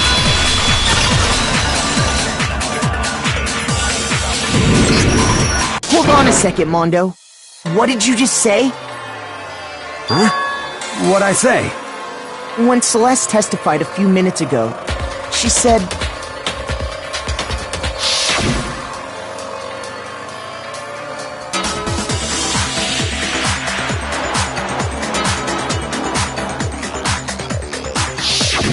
She never said anything about the jacket's color.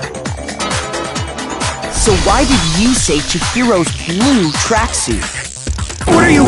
You just... Hey, Celeste. What color was Chihiro's tracksuit? As a matter of fact, it was blue? And before we began the trial, did you tell anyone that? The only one I told about any of this was you.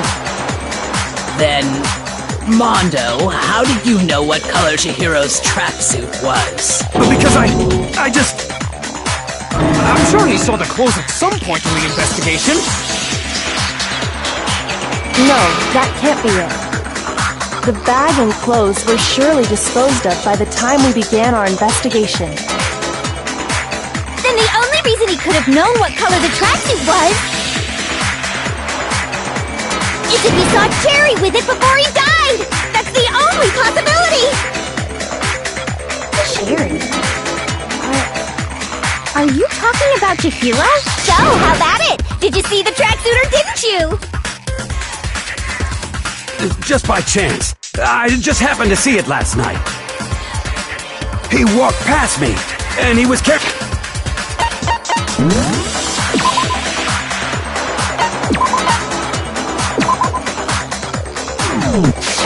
the tracksuit in his hands.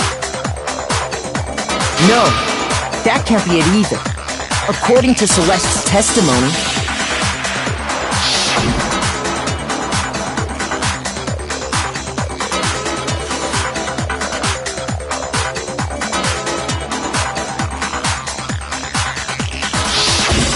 when Celeste noticed it, Chihiro made a point of making sure the jacket was completely in the bag.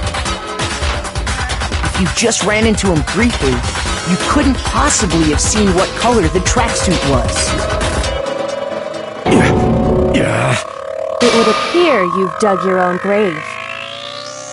Perhaps. But you handed him the shovel, didn't you?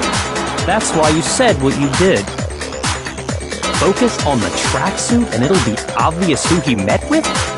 What a bunch of nonsense. Ah, now I understand. It was all one big bluff, wasn't it? Your true intention was to draw a slip of the tongue from the culprit.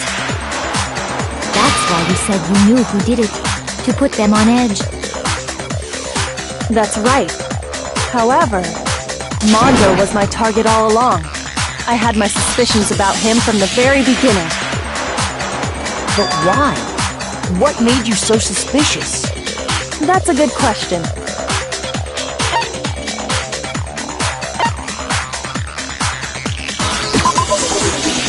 There was a certain turning point. Maybe you didn't notice it, Mondo, but you tend to refer to men and women differently. You only call guys dude. For girls, it's chick. And after he was killed, you happened to refer to him as dude. Once I picked up on that, it occurred to me that Mondo knew something we didn't. You notice such a tiny detail? Are you a witch? She's a witch! You're positively frightful! No, I'm not the frightful one. Not nearly as frightful as someone capable of murdering a friend. Mondo, was it really you? Did you really kill Chihiro? I didn't kill anyone!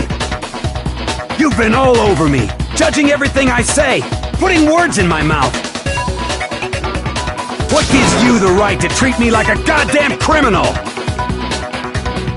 Yeah! He would never do something like that! This is a false accusation!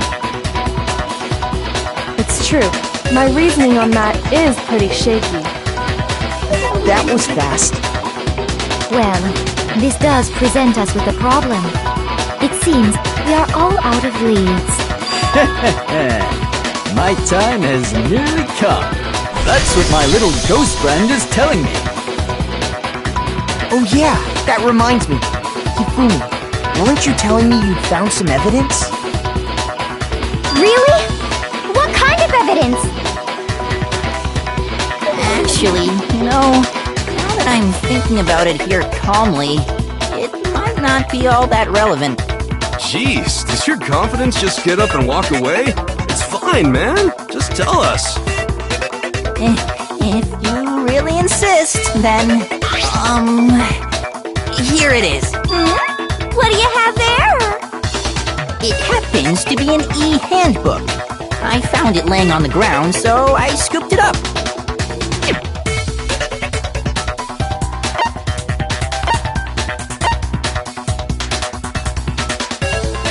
I got it! We know Chihiro's handbook was missing from the scene of the crime, right?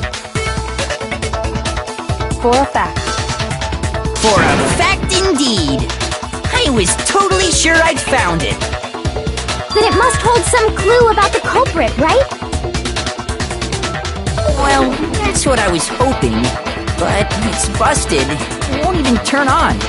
I imagine the culprit broke it to get rid of any evidence after the murder. That's odd.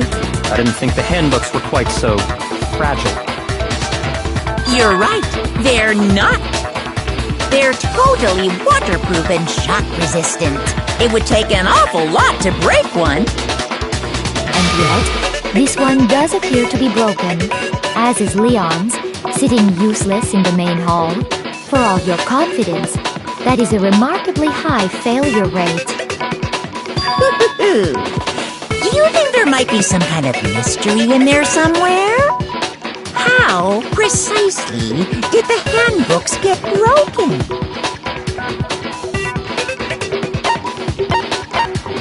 I got it! You already told us before that the handbook has one weak point, didn't you? You remember that? Sure, maybe I let that slip, but I never told anyone what the weak point actually was. But if the handbook is supposed to never break, and two of them broke in quick succession, then Then we can only assume that someone's figured out its weakness. You know what the weakness is, right, Monokuma? So, what is it? Huh? You're asking me? I think it's a necessary piece of information if you want this to be a fair trial. But if I tell you, and someone else decides to copy it, that would be very not good. Just tell us already! Why would we want to break our own handbooks? Oh well, I have a weakness for pushy demands. But you're sure you won't follow their example? Then allow me to make a special announcement. The weak point of my cutting-edge e-handbook is... when it's exposed to high temperatures for too long, it will suffer a meltdown and totally break! I flippin' knew it! You knew it? Yeah, 'cause I found the handbook laying on the floor of the sauna.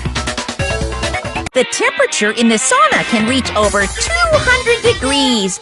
Strange how you don't get burnt, huh? It's because as your sweat evaporates, it creates a cooling layer of air around your skin. If the hot air of the sauna were somehow pushed directly onto your skin, you'd definitely get fried. That layer of air would get blown away. That's why you may feel a burning when you move around. So when you're in a sauna, make sure to keep nice and still. Interesting. I learned one new fact today. That is a mere trifling speck of knowledge. Anyway, if you found the victim's handbook in the sauna, then the killer must have been purposely trying to raise its temperature in order to break it. meaning the culprit somehow knew its weakness. But how'd they find out? Monokuma said he didn't tell anyone, right? Indeed. Quite the mystery. What if they found out by accident? What do you mean by accident? What if the killer took their own handbook into the sauna, not knowing its weakness, and it broke? They'd realize it was broken, of course, and it wouldn't be hard to figure out why. And once they had Chihiro's handbook, they knew they had an easy way to dispose of it. I won't say it's not possible, but who would have done something like that? I don't know of anyone who took their handbook into the sauna. I might know someone who did. Whoa! Seriously? I think the one who may have taken their handbook into the sauna was...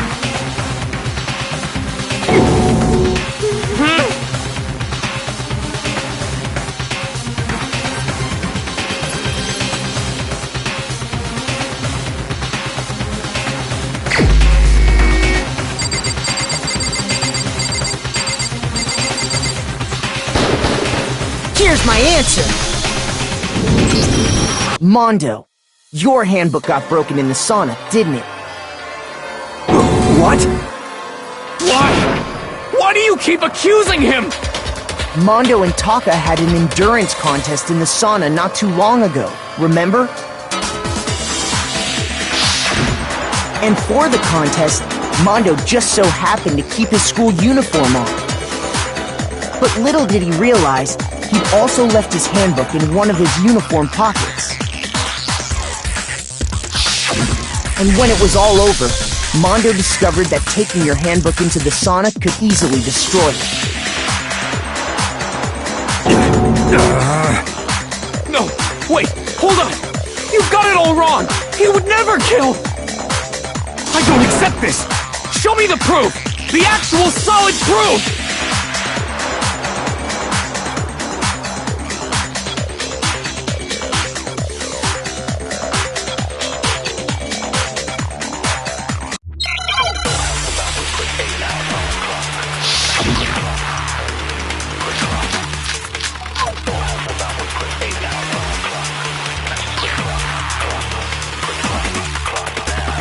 Let's test Makoto's assertion. If what he says is correct, then Mondo, you broke your own handbook. In other words, if Mondo's handbook is actually...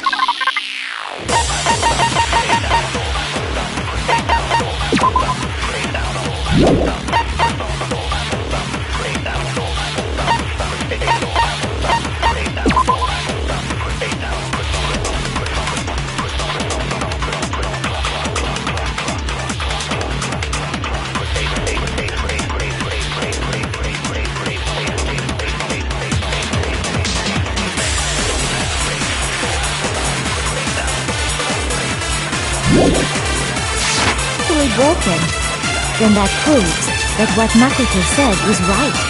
Well, my goddamn handbook works just fine!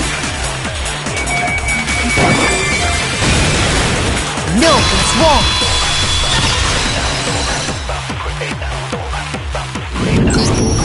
Mondo, the handbook you have right now, is it really yours? The fuck is that supposed to mean? The broken handbook that was in the main hall. Isn't that one actually yours? What the heck are you talking about? What I mean is, I think Mondo swapped his handbook out for one that actually works. I think he took Leon's handbook and replaced it with his own. After all, Monokuma said himself that Leon's handbook never should have broken. That's right! The punishment it suffered wasn't nearly enough to destroy it. So then, the broken handbook in the main hall is actually Mondo's, which would mean that the handbook...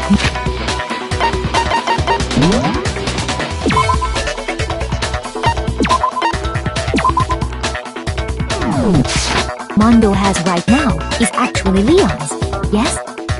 But doesn't that violate the school regulation that says loaning out your handbook is prohibited?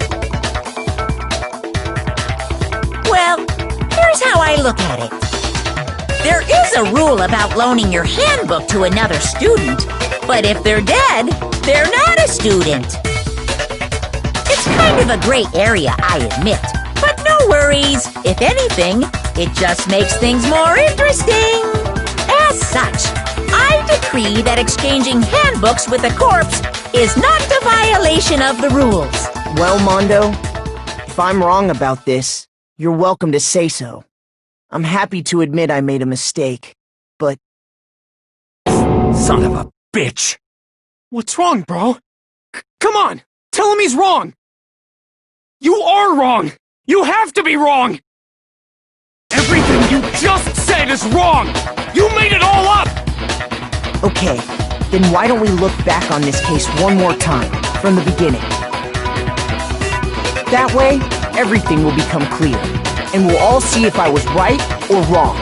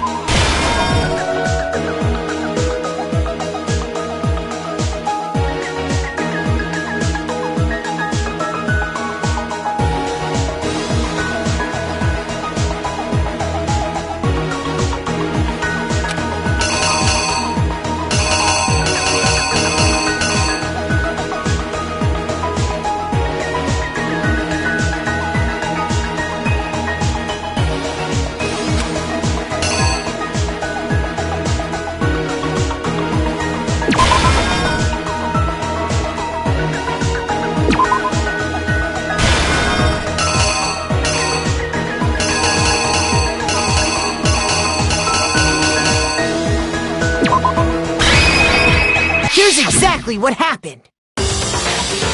First, let's take a look back to before the incident. Last night, Celeste saw Chihiro in the warehouse, correct? At the time, she was apparently stuffing something into a duffel bag.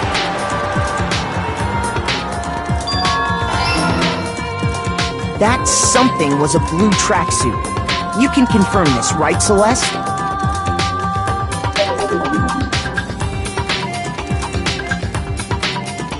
With bag in hand, Chihiro headed out, even though it was officially nighttime. She made her way to the locker room, specifically the boys' locker room. But how could the victim, who was apparently a girl, access the boys' locker room?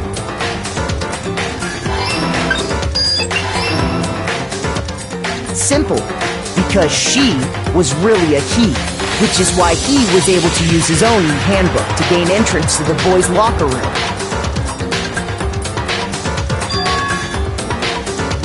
Once inside, he met with someone there, and the person he met was the one who killed him.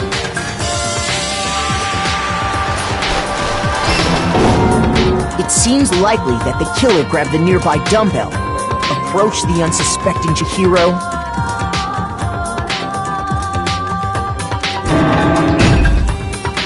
and attacked him. And that's where the bloodstains on the poster and carpeting in the boys' locker room came from.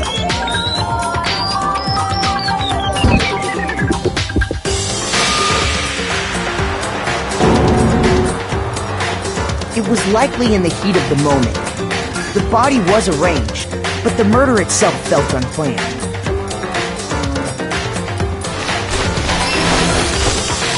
Which is why the killer hurried to try and hide the act. First, pulling up the bloodstained carpet. Then, removing the bloody poster.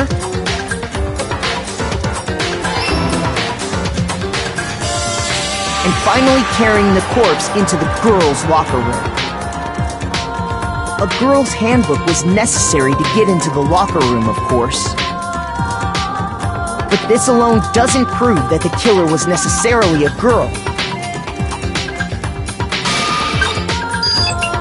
After all, Sayaka and Junko's handbooks had been placed in the main hall. Using one of those, a boy could get into the girls' locker room without much problem. And that's exactly how the killer did it. With the carpet and the poster they brought with them, they got to work.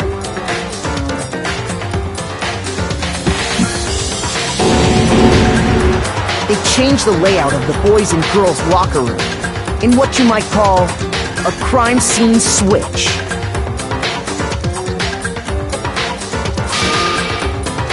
That could have been the end of things, but no. Byakuya discovered the body and decided to intervene in the situation, making things even more complicated. So, after stumbling on the crime scene, he went and grabbed the extension cord from the library, and then he got to work.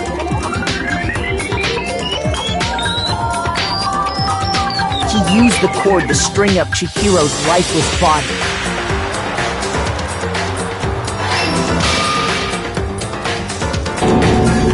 Then, using the victim's own blood, he left a grisly message there at the scene of the crime. He wanted to create the illusion that Genocide Jack was responsible for the slaughter.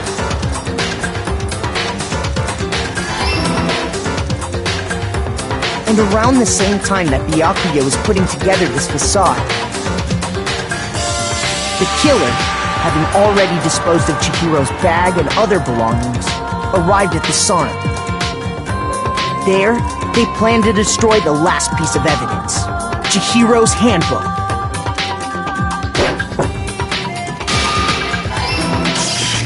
And just as the killer expected, the steamy sauna was enough to ruin the electronic gadget. Somehow, the killer knew that the handbook couldn't stand up to the heat of the sauna.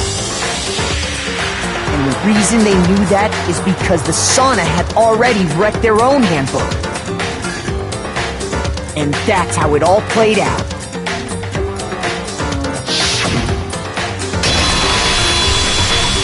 Isn't that right, Mondo Arata?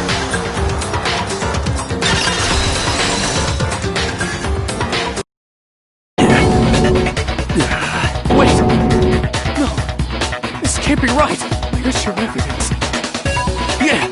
Where's your evidence? You need evidence! You need...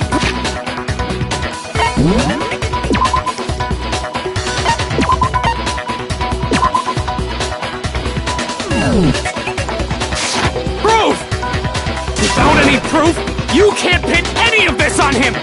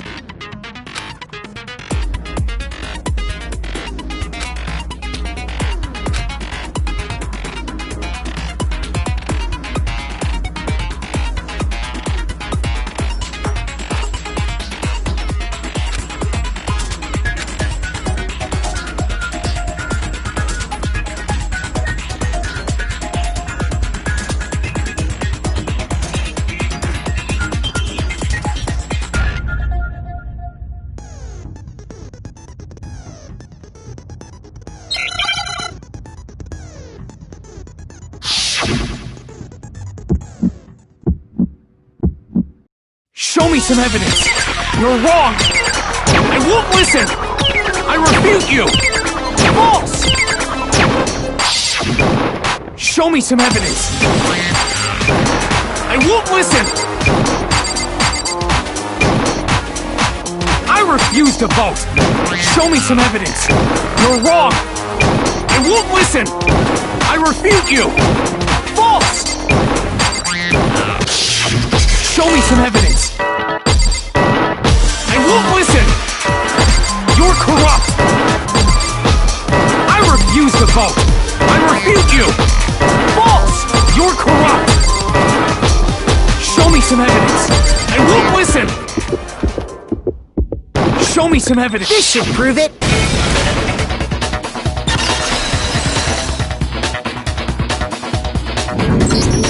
If my thinking so far is right, Mondo must have replaced his broken handbook with Leon's.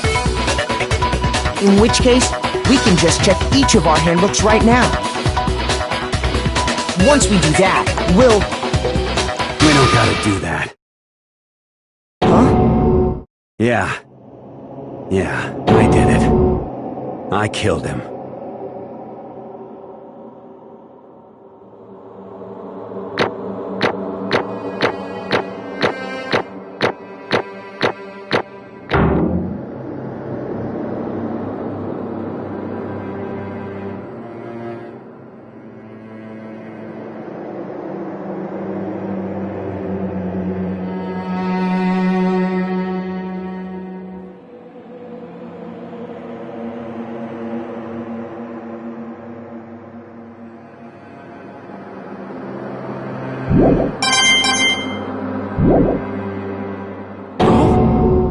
Bro! What are you saying? I got no choice, man. After hearing all that, I gotta just... give up.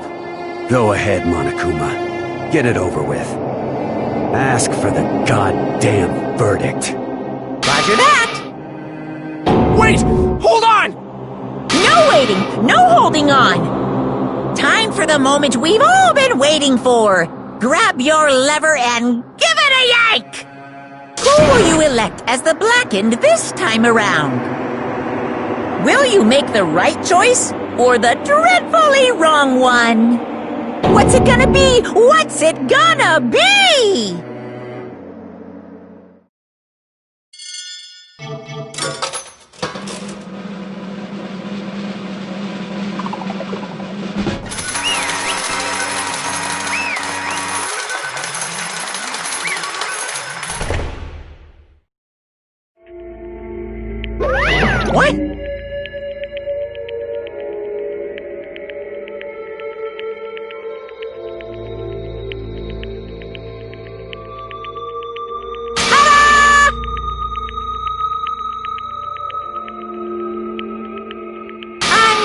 Unbelievable.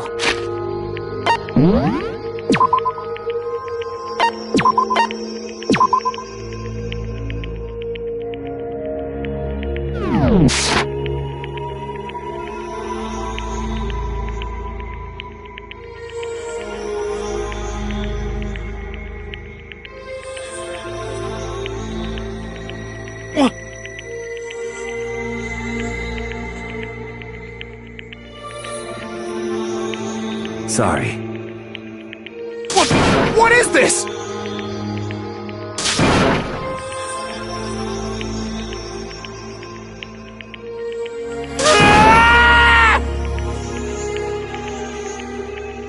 Now then.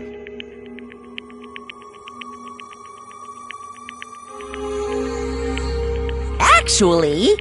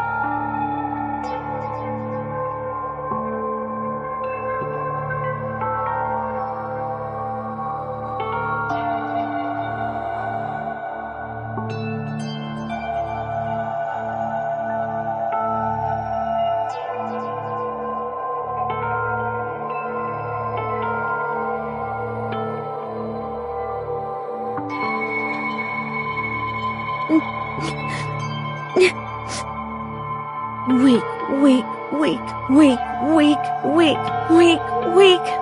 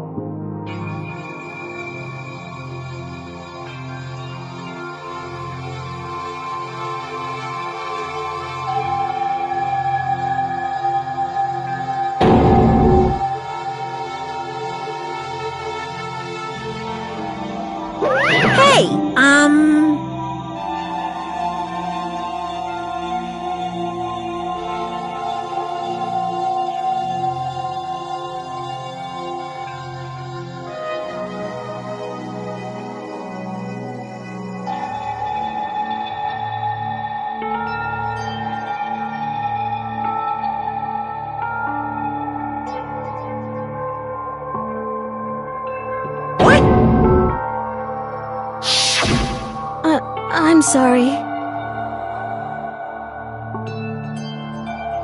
But...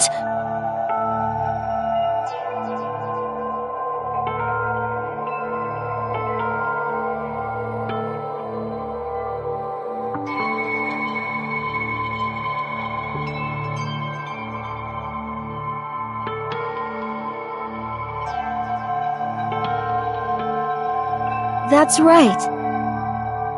I want to change.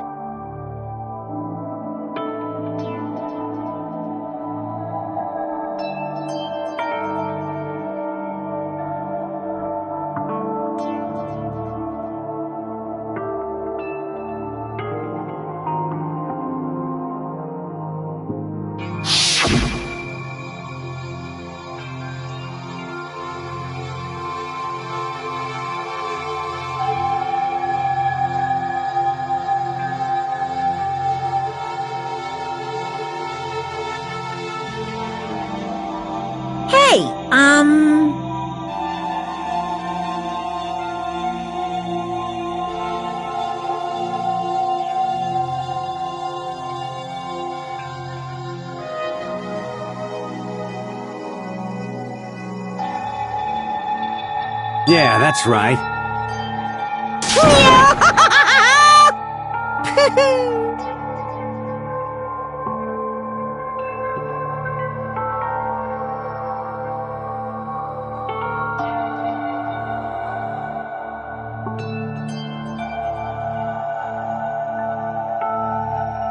Uh-huh.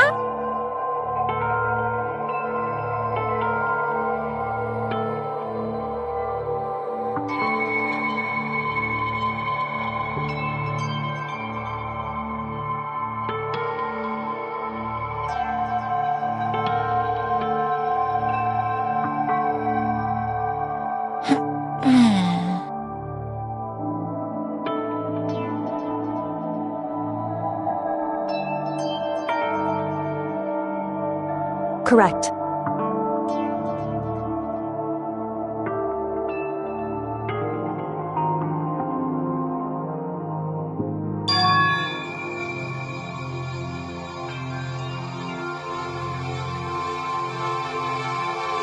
Indeed.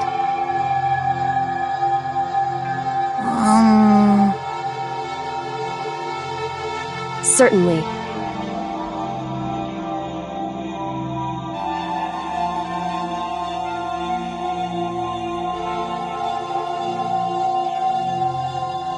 But... Because...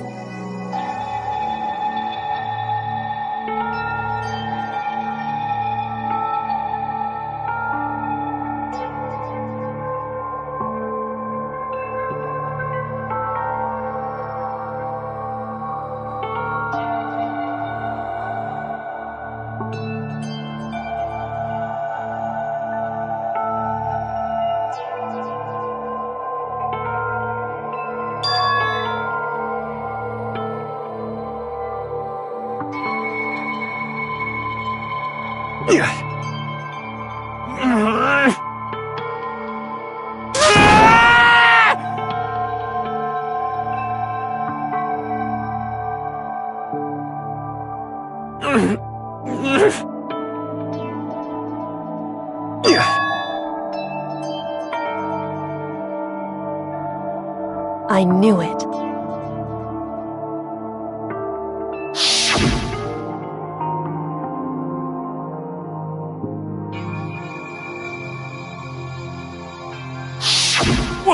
What is this?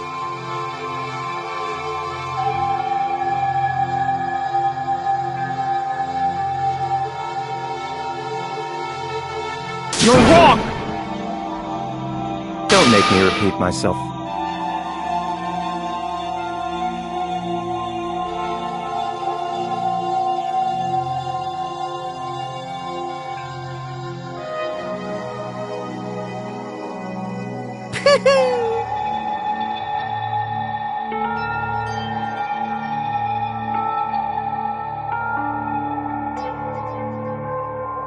Hey,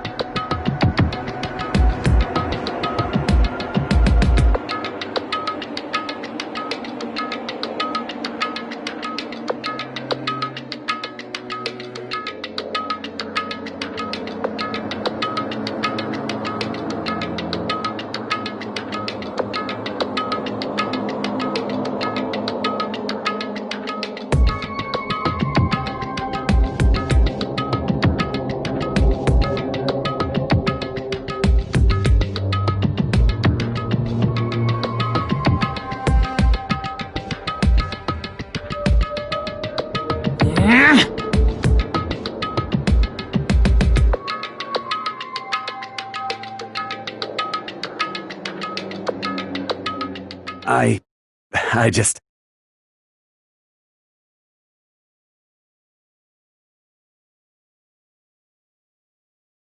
Don't fuck with me!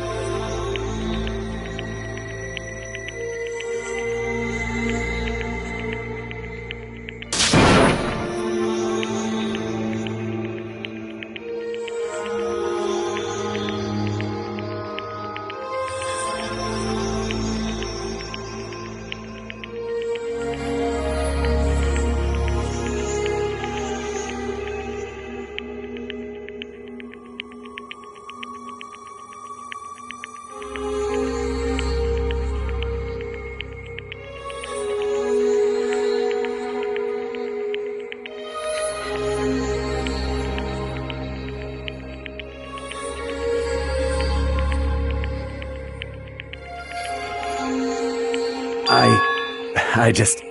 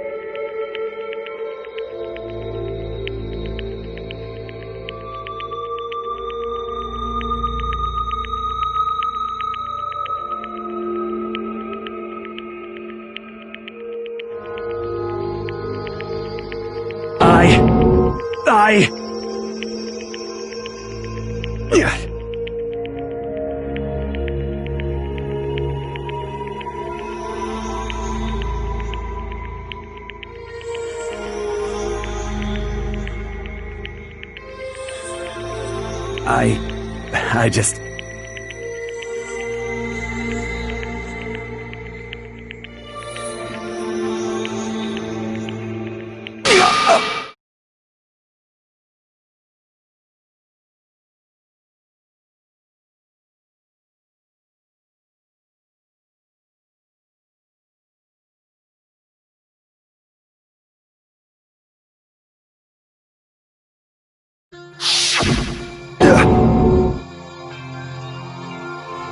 I'm sorry.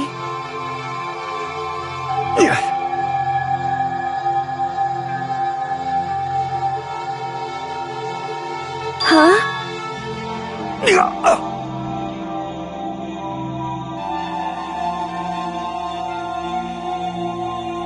But... I want to change.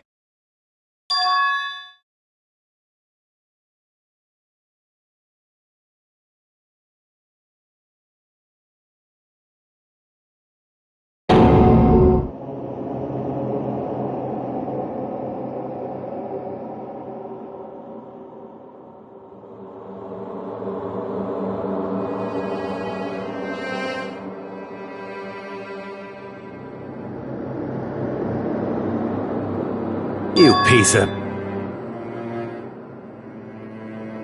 What? What? Huh?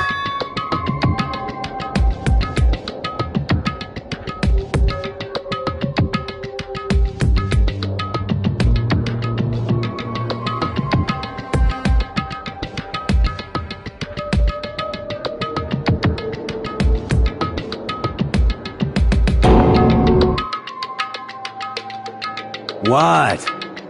What?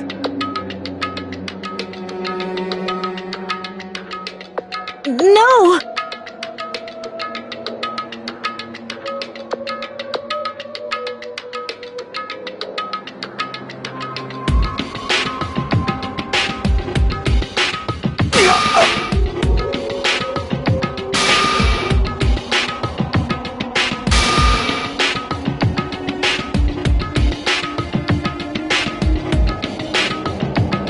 What's wrong? Damn you!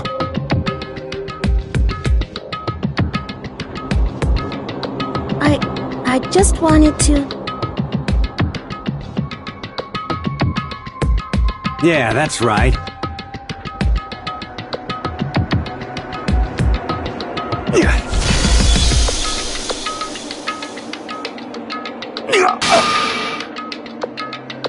You son of a bitch!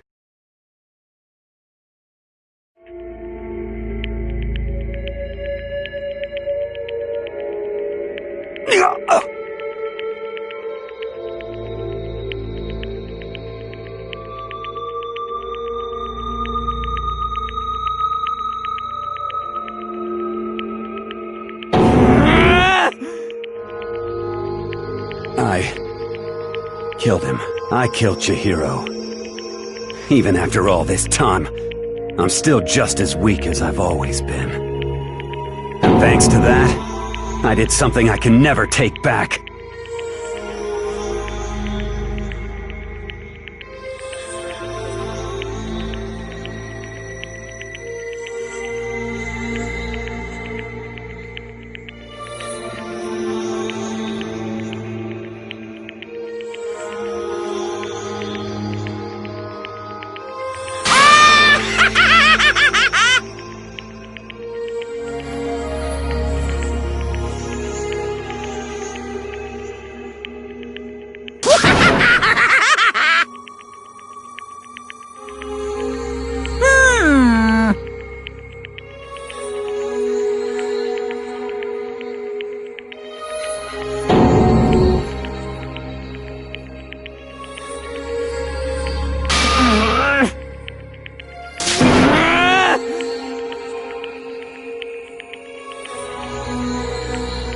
Yep.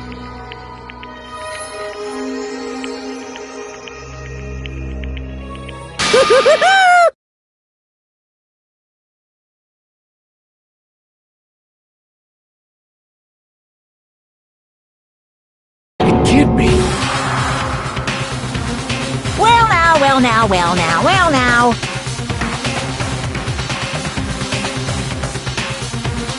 Ridiculous. Now then, I've prepared a very special punishment.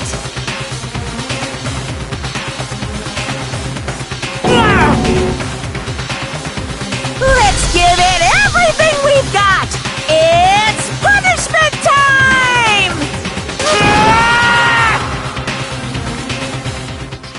Sorry, man. I couldn't keep the promise we made. From one man to another.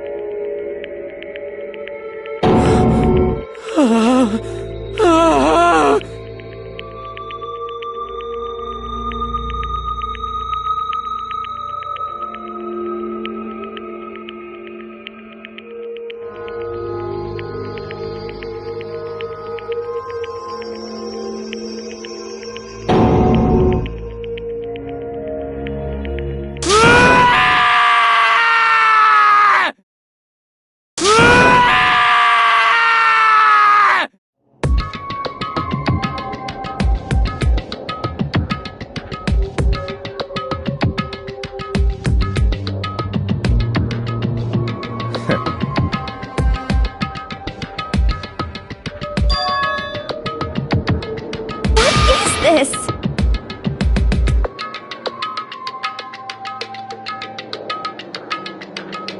Naturally. Hey.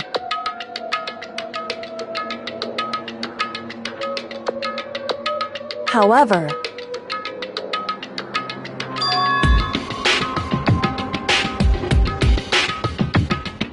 what?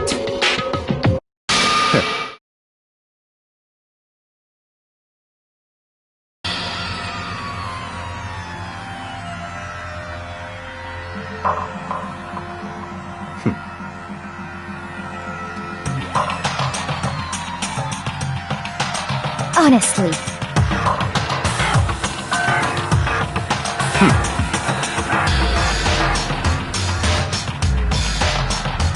There is nothing to be done.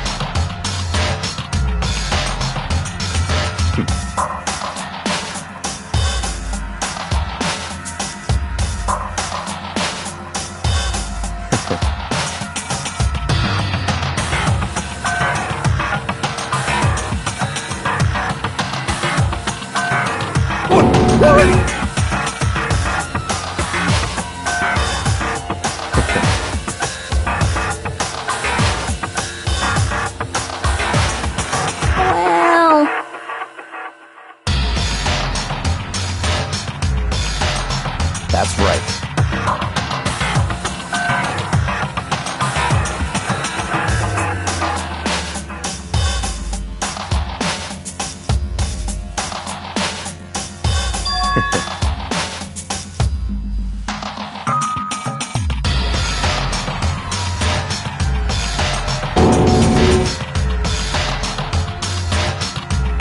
I see.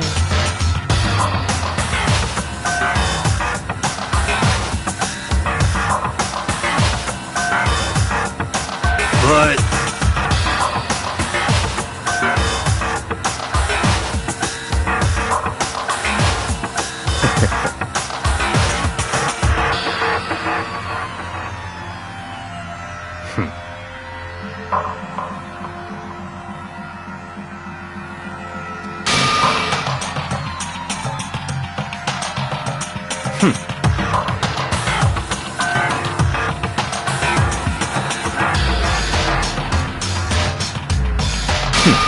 Interesting.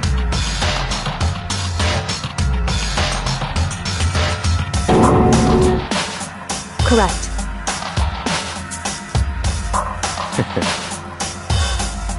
Indeed.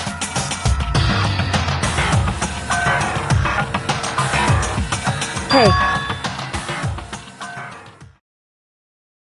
What's this? you...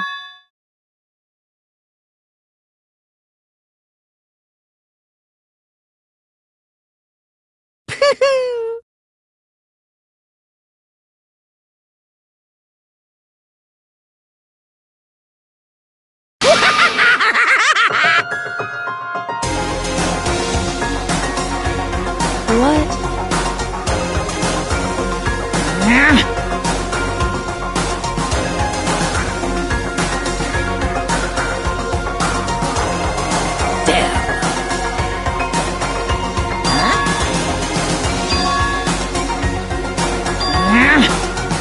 What the heck?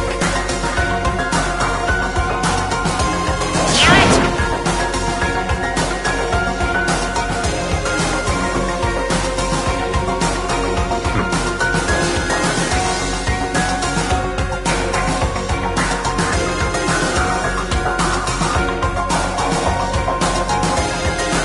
Ooh, how exciting!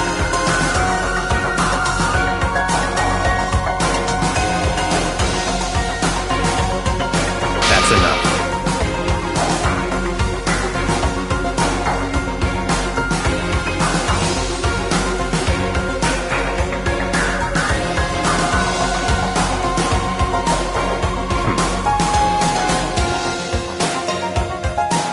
In the name of my family.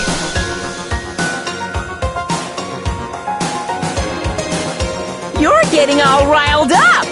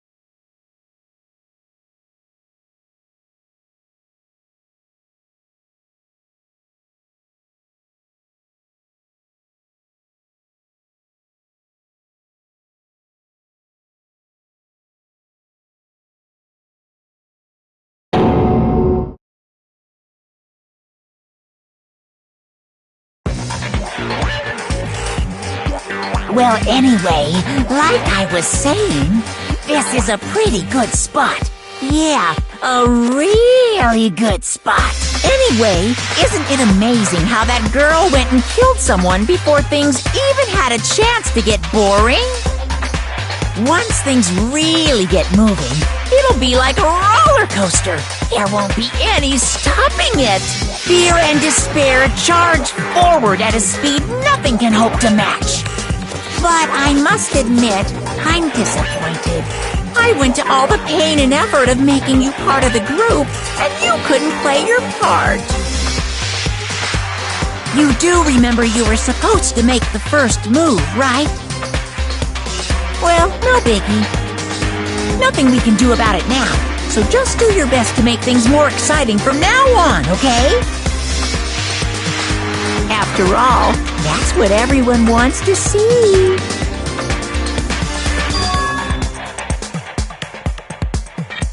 As long as you don't want to know my measurements, fire away!